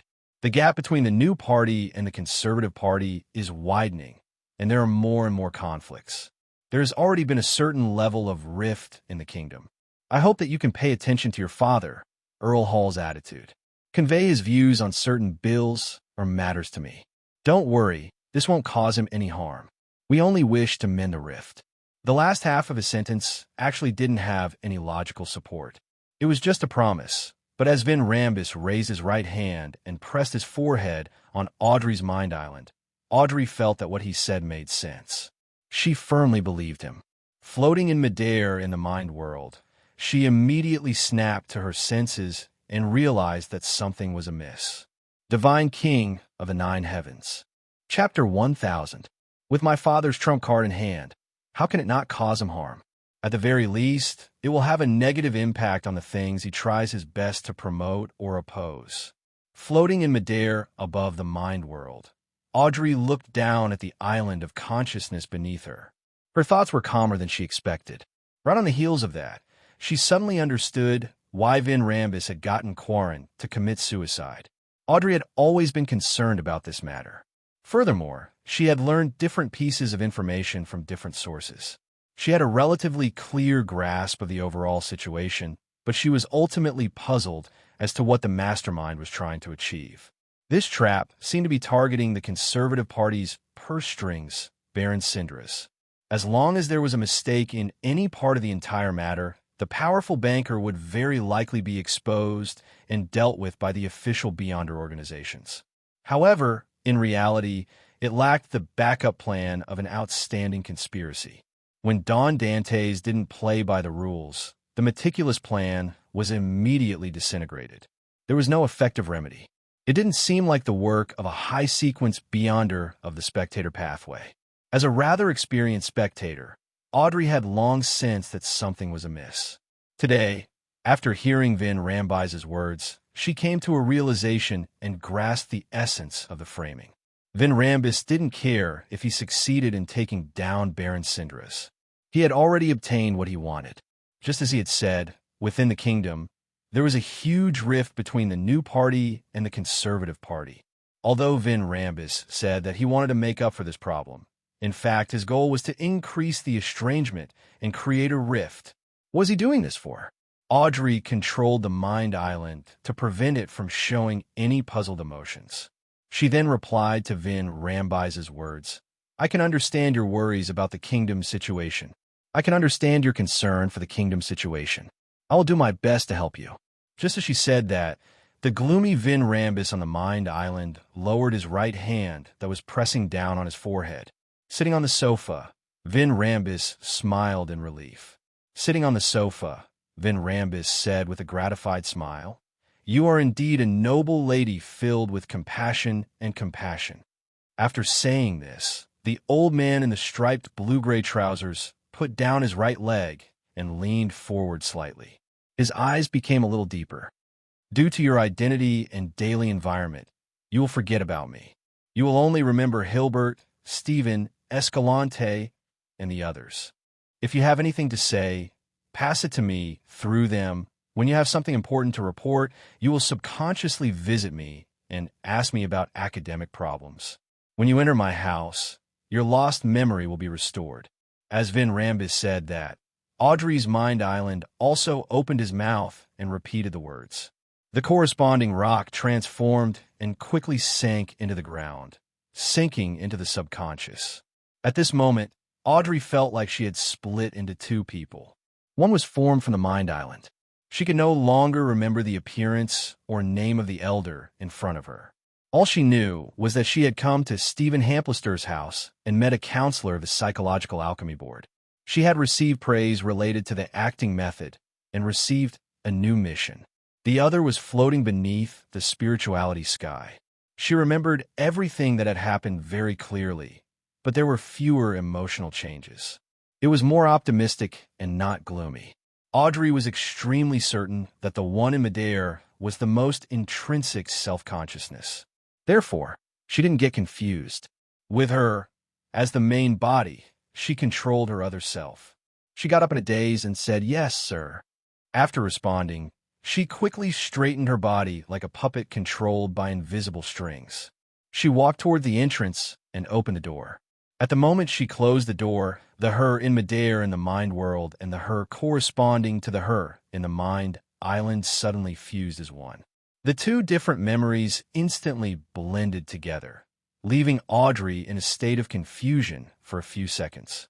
However, with her considerable experience in treatment and hypnosis, she quickly and skillfully sorted out the primary and secondary, as well as the truth and falsehood. She then reconstructed every detail that had happened. What powerful mind reading and hypnosis! This is using the sea of collective subconscious to directly enter my body of heart and mind, and even my soul body to exert influence. Although she had the blessing of the Fool's Angel, Audrey still felt like she was looking at old photos when she recalled what had happened. They were yellowed and faded, as though many years had passed. I can do the same in the future. Mr. Fool's Angel's blessing is truly powerful. Humph. I'll only inform you of Dad's attitude on unimportant matters. As these thoughts flashed through Audrey's mind, her mood improved. Whoosh! The steam locomotive that spewed out large amounts of smoke dragged carriage after carriage into Bakelin Station. After a few days of travel, Klein finally returned to the capital of capitals. In his appearance, Don Dantes wore a top hat and a formal suit. He held a golden-laid cane as he slowly left the first-class carriage and landed on the platform. Behind him was a young man who was obviously of mixed blood. He was about 1.75 meters tall and was carrying 2 suitcases. He was none other than Enzo. Of course, this winter had already changed his name to Inuni, which had more characteristics of the southern continent. In the future, he would be the new tycoon and arms dealer Don Dantes' choice to contact the southern continent's clients.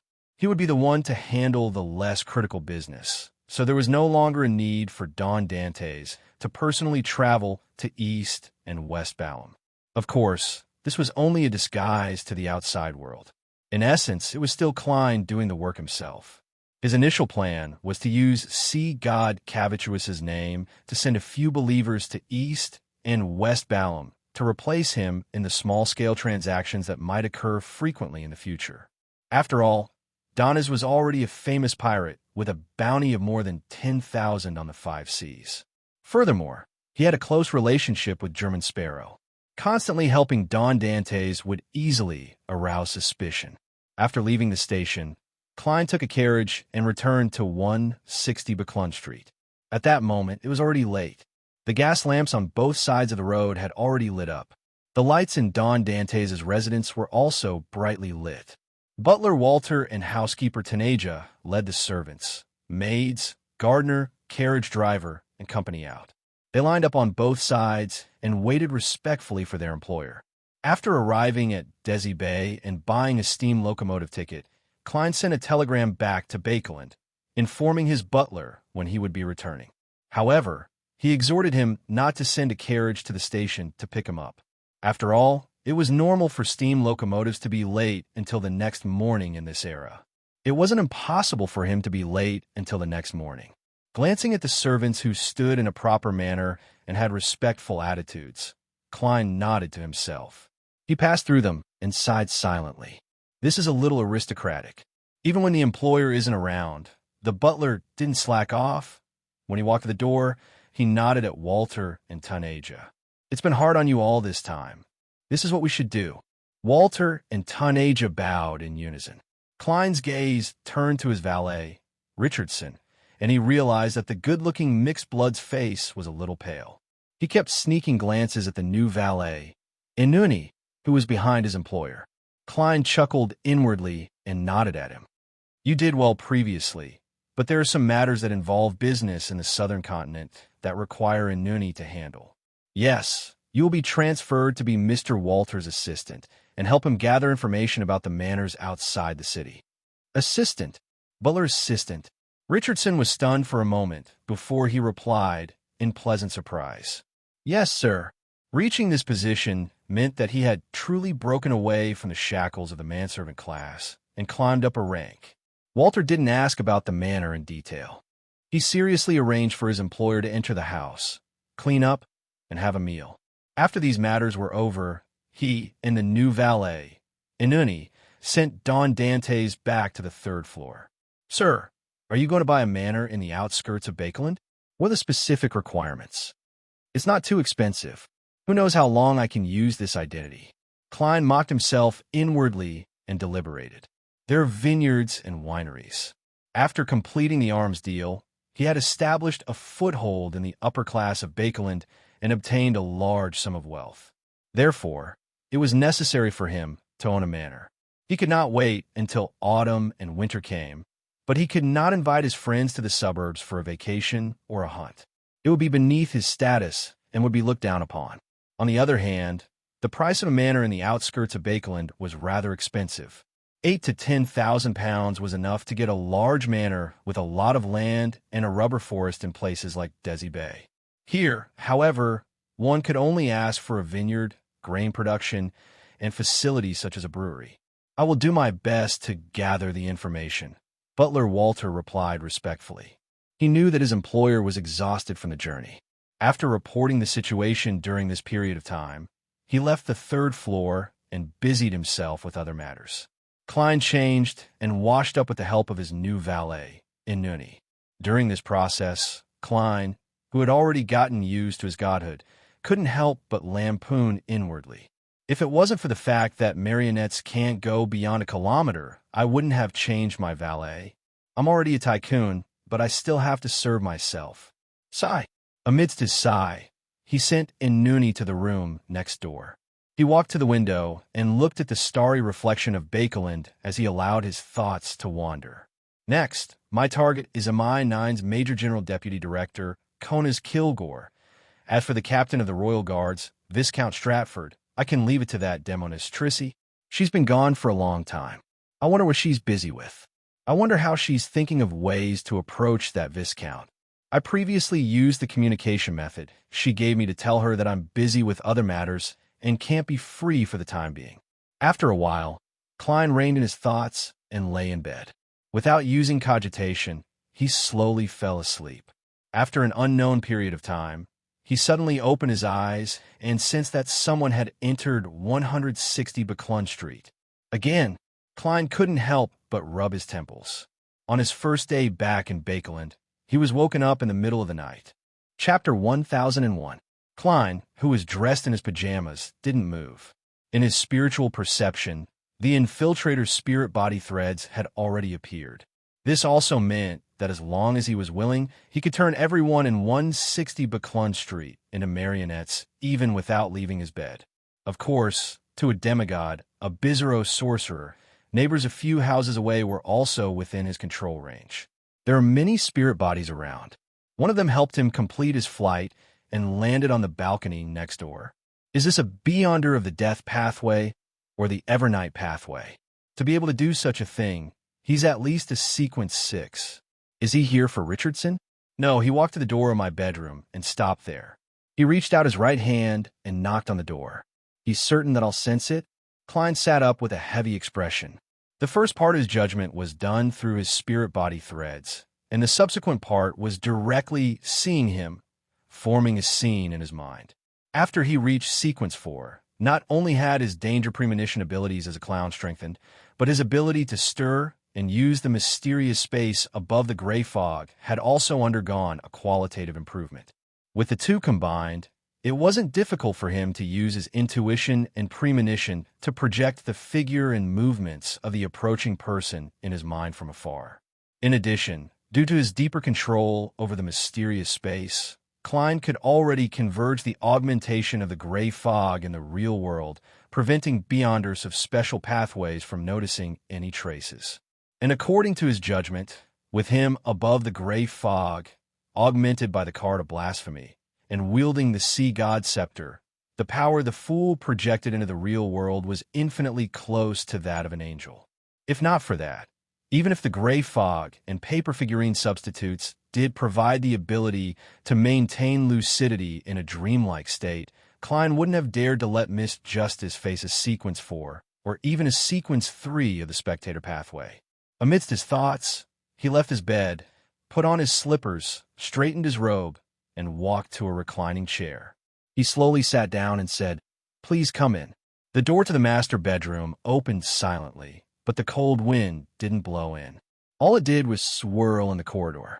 The visitor was a man about the same age and height as Don Dante's. He had black hair, brown eyes, and deep facial features. He looked like a typical Rouen. He was wearing a silk top hat, and his face was rather thin and long. His temperament was rather cold, but it wasn't the type that made people feel uncomfortable.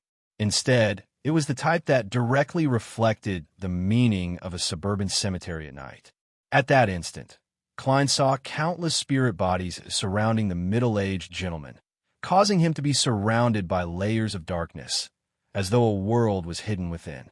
Klein's spiritual intuition told him that this was a demigod. I just returned to Bakeland. Why did a demigod come knocking on my door? Apart from the Church of Evernight's Archbishop of Bakeland, my identity as Don Dantes hasn't been exposed at all. Klein looked at the door with a toothache. His face was expressionless, making it impossible to tell if he was angry or alarmed. The demigod took 2 steps and suddenly let his right hand hang straight down in front of him, causing his back to bend like a bow that had been pulled to its limit. He solemnly bowed in a strange posture, his attitude extremely respectful. At the same time, the cold wind blew, and the door silently closed. Klein was almost stunned, and he didn't know how to react.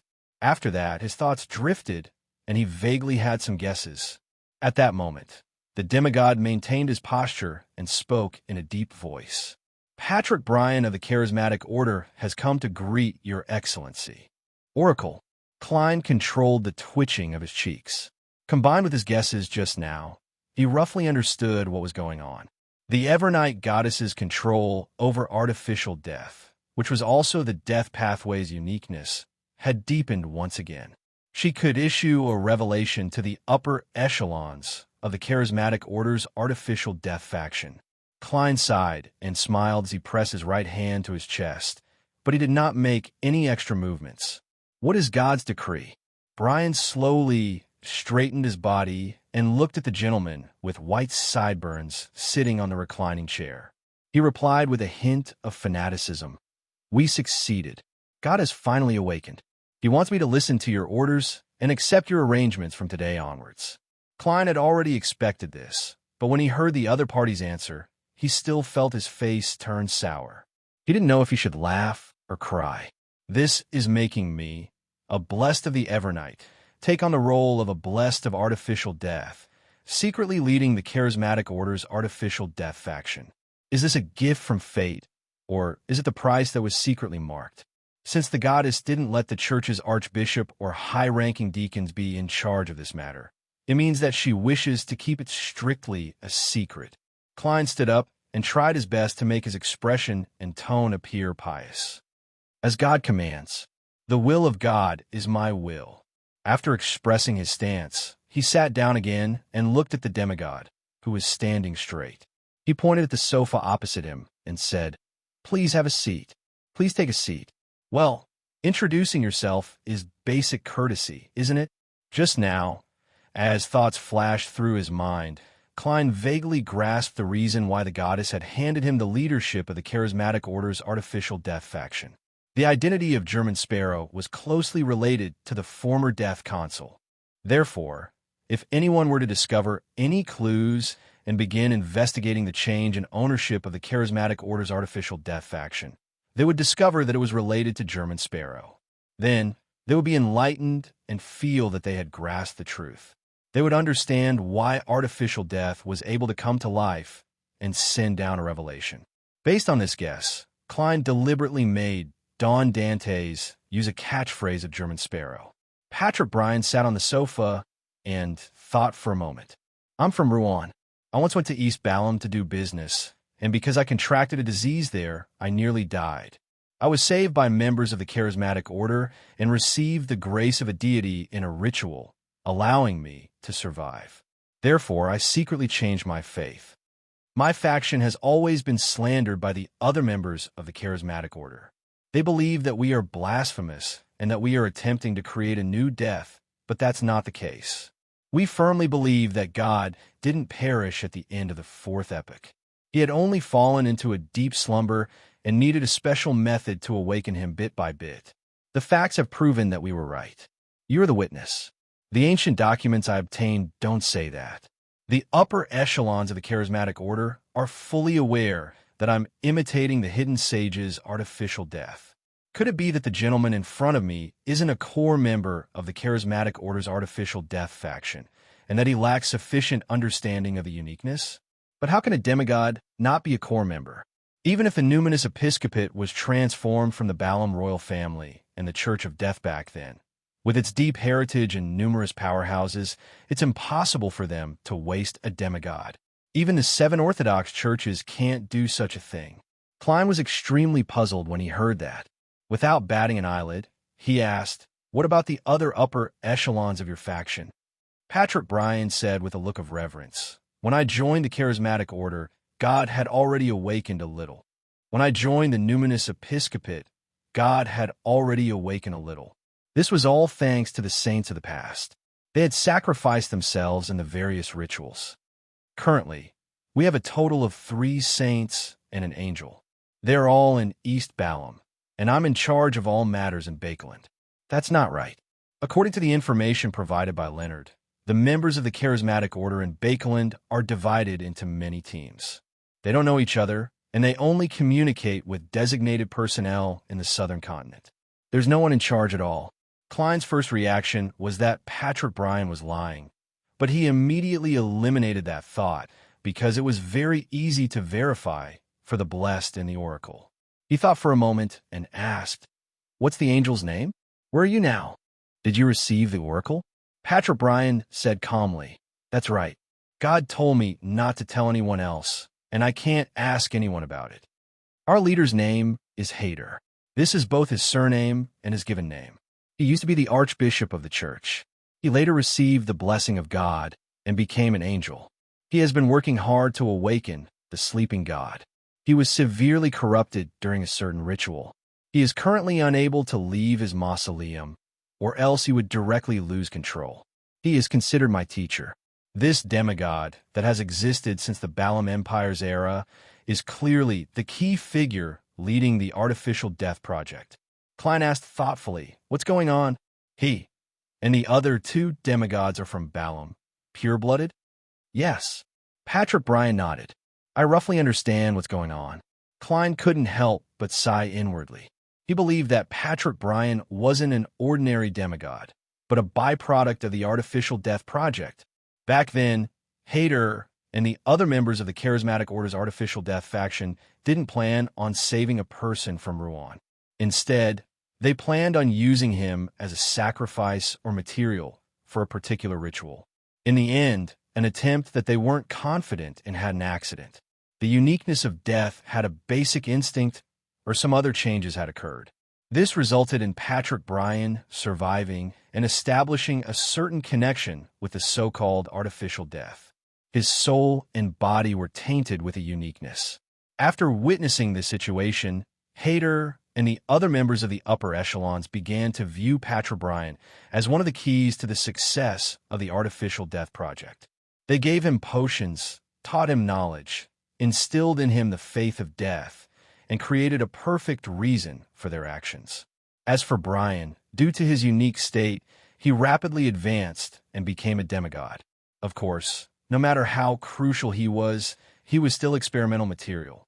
Patrick Bryan was never truly treated as a member of the Charismatic Order's Artificial Death faction. Later, he was sent to Bakeland in the Kingdom of Rouen to lead 2 or 3 teams.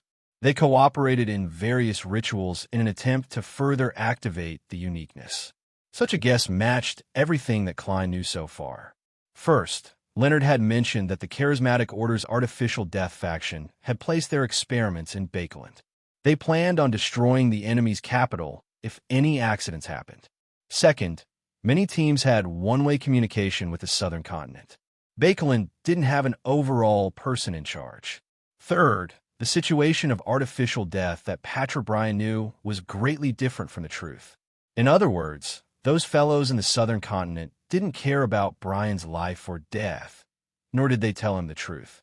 There was no better explanation for this situation other than him being a byproduct of the Artificial Death Project. Yes, from the looks of it, the goddess's grasp of uniqueness is still limited. She can only give a revelation to a fanatic who is directly connected to artificial death.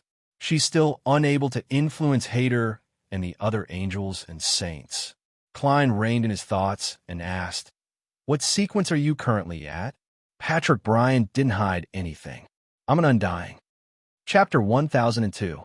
Klein wasn't surprised by Patrick Bryan's answer at all. He nodded slightly. And said, "How many lives has this been?" According to what he knew, an Undying would die once every 60 years and revive once. They would also forget most of their memories and would need to be slowly recovered in the future, as though they were starting a new life. This was knowledge that came with the Potions Guild, so Patrick Bryan easily understood what the blessed opposite him meant. He deliberated over his words and said, "That's right." He deliberated over his words and said, "I'm not even 50 yet. I've been an undying for less than 10 years." Klein took the opportunity to ask, "When did you convert to my lord?" The Lord here referred to the Lord of the Underworld. Bryan recalled for 2 to 3 seconds and said, "When did you convert to my lord?" The Lord here referred to the Lord of the Underworld. Bryan recalled for 2 to 3 seconds and said, "Back then, I had just celebrated my 30th birthday."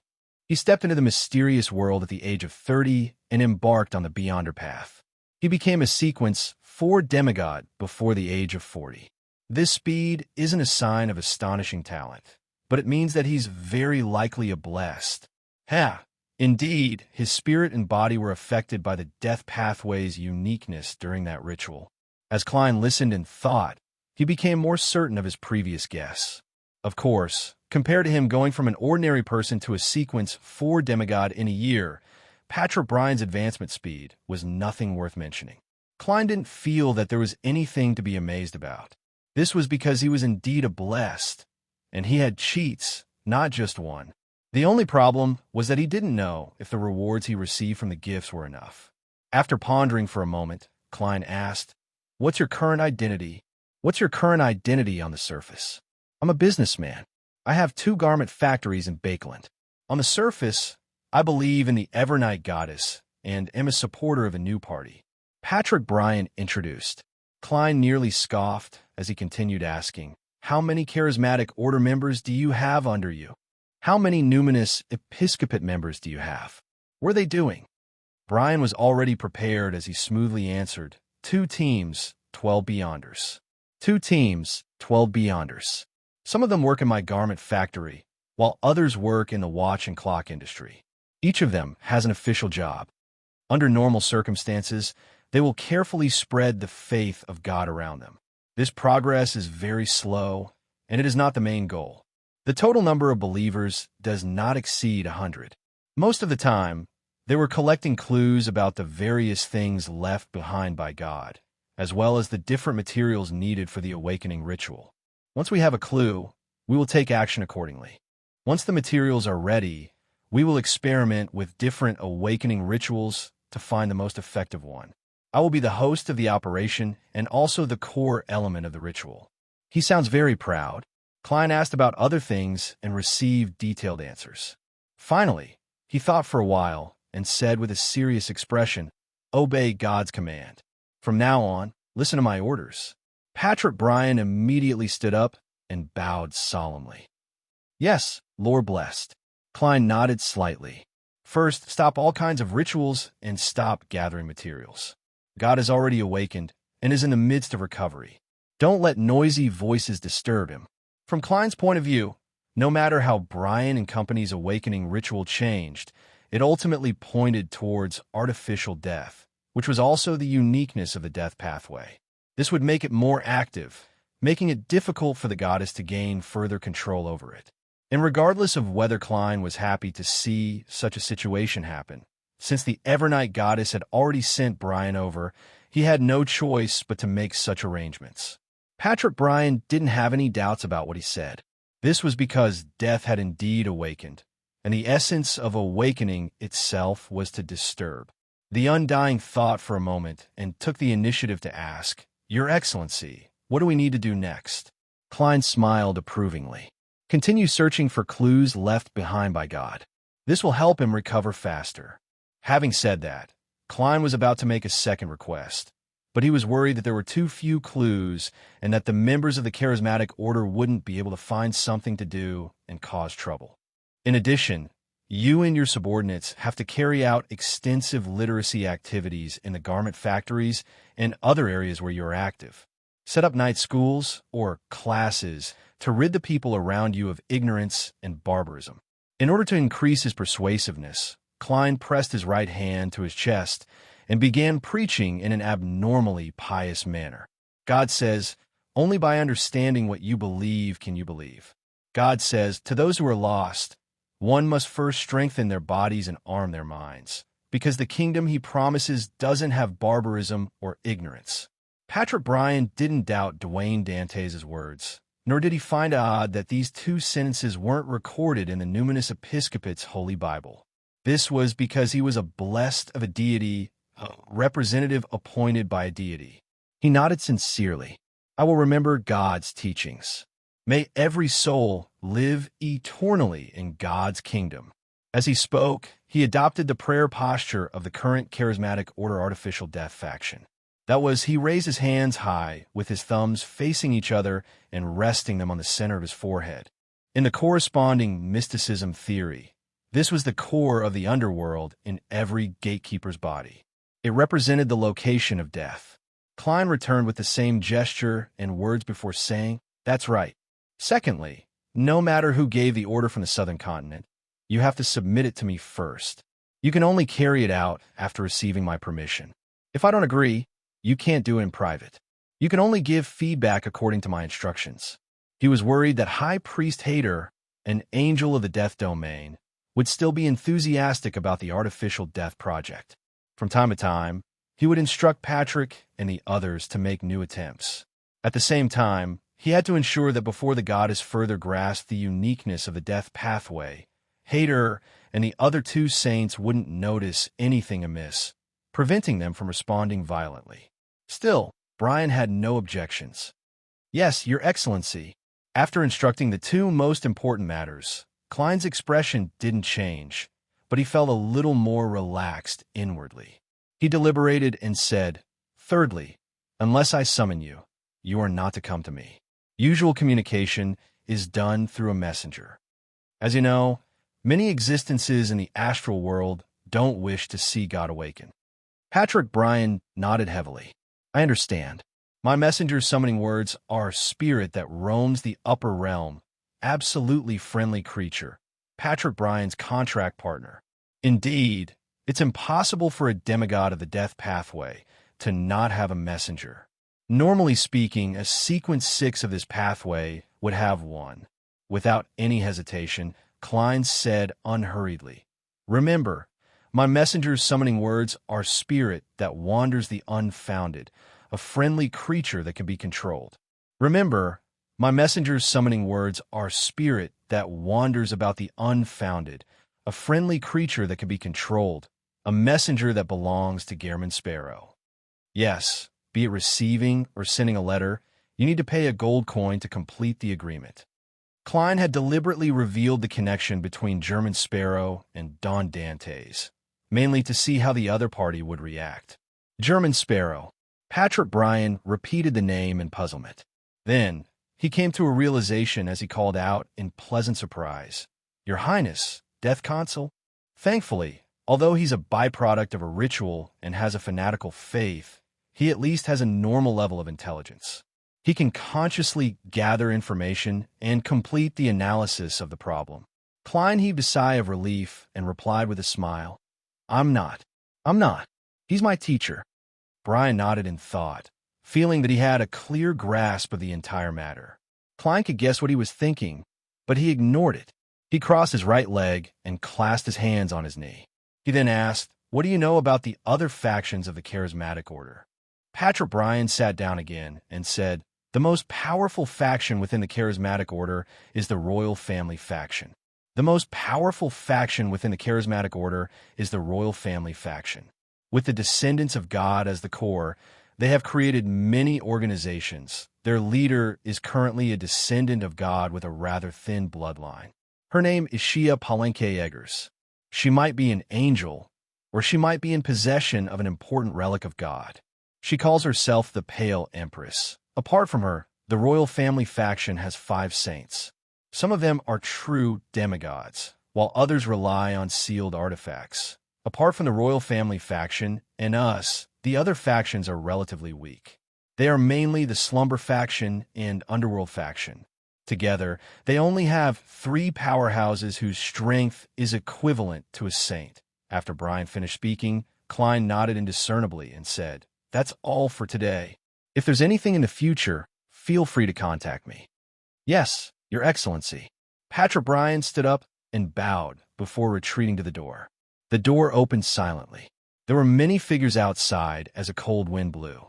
After everything calmed down, Klein looked at the closed wooden door, walked to the window, pulled open the curtains, and looked out at the street. At some point in time, a few carriages had appeared there. In front of each carriage hung 2 lanterns. The lantern's light was abnormally pale and suffused with a dark green glow, illuminating the surroundings in a blur. In this blurry scene, nearly transparent figures clustered on both sides and in front of them. They wore illusory clothes that resembled formal gowns, making them appear rather formal. When Patrick Bryan descended from midair and returned, the figures prostrated at the same time, respectfully welcoming the demigod and the spirits beside him onto the few carriages that could only be vaguely seen. Then, they escorted the convoy into the distance. The pale light, suffused with a dark green glow, became fainter and fainter before finally disappearing into the darkness, as though it had never appeared. Klein retracted his gaze and muttered to himself with a slightly heavy expression. Although the matter of Patrick Bryan receiving the oracle stemmed from the goddess's considerations from various aspects, I have a nagging feeling that the undercurrents in Bakeland, or even the entire world, are becoming more turbulent. I don't know when they will set off the waves. With this in mind, Klein didn't delay any further. He decided to immediately contact Demoness Trissy to confirm that nothing had happened. Chapter 1003. On a moonlit night, in the garden of 160 Buckland Street, a gray rat crawled out of the cave and ran to the bottom of the master bedroom's balcony. A tiny black blob that resembled a paste floated down and was placed on the rat's head in an acrobatic manner. It quickly turned around and ran out of 160 Buckland Street, arriving at the entrance to the nearby sewers. At this moment, the gray rat raised its front half and extended its 2 claws. Its claws suddenly extended in a strange manner as clumps of clearly visible muscles appeared on its front legs. Then, it used its mutated front claws to forcefully move the manhole cover without making a sound. Without stopping, the gray rat burrowed into the sewers and went all the way to the spot where Demoness Trissy was hiding. It dug around in the corner and found a piece of mirror shard in the dirt. After doing all of this, the gray rat threw the black blob on its head to a relatively clean spot and retreated to a corner. It allowed its body to be pulled by an invisible person as it slowly lengthened and widened, turning into a middle-aged man wearing a dark red coat and an old triangular hat. It was none other than Admiral of Blood, who had been active at sea in the past. However, this seigneur's body and clothes were only a thin layer, as though he was a dummy cut out of paper. This rat is still considered fat. Admiral of Blood, who resembled a paper figurine, raised his hand to stroke his chin as the cold wind in the sewers blew at him, nearly making him float up. The person who spoke was none other than Klein. In his master bedroom, he controlled his spirit-body threads and transformed a rat into a marionette. He sent it to the sewers with the ritualistic ingredients in an attempt to contact Demoness Trissy. Seigneur, whose arms were constantly twisting with the wind, bent down and picked up the black blob. This was an item left behind after Trissy burned a strand of her hair with black flames. It could be used as a communication ritual. Right on the heels of that, he wiped the mirror fragment clean and smeared the ingredients in his hand over it. After completing this step, Klein made his marionette take 2 steps back with the mirror in hand. He then slammed it against the mossy wall like a realistic oil painting. East Borough, in a room with heavy curtains and almost no light. The black and slippery tentacles overlapped and intertwined into an enormous ball. At the tip of these tentacles, there was a black and white eyeball embedded in them. Some of them looked like the heads of venomous snakes. Their mouths were slightly opened and their tongues flicked out. All of them were strangely shaped and horrifying. Suddenly, they either rose up or retracted, and the spheres disintegrated layer by layer. In the center of the ball was a girl who was curled up into a ball. She had an unusually sweet appearance, and her brows were tightly furrowed. Her expression was slightly distorted due to the pain, and it was exceptionally pitiful. The slippery and disgusting tentacles had all retracted and quickly shrunk before finally returning to their original form. strands of shiny black hair. The expression of the girl with long, silky hair softened. She slowly got up and walked to the side of the bed that had been divided into small pieces. She picked up the nightdress that had fallen to the ground and put it on. Then, she combed her black hair and walked to the full-length mirror. She stretched out her right palm and wiped the surface of the glass. A layer of black flames ignited, silently burning the air before quickly extinguishing without a trace, leaving behind a dark and deep mirror. In the mirror, light and shadows flickered, quickly revealing a dirty and muddy sewer environment. A middle-aged man wearing an old triangular hat and a dark red coat was leaning against the wall, looking down at the girl who was a great distance away. It was like a famous painting that had come to life. The girl with a round face and slender eyes silently looked at him for 2 seconds before suddenly laughing. As her smile bloomed, the nearly lightless room instantly seemed to brighten up. She then gently moved her lips and said in a teasing tone, "Mr. German Sparrow, is this the craziness and coldness of the strongest adventurer? Or perhaps I actually know a clown?" Klein wasn't surprised that demonish Trissy could recognize his identity as German Sparrow. After all, he had met her in the form of Admiral of Blood Seigneur, and this pirate admiral had long become German Sparrow's prey. Back then, Trissy had been hiding in the sewers due to her injuries. Previously, she had been focused on the investigations regarding revenge, so she wasn't aware of the various news at sea. It was rather normal for her not to know what had happened to Admiral of Blood.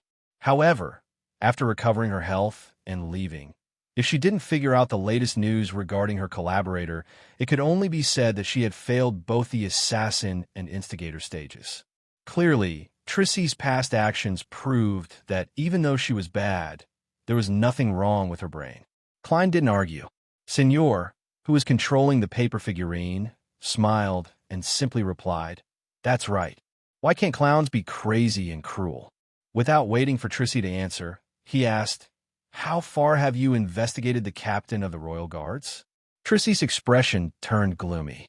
"It will take at least another month, maybe even 2 months. If you need any help, you can look for me," Klein emphasized again. Trissy scoffed and said, "That's right. In Bakeland, in this game, strength cannot solve all problems. Of course, I never waste an opportunity to make use of others. Mr. German Sparrow, since there's no need to hide my identity, can you give me a more convenient way to contact you? Why do I feel like I'm being asked for my phone number?" Klein thought for a moment and calmly described the steps to summon Miss Messenger. He didn't forget to emphasize that gold coins were an important ritual ingredient. Trissy didn't say anything else as she reached out her right hand again and touched the mirror. The black flames rose and disappeared, and the full-body mirror returned to normal. In the sewers, Admiral of Blood Seigneur, who was in paper figurine form, buried the mirror fragment back into the ground. Then, he rapidly shrunk his body and transformed back into a gray rat. He rushed deep into the underground world and fed himself to the carnivorous creatures. 160 Buckland Street. Klein drew the curtains and returned to his reclining chair. To be frank, he regretted cooperating with Trissy. He felt that this fellow was burdened with the will of the primordial demoness, and she was willing to disregard everything for the sake of revenge. She was like a mobile bomb, and it was unknown when she would lose control. If Trissy were to mutate, it's very likely that she would create a terrifying disaster. I shouldn't have let her go back then. Klein sighed and began setting up a ritual. He brought the black paste above the gray fog in an attempt to divine Trissy's current whereabouts and her recent condition. 20 to 30 seconds later, he received the result of failure. This made him even more worried. This meant that Trissy had, to a certain extent, become a blessed of the primordial demoness. The next morning, after having breakfast, Klein began instructing Butler Walter and his new assistant butler, Richardson, in distributing the gifts he had brought back from the southern continent. They filled an entire suitcase, including Fermo coffee beans, East Balham tobacco, River Valley wine, human bone sculptures, and other specialties. They were to be sent to different neighbors on the street, representing Don Dante's sincerity. It also announced his return to social occasions. Yes, When you hand this bottle of River Valley wine to Member of Parliament Mocked or his wife, remember to mention that it's suitable for making sour cocktails. It's a perfect partner with lemon juice, Klein exhorted Walter. Every gift had to be given to a particular person.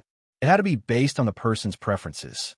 Of course, the most popular product in the southern continent, Donningsman Hair Tonic, wasn't suitable as a gift, as it was more like a form of mockery.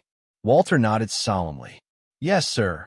When his employer didn't have any other instructions, Richardson swept the remaining gifts and took the initiative to ask, "Where are they being sent?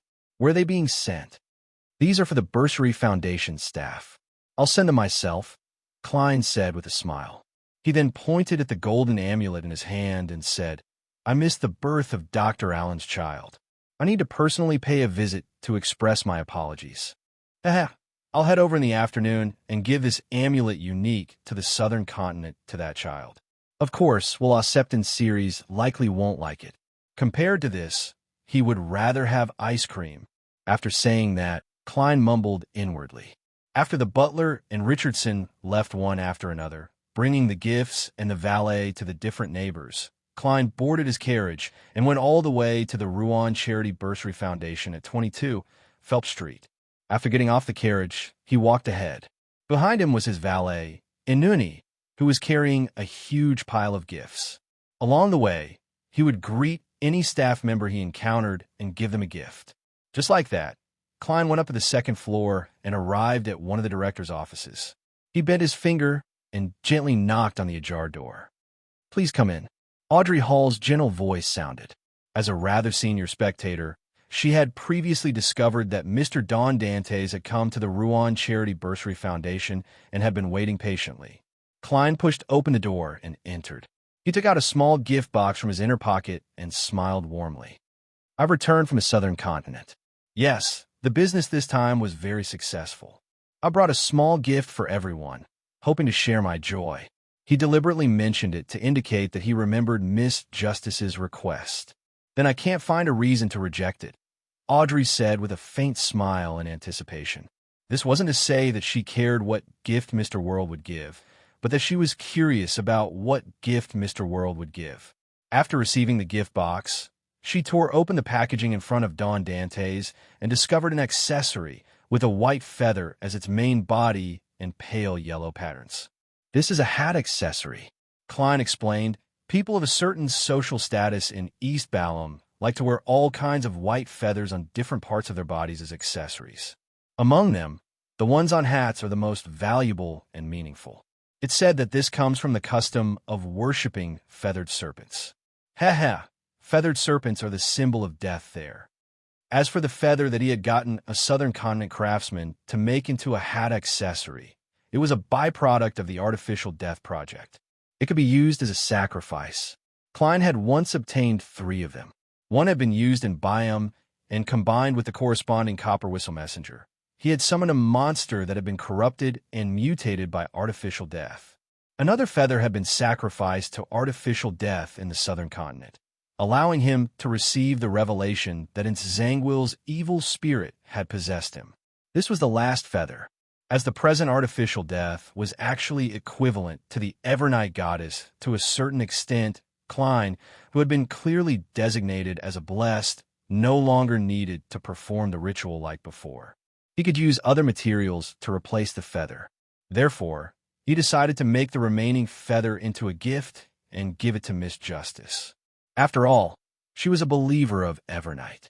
Perhaps she could use this feather to contact artificial death at critical moments. Audrey held the gift and smiled as she quietly listened to Don Dantes' recount. A thought flashed through her mind for no reason. Don't tell me Mr. World really plucked out the feathers of a feathered serpent to make this hat accessory. P.S. I recommend a fantasy book, Demon Hunter Culinary Manual. Introduction. When night falls, there are murmurs in his ears. When the monsters in the shadows begin to stir, Jason's hungry stomach begins to rumble. He can't help but swallow his saliva. Hunger is the best spur. Chapter 1004. The folklore of the southern continent is really different from ours. Audrey looked down at the feather hat in the gift box and praised it sincerely. But it still suits my taste very well. Her last sentence was half sincere and half polite. On the one hand, she did feel that the processed feather looked like a work of art, but on the other hand, she felt that its style was too obvious and extreme. It wasn't something she liked to use as an accessory. This was just like how many people would be interested in items with unique patterns and mysterious patterns when visiting ancient ruins. They would praise them endlessly, but few would buy such items to put at home or use as accessories. When Klein heard that, he smiled and said, "There are actually great differences between the various folklore of the southern continent. The various folklore of the southern continent is actually very different. East and West Balam, the highlands, and the river valleys are almost completely different.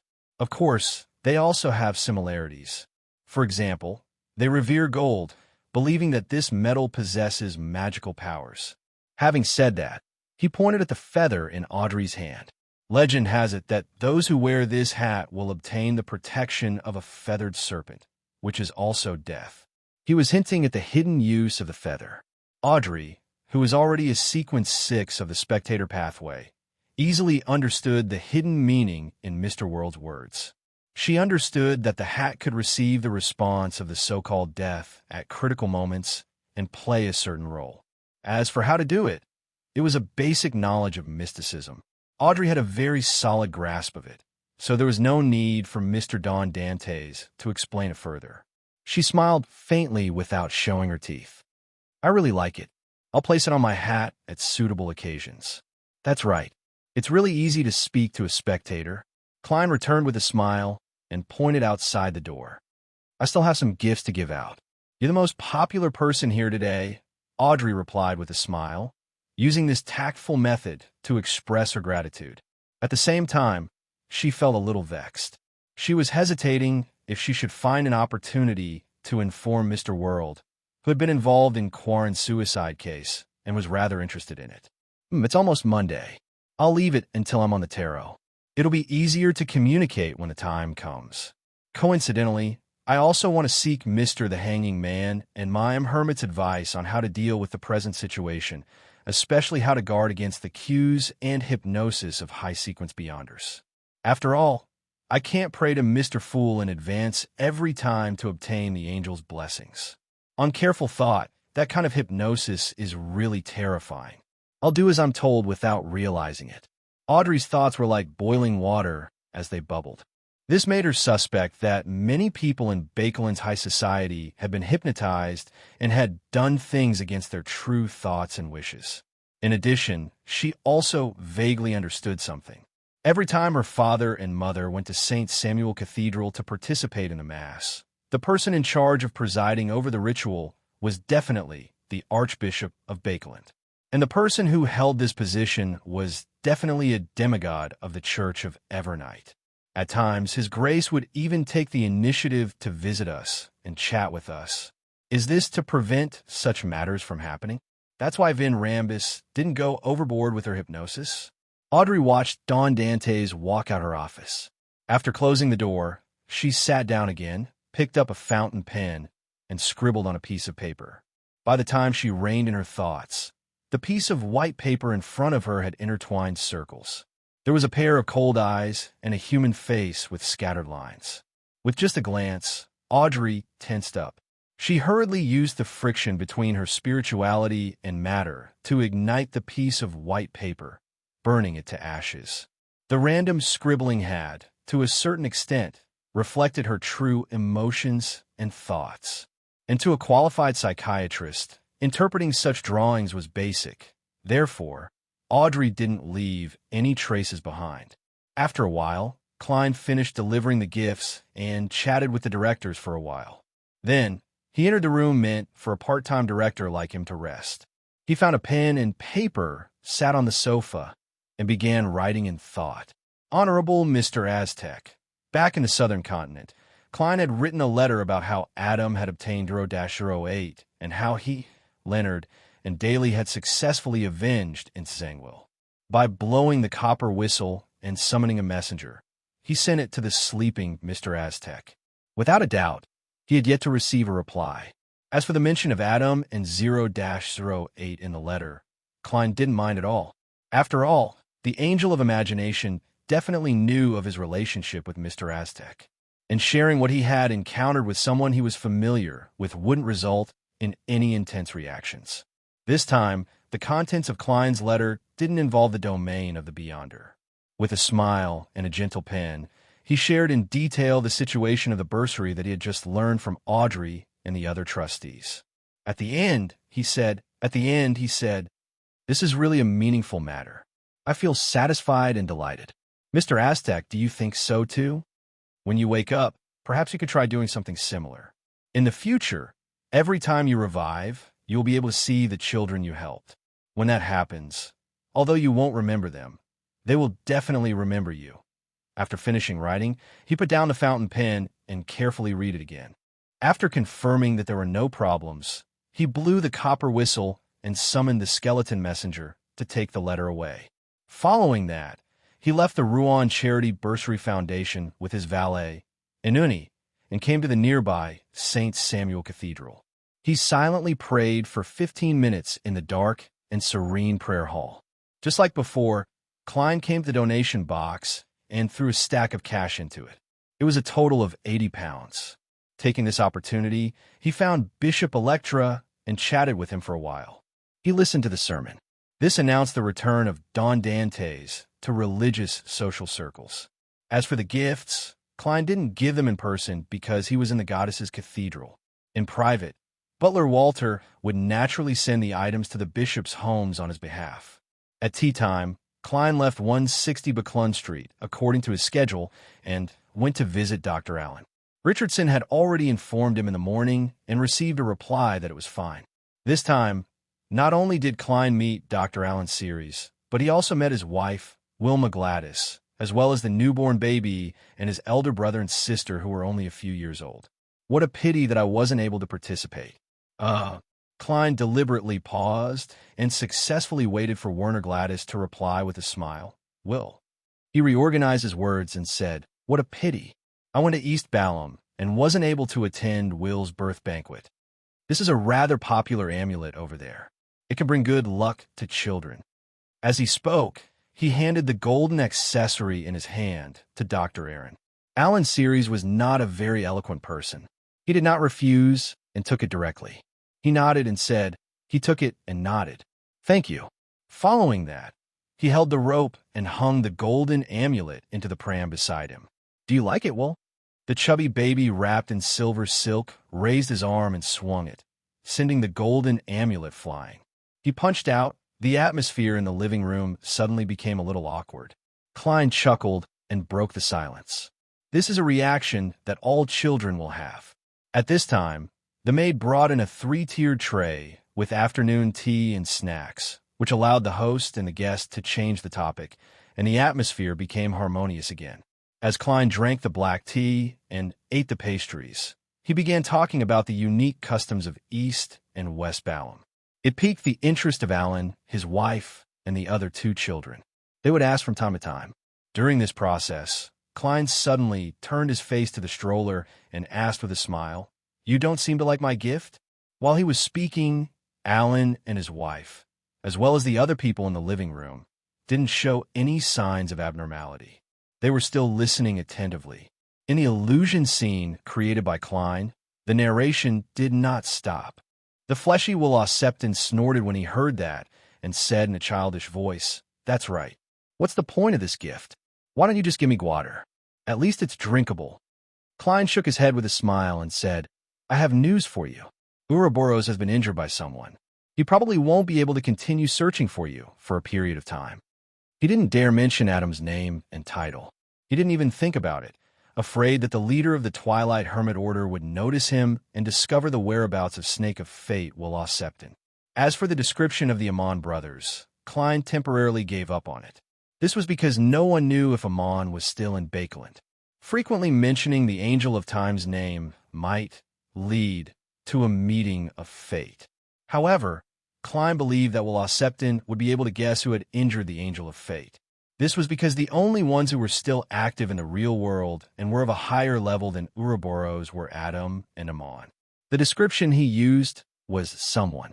This eliminated the possibility of a few angels attacking him We're using a grade 0 sealed artifact. Well, Septon fell silent for a moment before saying, I knew it. I knew it.